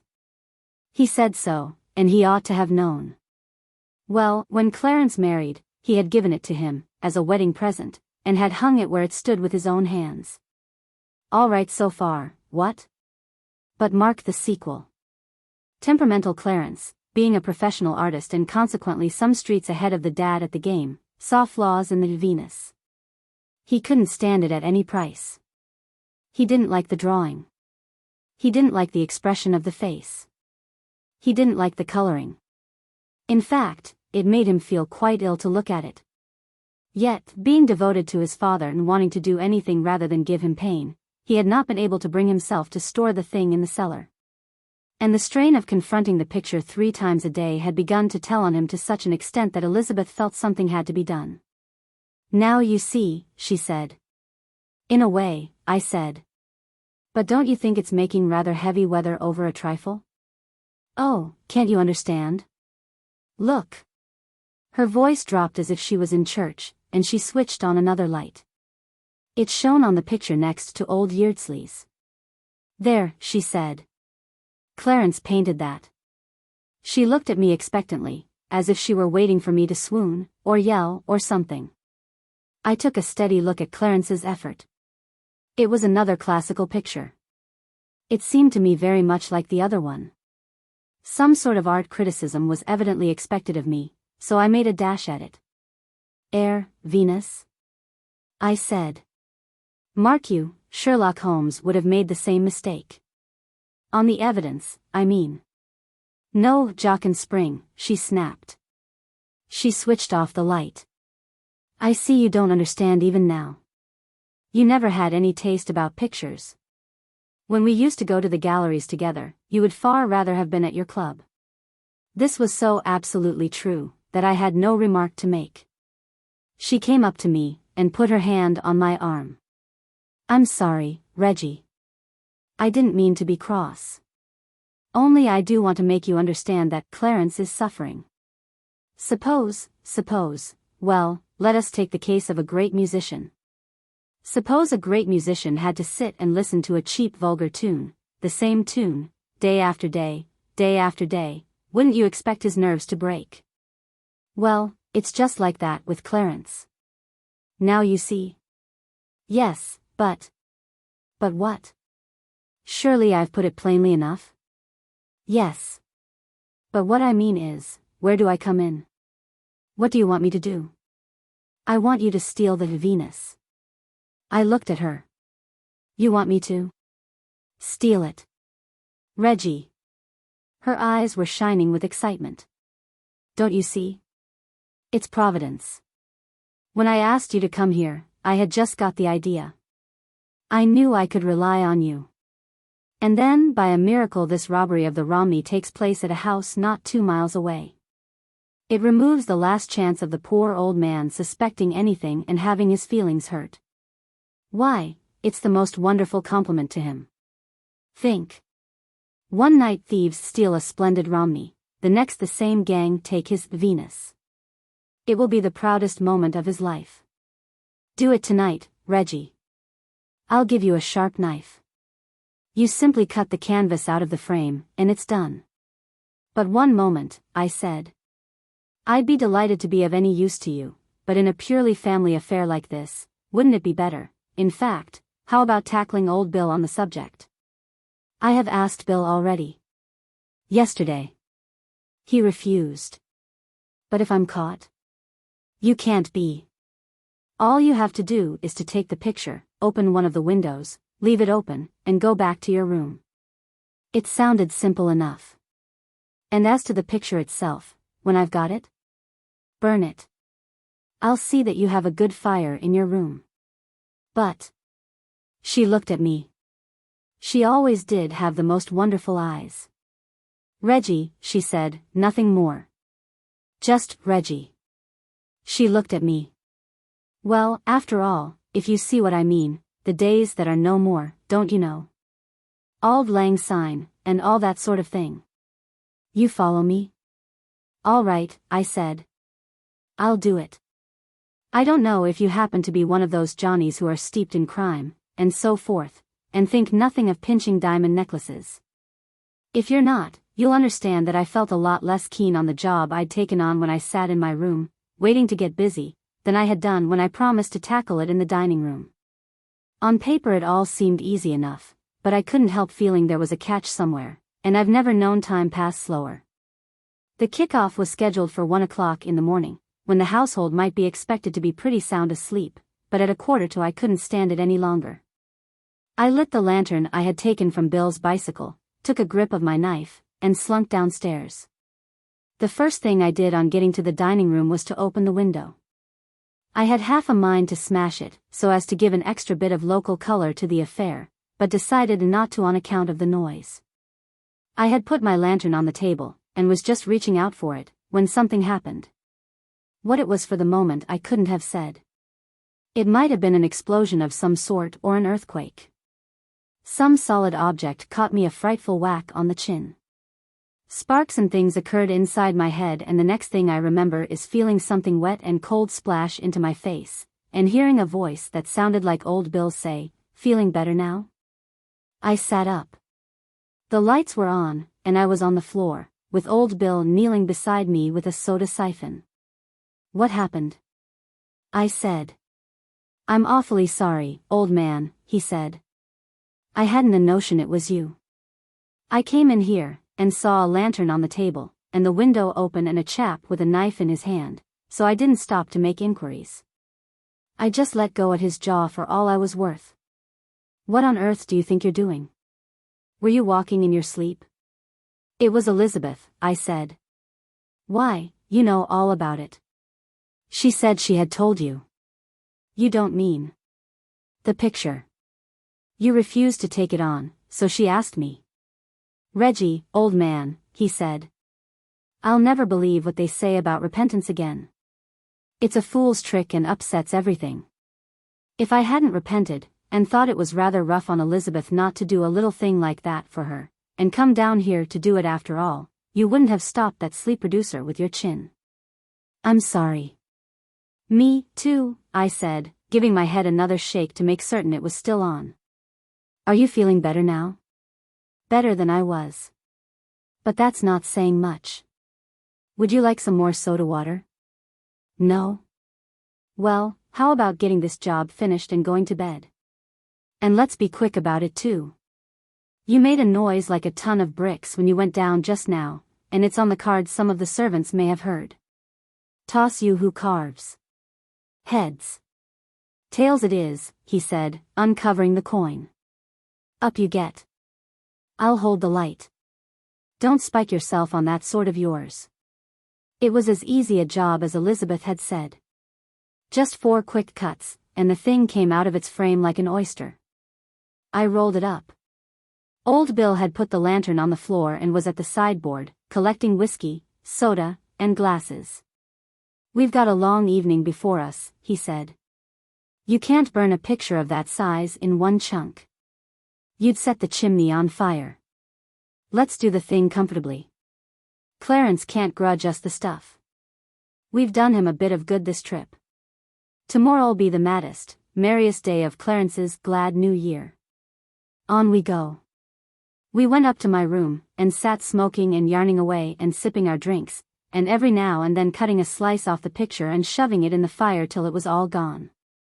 And what with the coziness of it and the cheerful blaze, and the comfortable feeling of doing good by stealth, I don't know when I've had a jollier time since the days when we used to brew in my study at school. We had just put the last slice on when Bill sat up suddenly, and gripped my arm. "I heard something," he said. I listened, and, by Jove, I heard something, too. My room was just over the dining room, and the sound came up to us quite distinctly. Stealthy footsteps, by George. And then a chair falling over. "There's somebody in the dining room," I whispered. There's a certain type of chap who takes a pleasure in positively chivying trouble. Old Bill's like that. If I had been alone, it would have taken me about 3 seconds to persuade myself that I hadn't really heard anything after all. I'm a peaceful sort of cove, and believe in living and letting live, and so forth. To Old Bill, however, a visit from burglars was pure jam. He was out of his chair in one jump. "Come on," he said. "Bring the poker." I brought the tongs as well. I felt like it. Old Bill collared the knife. We crept downstairs. "We'll fling the door open and make a rush," said Bill. "Supposing they shoot, old scout?" "Burglars never shoot," said Bill. Which was comforting provided the burglars knew it. Old Bill took a grip of the handle, turned it quickly, and in he went. And then we pulled up sharp, staring. The room was in darkness except for a feeble splash of light at the near end. Standing on a chair in front of Clarence's jock and spring, holding a candle in one hand and reaching up with a knife in the other, was old Mr. Yeardsley, in bedroom slippers and a grey dressing gown. He had made a final cut just as we rushed in. Turning at the sound, he stopped, and he and the chair and the candle and the picture came down in a heap together. The candle went out. "What on earth?" said Bill. I felt the same. I picked up the candle and lit it, and then a most fearful thing happened. The old man picked himself up, and suddenly collapsed into a chair and began to cry like a child. Of course, I could see it was only the artistic temperament, but still, believe me, it was devilish unpleasant. I looked at Old Bill. Old Bill looked at me. We shut the door quick, and after that we didn't know what to do. I saw Bill look at the sideboard, and I knew what he was looking for. But we had taken the siphon upstairs, and his ideas of first aid stopped short at squirting soda water. We just waited, and presently old Yeardsley switched off, sat up, and began talking with a rush. "Clarence, my boy, I was tempted. It was that burglary at Dryden Park. It tempted me. It made it all so simple. I knew you would put it down to the same gang, Clarence, my boy." It seemed to dawn upon him at this point that Clarence was not among those present. "Clarence," he said hesitatingly. "He's in bed," I said. "In bed? Then he doesn't know? Even now, young men, I throw myself on your mercy. Don't be hard on me. Listen." He grabbed at Bill, who sidestepped. "I can explain everything, everything." He gave a gulp. "You are not artists, you two young men, but I will try to make you understand, make you realize what this picture means to me. I was 2 years painting it. It is my child. I watched it grow. I loved it. It was part of my life. Nothing would have induced me to sell it. And then Clarence married, and in a mad moment I gave my treasure to him. You cannot understand, you two young men, what agonies I suffered. The thing was done. It was irrevocable. I saw how Clarence valued the picture. I knew that I could never bring myself to ask him for it back. And yet I was lost without it. What could I do? Till this evening I could see no hope. Then came this story of the theft of the Romney from a house quite close to this, and I saw my way. Clarence would never suspect. He would put the robbery down to the same band of criminals who stole the Romney. Once the idea had come, I could not drive it out. I fought against it, but to no avail. At last I yielded, and crept down here to carry out my plan. You found me. He grabbed again, at me this time, and got me by the arm. He had a grip like a lobster. "Young man," he said, "you would not betray me? You would not tell Clarence?" I was feeling most frightfully sorry for the poor old chap by this time, don't you know, but I thought it would be kindest to give it him straight instead of breaking it by degrees. "I won't say a word to Clarence, Mr. Yeardsley," I said. "I quite understand your feelings. The artistic temperament, and all that sort of thing. I mean, what? I know. But I'm afraid, well, look." I went to the door and switched on the electric light, and there, staring him in the face, were the 2 empty frames. He stood goggling at them in silence. Then he gave a sort of wheezy grunt. "The gang. The burglars. They have been here, and they have taken Clarence's picture." He paused. "It might have been mine. My Venus," he whispered. It was getting most fearfully painful, you know, but he had to know the truth. "I'm awfully sorry, you know," I said. "But it was." He started, poor old chap. What do you mean?" They did take your Venus. But I have it here. I shook my head. That's Clarence's, Jock and Spring, I said. He jumped at it and straightened it out. What? What are you talking about? Do you think I don't know my own picture, my child, my Venus? See. My own signature in the corner. Can you read, boy? Look, Matthew Yeardsley. This is my picture. And, well, by Jove, it was, don't you know? Well, we got him off to bed, him and his infernal Venus, and we settled down to take a steady look at the position of affairs. Bill said it was my fault for getting hold of the wrong picture, and I said it was Bill's fault for fetching me such a crack on the jaw that I couldn't be expected to see what I was getting hold of. And then there was a pretty massive silence for a bit. Reggie, said Bill at last, how exactly do you feel about facing Clarence and Elizabeth at breakfast? Old Scout, I said. I was thinking much the same myself. Reggie, said Bill, I happen to know there's a milk train leaving Midford at 3:15. It isn't what you'd call a flyer. It gets to London at about 9:30. Well, in the circumstances, how about it? The ant and the sluggard. Now that it's all over, I may as well admit that there was a time during the rather funny affair of Rockmeddler Todd when I thought that Jeeves was going to let me down. The man had the appearance of being baffled. Jeeves is my man, you know. Officially he pulls in his weekly wages for pressing my clothes and all that sort of thing. But actually he's more like what the poet Johnny called some bird of his acquaintance who was apt to rally round him in times of need, a guide, don't you know, philosopher, if I remember rightly, and, I rather fancy, friend. I rely on him at every turn. So naturally, when Rocky Todd told me about his aunt, I didn't hesitate. Jeeves was in on the thing from the start. The affair of Rocky Todd broke loose early one morning of spring. I was in bed, restoring the good old tissues with about 9 hours of the dreamless, when the door flew open and somebody prodded me in the lower ribs and began to shake the bedclothes. After blinking a bit and generally pulling myself together, I located Rocky, and my first impression was that it was some horrid dream. Rocky, you see, lived down on Long Island somewhere, miles away from New York. And not only that, but he had told me himself more than once that he never got up before 12, and seldom earlier than 1. Constitutionally the laziest young devil in America, he had hit on a walk in life which enabled him to go the limit in that direction. He was a poet. At least, he wrote poems when he did anything. But most of his time, as far as I could make out, he spent in a sort of trance.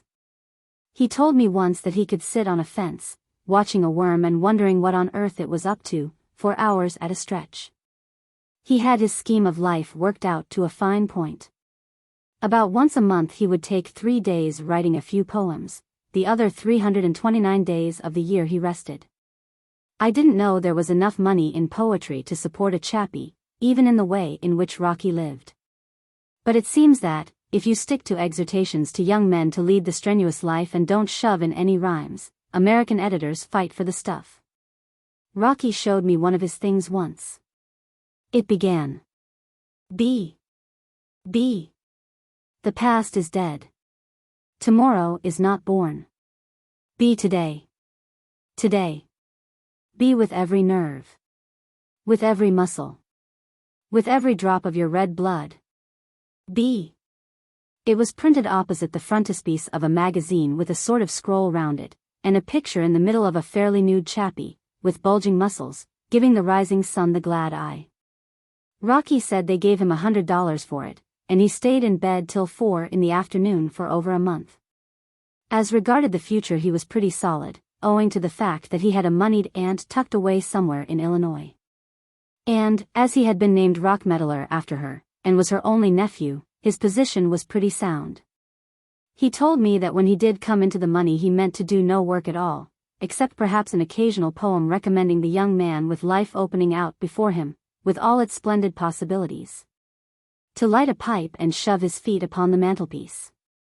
And this was the man who was prodding me in the ribs in the grey dawn. Read this, Bertie. I could just see that he was waving a letter or something equally foul in my face. Wake up and read this. I can't read before I've had my morning tea and a cigarette.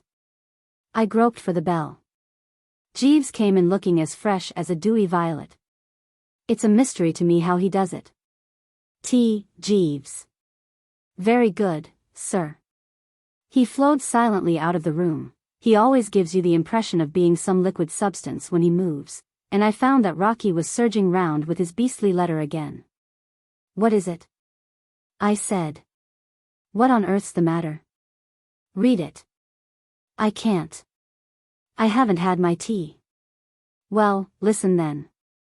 Who's it from? My aunt.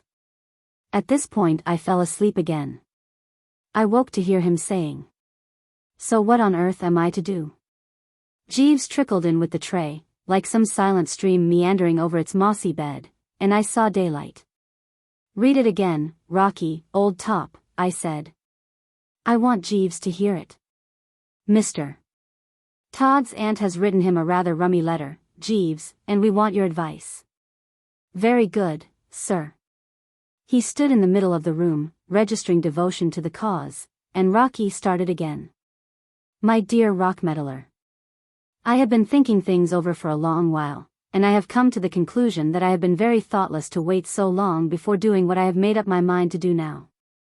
What do you make of that, Jeeves? It seems a little obscure at present, sir, but no doubt it becomes cleared at a later point in the communication. It becomes as clear as mud, said Rocky. Proceed, old scout, I said, champing my bread and butter.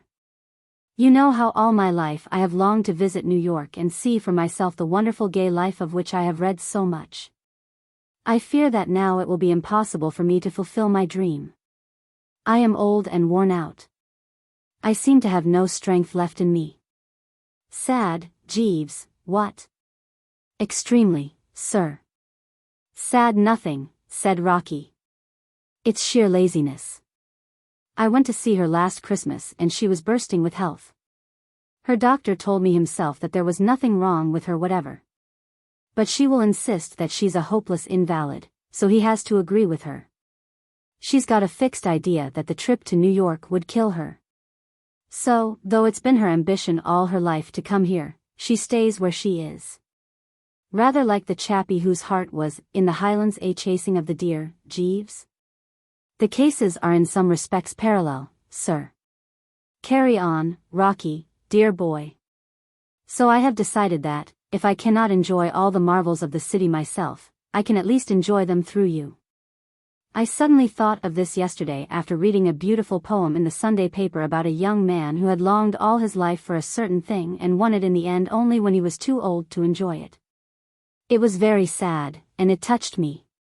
A thing, interpolated Rocky bitterly, that I've not been able to do in 10 years. As you know, you will have my money when I am gone. But until now I have never been able to see my way to giving you an allowance. I have now decided to do so, on one condition. I have written to a firm of lawyers in New York, giving them instructions to pay you quite a substantial sum each month. My one condition is that you live in New York and enjoy yourself as I have always wished to do. I want you to be my representative, to spend this money for me as I should do myself. I want you to plunge into the gay, prismatic life of New York. I want you to be the life and soul of brilliant supper parties. Above all, I want you, indeed, I insist on this, to write me letters at least once a week giving me a full description of all you are doing and all that is going on in the city. So that I may enjoy at second hand what my wretched health prevents my enjoying for myself. Remember that I shall expect full details, and that no detail is too trivial to interest. Your affectionate aunt, Isabel Rockmeddler. What about it? Said Rocky. What about it? I said. Yes. What on earth am I going to do? It was only then that I really got on to the extremely rummy attitude of the chappie, in view of the fact that a quite unexpected mess of the right stuff had suddenly descended on him from a blue sky. To my mind it was an occasion for the beaming smile and the joyous whoop, yet here the man was, looking and talking as if fate had swung on his solar plexus. It amazed me. Aren't you bucked? I said. Bucked? If I were in your place I should be frightfully braced. I consider this pretty soft for you. He gave a kind of yelp, stared at me for a moment, and then began to talk of New York in a way that reminded me of Jimmy Mundy, the reformer chappie. Jimmy had just come to New York on a Hit the Trail campaign, and I had popped in at the Garden a couple of days before, for half an hour or so, to hear him. He had certainly told New York some pretty straight things about itself, having apparently taken a dislike to the place, but, by Jove, you know, dear old Rocky made him look like a publicity agent for the old Metrop. Pretty soft, he cried. To have to come and live in New York. To have to leave my little cottage and take a stuffy, smelly, overheated hole of an apartment in this heaven-forsaken, festering Gehenna. To have to mix night after night with a mob who think that life is a sort of St. Vitus's dance, and imagine that they're having a good time because they're making enough noise for 6 and drinking too much for 10. I loathe New York, Bertie. I wouldn't come near the place if I hadn't got to see editors occasionally. There's a blight on it. It's got moral delirium tremens.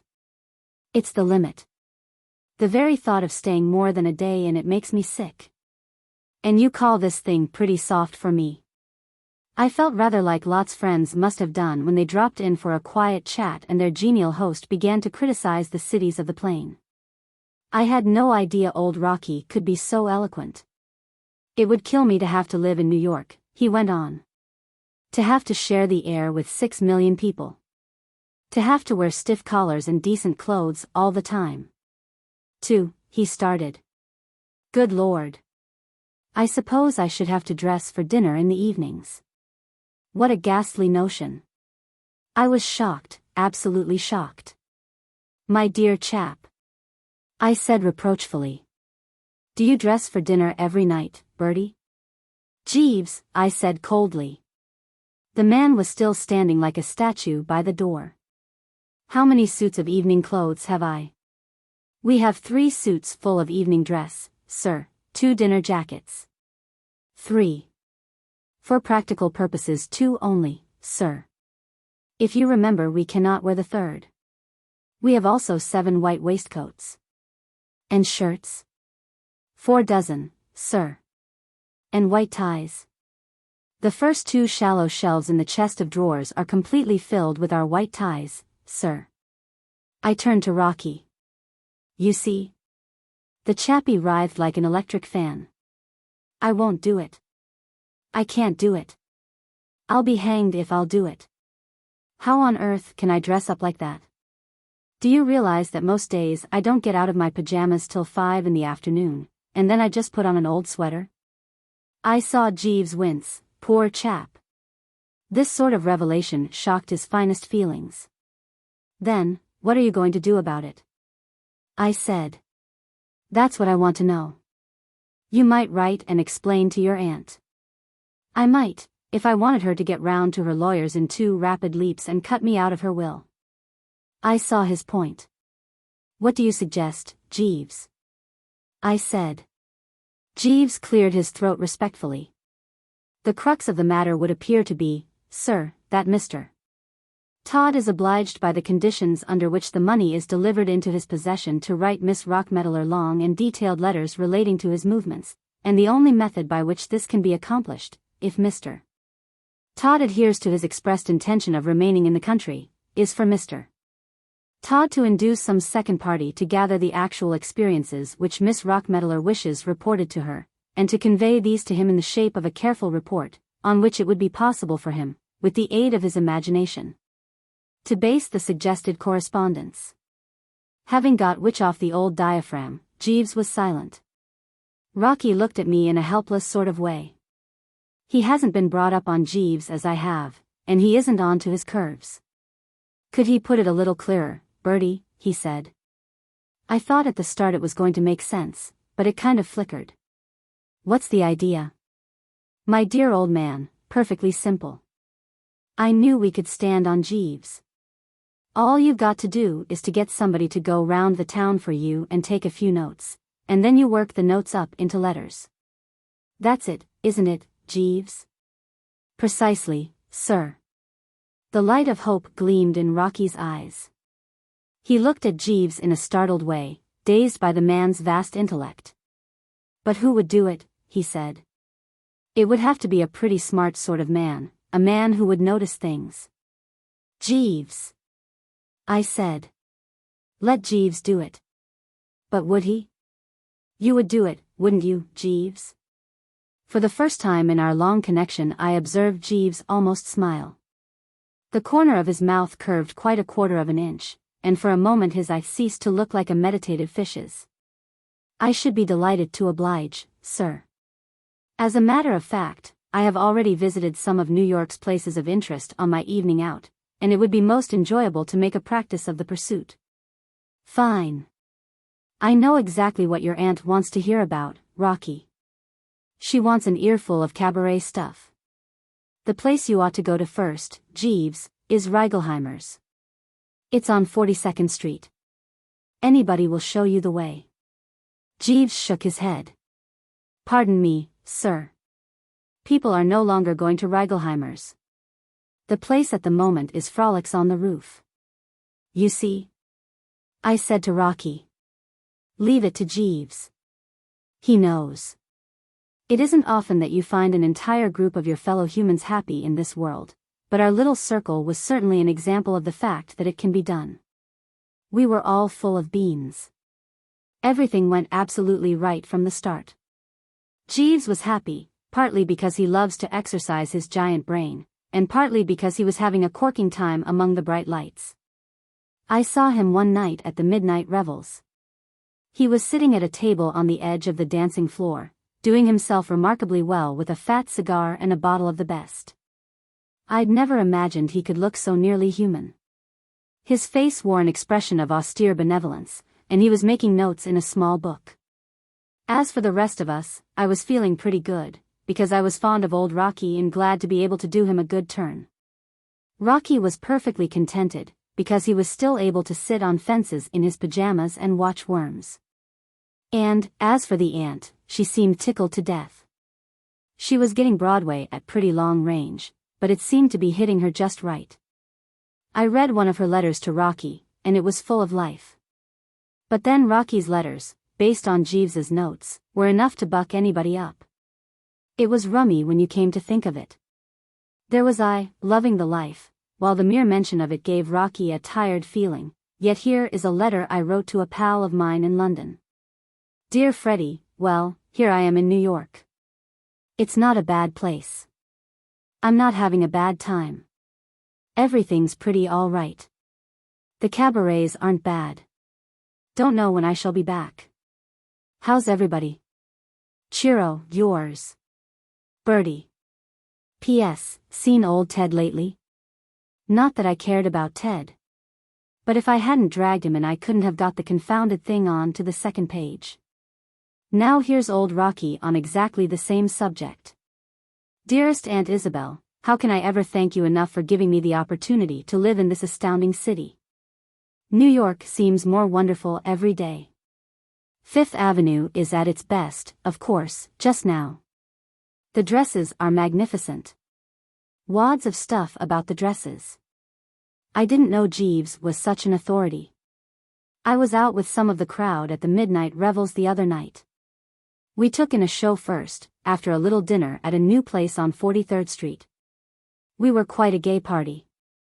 Georgie Cohan looked in about midnight and got off a good one about Willie Collier. Fred Stone could only stay a minute, but Doug Fairbanks did all sorts of stunts and made us roar. Diamond Jim Brady was there, as usual, and Laurette Taylor showed up with a party. The show at the revels is quite good. I am enclosing a program. Last night a few of us went round to Frolics on the Roof. And so on and so forth, yards of it. I suppose it's the artistic temperament or something. What I mean is, it's easier for a chappie who's used to writing poems and that sort of tosh to put a bit of a punch into a letter than it is for a chappie like me. Anyway, there's no doubt that Rocky's correspondence was hot stuff. I called Jeeves in and congratulated him. Jeeves, you're a wonder. Thank you, sir. How you notice everything at these places beats me. I couldn't tell you a thing about them, except that I've had a good time. It's just a knack, sir. Well, Mr. Todd's letters ought to brace Miss Rockmetaler all right, what? Undoubtedly, sir, agreed Jeeves. And, by Jove, they did.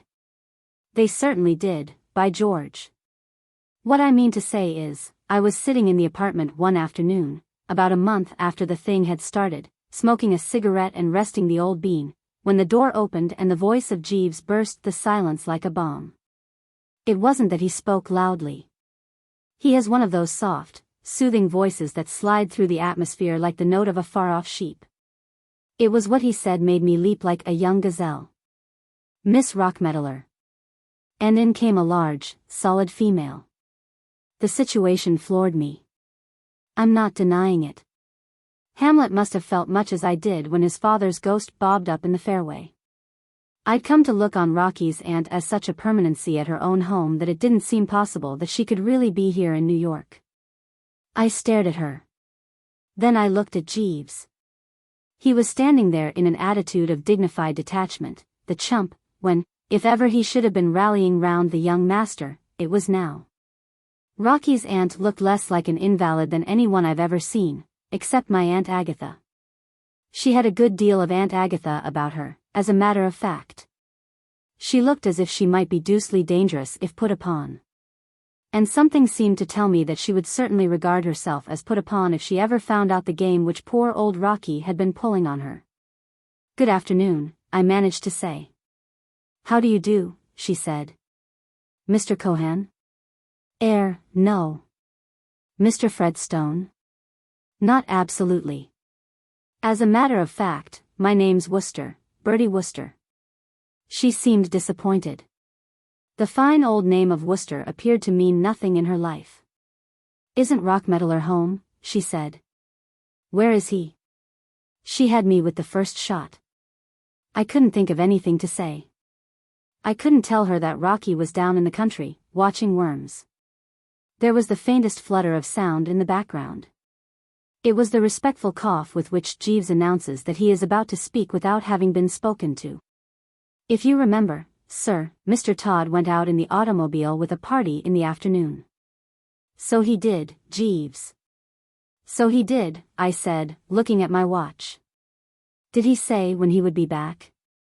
He gave me to understand, sir, that he would be somewhat late in returning. He vanished, and the aunt took the chair which I'd forgotten to offer her. She looked at me in rather a rummy way. It was a nasty look. It made me feel as if I were something the dog had brought in and intended to bury later on, when he had time.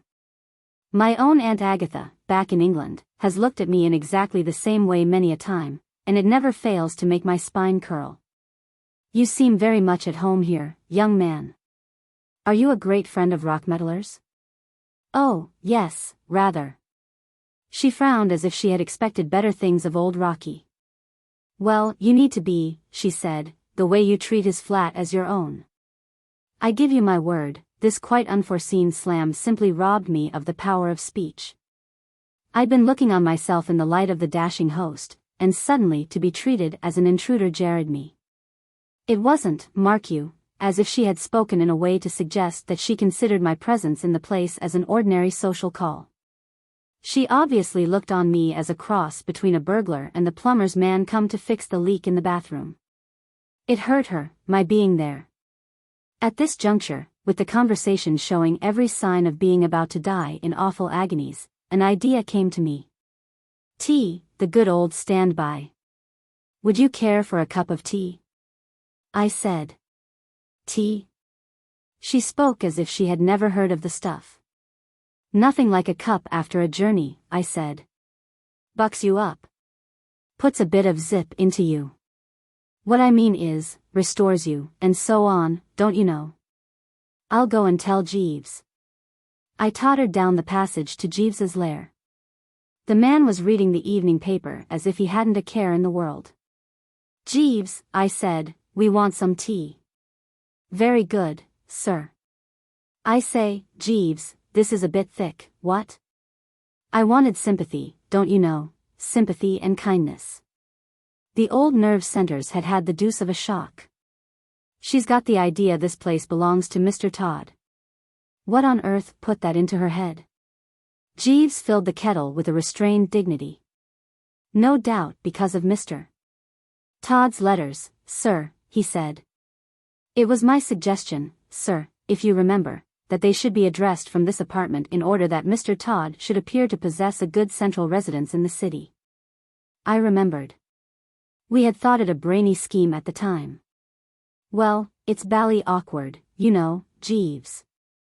She looks on me as an intruder. By Jove. I suppose she thinks I'm someone who hangs about here, touching Mr. Todd for free meals and borrowing his shirts. Yes, sir. It's pretty rotten, you know. Most disturbing, sir. And there's another thing, what are we to do about Mr. Todd? We've got to get him up here as soon as ever we can. When you have brought the tea you had better go out and send him a telegram, telling him to come up by the next train. I have already done so, sir. I took the liberty of writing the message and dispatching it by the lift attendant. By Jove, you think of everything, Jeeves. Thank you, sir. A little buttered toast with the tea? Just so, sir. Thank you. I went back to the sitting room. She hadn't moved an inch. She was still bolt upright on the edge of her chair, gripping her umbrella like a hammer thrower. She gave me another of those looks as I came in. There was no doubt about it, for some reason she had taken a dislike to me. I suppose because I wasn't George M. Cohan. It was a bit hard on a chap. This is a surprise, what? I said, after about 5 minutes' restful silence, trying to crank the conversation up again. What is a surprise? You're coming here, don't you know, and so on. She raised her eyebrows and drank me in a bit more through her glasses. Why is it surprising that I should visit my only nephew, she said. Put like that, of course, it did seem reasonable. Oh, rather, I said. Of course. Certainly. What I mean is. Jeeves projected himself into the room with the tea. I was jolly glad to see him. There's nothing like having a bit of business arranged for one when one isn't certain of one's lines. With the teapot to fool about with, I felt happier. Tea, what? What? I said. It wasn't what I had meant to say. My idea had been to be a good deal more formal, and so on. Still, it covered the situation. I poured her out a cup. She sipped it and put the cup down with a shudder. Do you mean to say, young man, she said frostily, that you expect me to drink this stuff? Rather. Bucks you up, you know. What do you mean by the expression, bucks you up? Well, makes you full of beans, you know. Makes you fizz. I don't understand a word you say. You're English, aren't you? I admitted it. She didn't say a word. And somehow she did it in a way that made it worse than if she had spoken for hours. Somehow it was brought home to me that she didn't like Englishmen, and that if she had had to meet an Englishman, I was the one she'd have chosen last. Conversation languished again after that. Then I tried again. I was becoming more convinced every moment that you can't make a real lively salon with a couple of people, especially if one of them lets it go a word at a time. Are you comfortable at your hotel? I said. At which hotel? The hotel you're staying at. I am not staying at an hotel. Stopping with friends, what? I am naturally stopping with my nephew. I didn't get it for the moment, then it hit me. What? Here? I gurgled. Certainly. Where else should I go? The full horror of the situation rolled over me like a wave. I couldn't see what on earth I was to do. I couldn't explain that this wasn't Rocky's flat without giving the poor old chap away hopelessly, because she would then ask me where he did live, and then he would be right in the soup. I was trying to induce the old bean to recover from the shock and produce some results when she spoke again. Will you kindly tell my nephew's manservant to prepare my room? I wish to lie down. Your nephew's manservant? The man you call Jeeves. If Rockmeddler has gone for an automobile ride, there is no need for you to wait for him. He will naturally wish to be alone with me when he returns. I found myself tottering out of the room. The thing was too much for me. I crept into Jeeves's den. "Jeeves," I whispered. "Sir?" "Mix me ABNS, Jeeves. I feel weak." "Very good, sir. This is getting thicker every minute, Jeeves." "Sir?" "She thinks you're Mr. Todd's man. She thinks the whole place is his, and everything in it. I don't see what you're to do, except stay on and keep it up. We can't say anything or she'll get on to the whole thing, and I don't want to let Mr. Todd down. By the way, Jeeves, she wants you to prepare her bed." He looked wounded. "It is hardly my place, sir." I know. But do it as a personal favor to me. If you come to that, it's hardly my place to be flung out of the flat like this and have to go to an hotel, what? Is it your intention to go to an hotel, sir? What will you do for clothes? Good Lord. I hadn't thought of that. Can you put a few things in a bag when she isn't looking, and sneak them down to me at the St. Aurea? I will endeavor to do so, sir.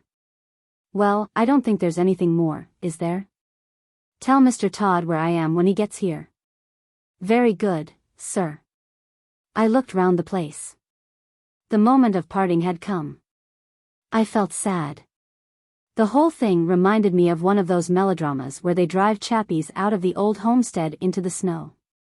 Goodbye, Jeeves, I said. Goodbye, sir. And I staggered out.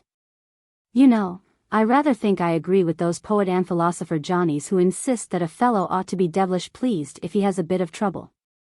All that stuff about being refined by suffering, you know. Suffering does give a chap a sort of broader and more sympathetic outlook. It helps you to understand other people's misfortunes if you've been through the same thing yourself.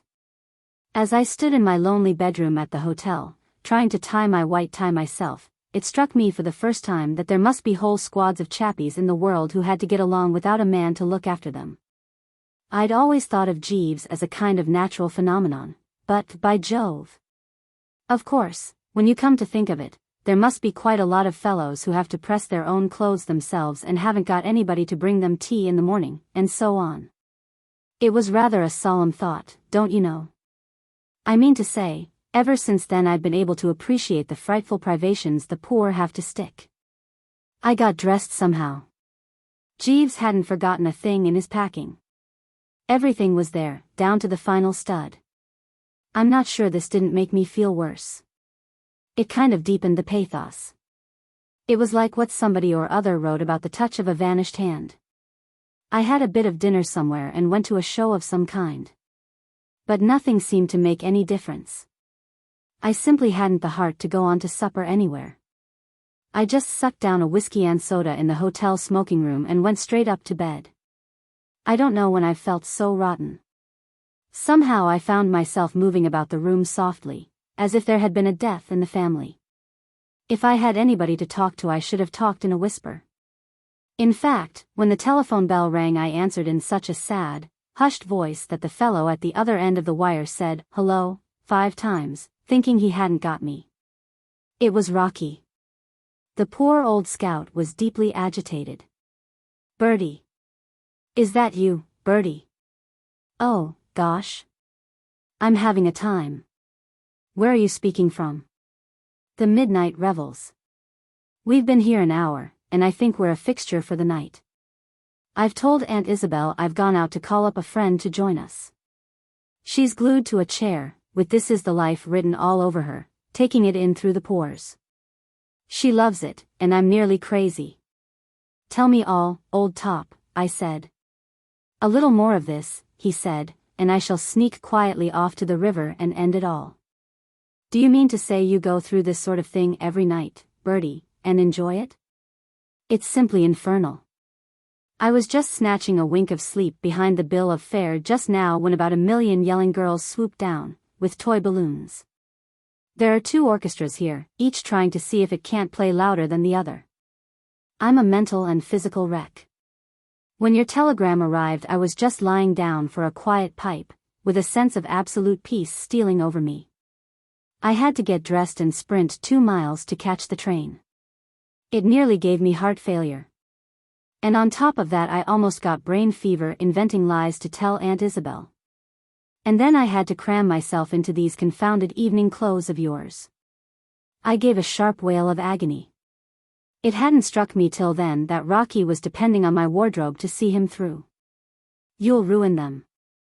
I hope so, said Rocky, in the most unpleasant way. His troubles seemed to have had the worst effect on his character. I should like to get back at them somehow. They've given me a bad enough time. They're about 3 sizes too small, and something's apt to give at any moment. I wish to goodness it would, and give me a chance to breathe. I haven't breathed since 7:30. Thank heaven, Jeeves managed to get out and buy me a collar that fitted, or I should be a strangled corpse by now.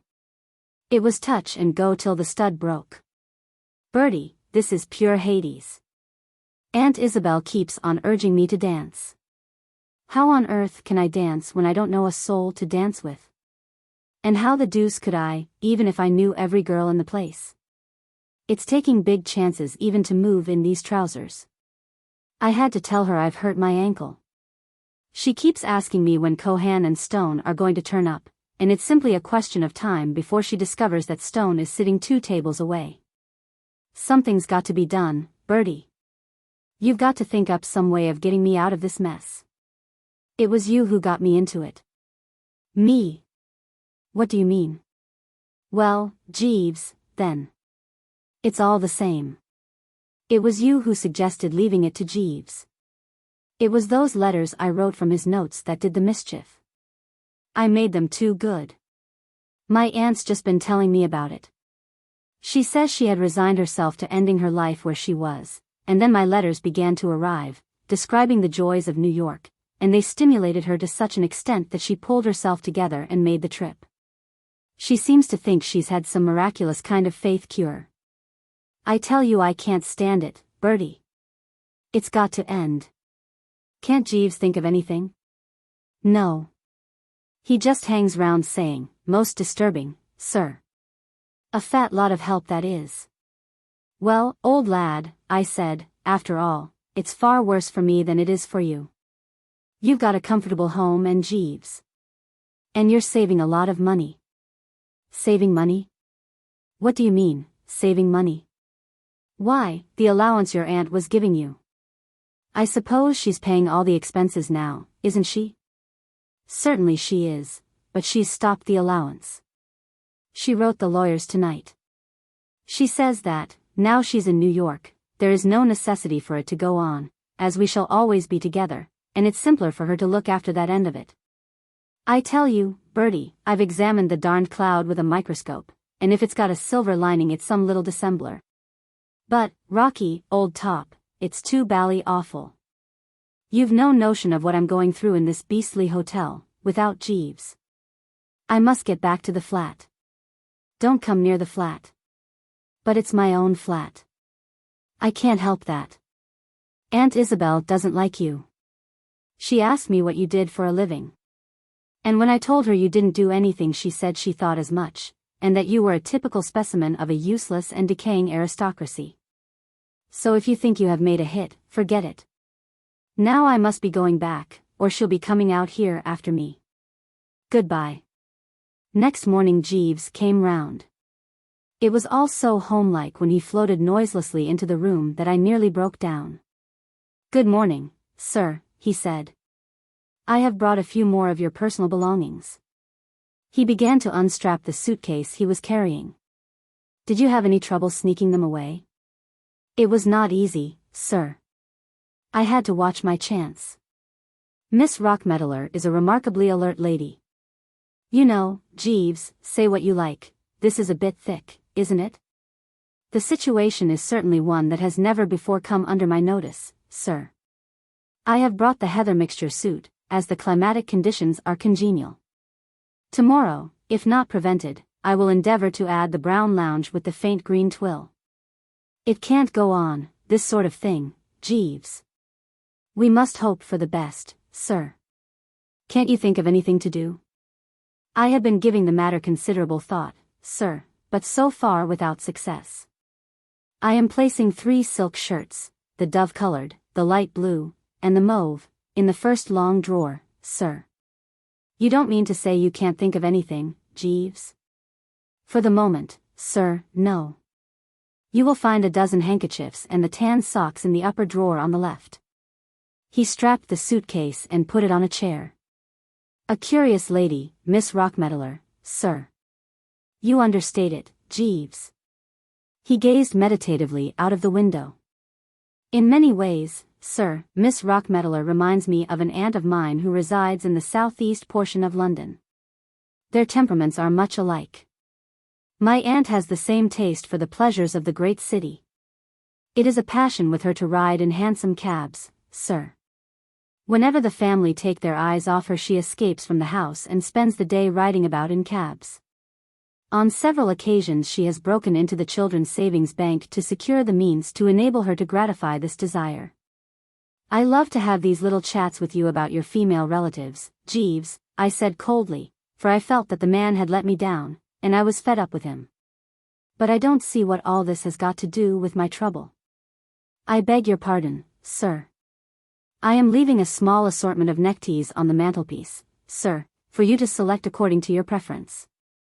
I should recommend the blue with the red domino pattern, sir. Then he streamed imperceptibly toward the door and flowed silently out. I've often heard that chappies, after some great shock or loss, have a habit, after they've been on the floor for a while wondering what hit them, of picking themselves up and piecing themselves together. And sort of taking a whirl at beginning a new life. Time, the great healer, and nature, adjusting itself, and so on and so forth. There's a lot in it. I know, because in my own case, after a day or two of what you might call prostration, I began to recover. The frightful loss of Jeeves made any thought of pleasure more or less a mockery, but at least I found that I was able to have a dash at enjoying life again. What I mean is, I was braced up to the extent of going round the cabarets once more, so as to try to forget, if only for the moment. New York's a small place when it comes to the part of it that wakes up just as the rest is going to bed, and it wasn't long before my tracks began to cross Old Rocky's. I saw him once at Peel's, and again at Frolics on the Roof. There wasn't anybody with him either time except the aunt, and, though he was trying to look as if he had struck the ideal life, it wasn't difficult for me, knowing the circumstances, to see that beneath the mask the poor chap was suffering. My heart bled for the fellow. At least, what there was of it that wasn't bleeding for myself bled for him. He had the air of one who was about to crack under the strain. It seemed to me that the aunt was looking slightly upset also. I took it that she was beginning to wonder when the celebrities were going to surge round, and what had suddenly become of all those wild, careless spirits Rocky used to mix within his letters. I didn't blame her. I had only read a couple of his letters, but they certainly gave the impression that poor old Rocky was by way of being the hub of New York nightlife, and that, if by any chance he failed to show up at a cabaret, the management said, "What's the use?" and put up the shutters. The next 2 nights I didn't come across them, but the night after that I was sitting by myself at the Maison Pierre when somebody tapped me on the shoulder blade, and I found Rocky standing beside me, with a sort of mixed expression of wistfulness and apoplexy on his face.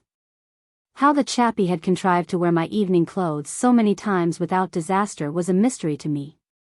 He confided later that early in the proceedings he had slit the waistcoat up the back and that had helped a bit. For a moment I had the idea that he had managed to get away from his aunt for the evening, but, looking past him, I saw that she was in again. She was at a table over by the wall, looking at me as if I were something the management ought to be complained to about. "Bertie, old scout," said Rocky, in a quiet, sort of crushed voice, "we've always been pals, haven't we? I mean, you know I'd do you a good turn if you asked me." "My dear old lad," I said. The man had moved me. "Then, for heaven's sake, come over and sit at our table for the rest of the evening." "Well, you know, there are limits to the sacred claims of friendship." "My dear chap," I said, "you know I'd do anything in reason, but—" "You must come, Bertie. You've got to. Something's got to be done to divert her mind. She's brooding about something. She's been like that for the last 2 days. I think she's beginning to suspect. She can't understand why we never seem to meet anyone I know at these joints. A few nights ago I happened to run into 2 newspaper men I used to know fairly well.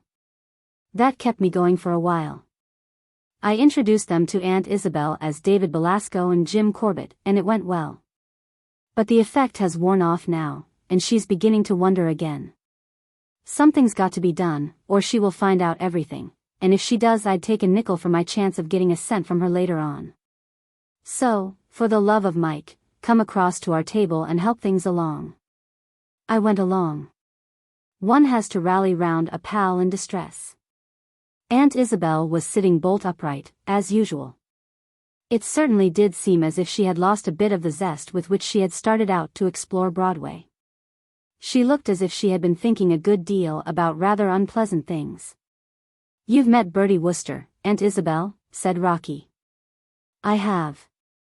There was something in her eye that seemed to say, "Out of a city of 6 million people, why did you pick on me?"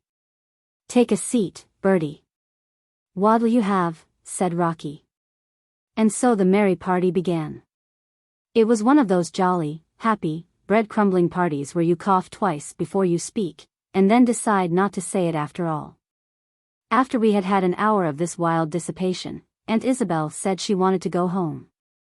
In the light of what Rocky had been telling me, this struck me as sinister. I had gathered that at the beginning of her visit she had had to be dragged home with ropes. It must have hit Rocky the same way, for he gave me a pleading look. "You'll come along, won't you, Bertie, and have a drink at the flat?" I had a feeling that this wasn't in the contract, but there wasn't anything to be done. It seemed brutal to leave the poor chap alone with the woman, so I went along. Right from the start, from the moment we stepped into the taxi, the feeling began to grow that something was about to break loose. A massive silence prevailed in the corner where the aunt sat, and, though Rocky, balancing himself on the little seat in front, did his best to supply dialogue, we weren't a chatty party. I had a glimpse of Jeeves as we went into the flat, sitting in his lair, and I wished I could have called to him to rally round. Something told me that I was about to need him. The stuff was on the table in the sitting room. Rocky took up the decanter. "Say when, Bertie." "Stop," barked the aunt, and he dropped it. I caught Rocky's eye as he stooped to pick up the ruins. It was the eye of one who sees it coming. "Leave it there, Rockmeddler," said Aunt Isabel. And Rocky left it there. "The time has come to speak," she said. "I cannot stand idly by and see a young man going to perdition." Poor old Rocky gave a sort of gurgle, a kind of sound rather like the whiskey had made running out of the decanter onto my carpet. He said, blinking. The aunt proceeded. "The fault," she said, "was mine. I had not then seen the light. But now my eyes are open. I see the hideous mistake I have made. I shudder at the thought of the wrong I did you, Rockmeddler, by urging you into contact with this wicked city."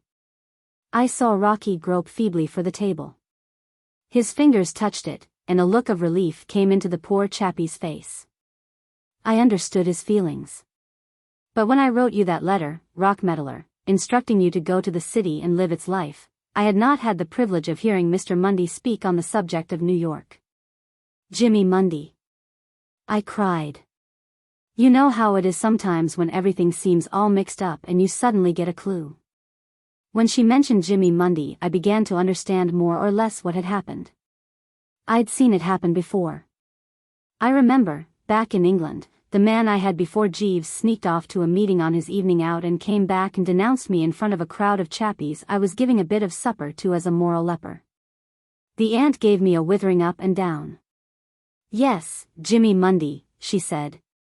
"I am surprised at a man of your stamp having heard of him. There is no music, there are no drunken, dancing men, no shameless, flaunting women at his meetings. So for you they would have no attraction. But for others, less dead in sin, he has his message. He has come to save New York from itself, to force it, in his picturesque phrase, to hit the trail." It was 3 days ago, Rockmeddler, that I first heard him. It was an accident that took me to his meeting. How often in this life a mere accident may shape our whole future. You had been called away by that telephone message from Mr. Belasco. So you could not take me to the hippodrome, as we had arranged. I asked your manservant, Jeeves, to take me there. The man has very little intelligence. He seems to have misunderstood me. I am thankful that he did. He took me to what I subsequently learned was Madison Square Garden, where Mr. Mundy is holding his meetings. He escorted me to a seat and then left me. And it was not till the meeting had begun that I discovered the mistake which had been made. My seat was in the middle of a row. I could not leave without inconveniencing a great many people, so I remained. She gulped. Rockmeddler, I have never been so thankful for anything else. Mr. Mundy was wonderful. He was like some prophet of old, scourging the sins of the people. He leaped about in a frenzy of inspiration till I feared he would do himself an injury.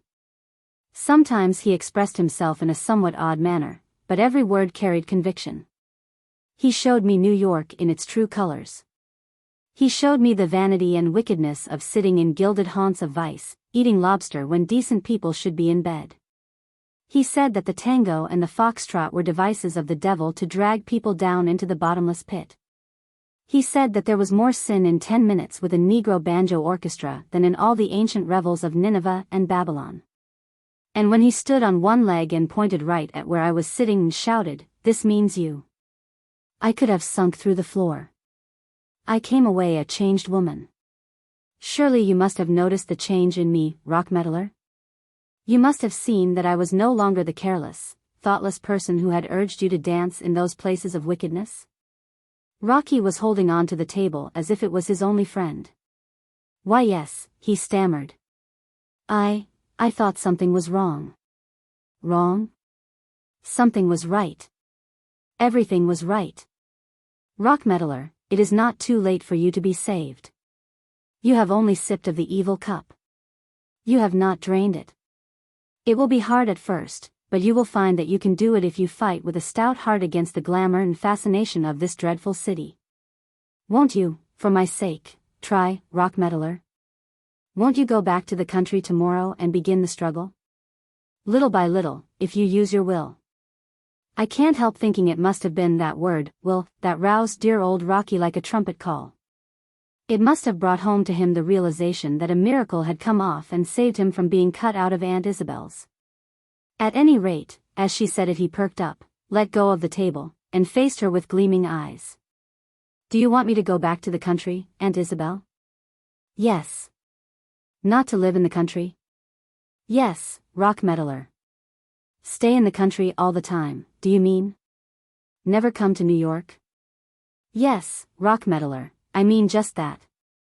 It is the only way. Only there can you be safe from temptation. Will you do it, Rockmeddler? Will you, for my sake? Rocky grabbed the table again. He seemed to draw a lot of encouragement from that table. I will, he said. Jeeves, I said.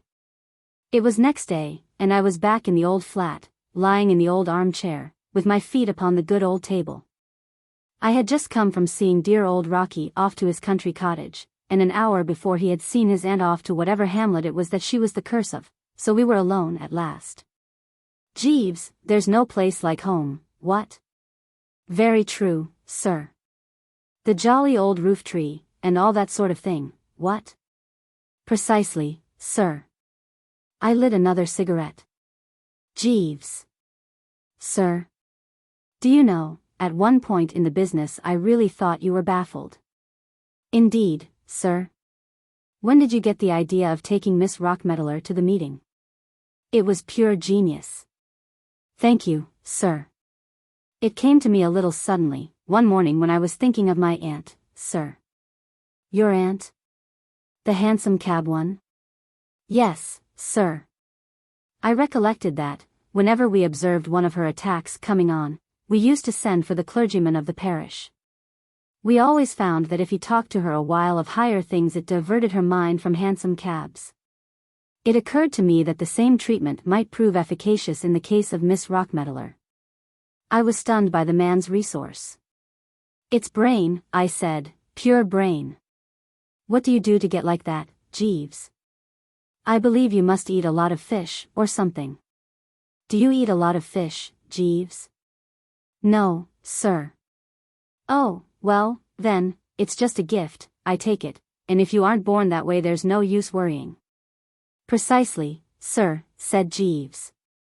If I might make the suggestion, sir, I should not continue to wear your present tie. The green shade gives you a slightly bilious air. I should strongly advocate the blue with the red domino pattern instead, sir. All right, Jeeves, I said humbly. You know,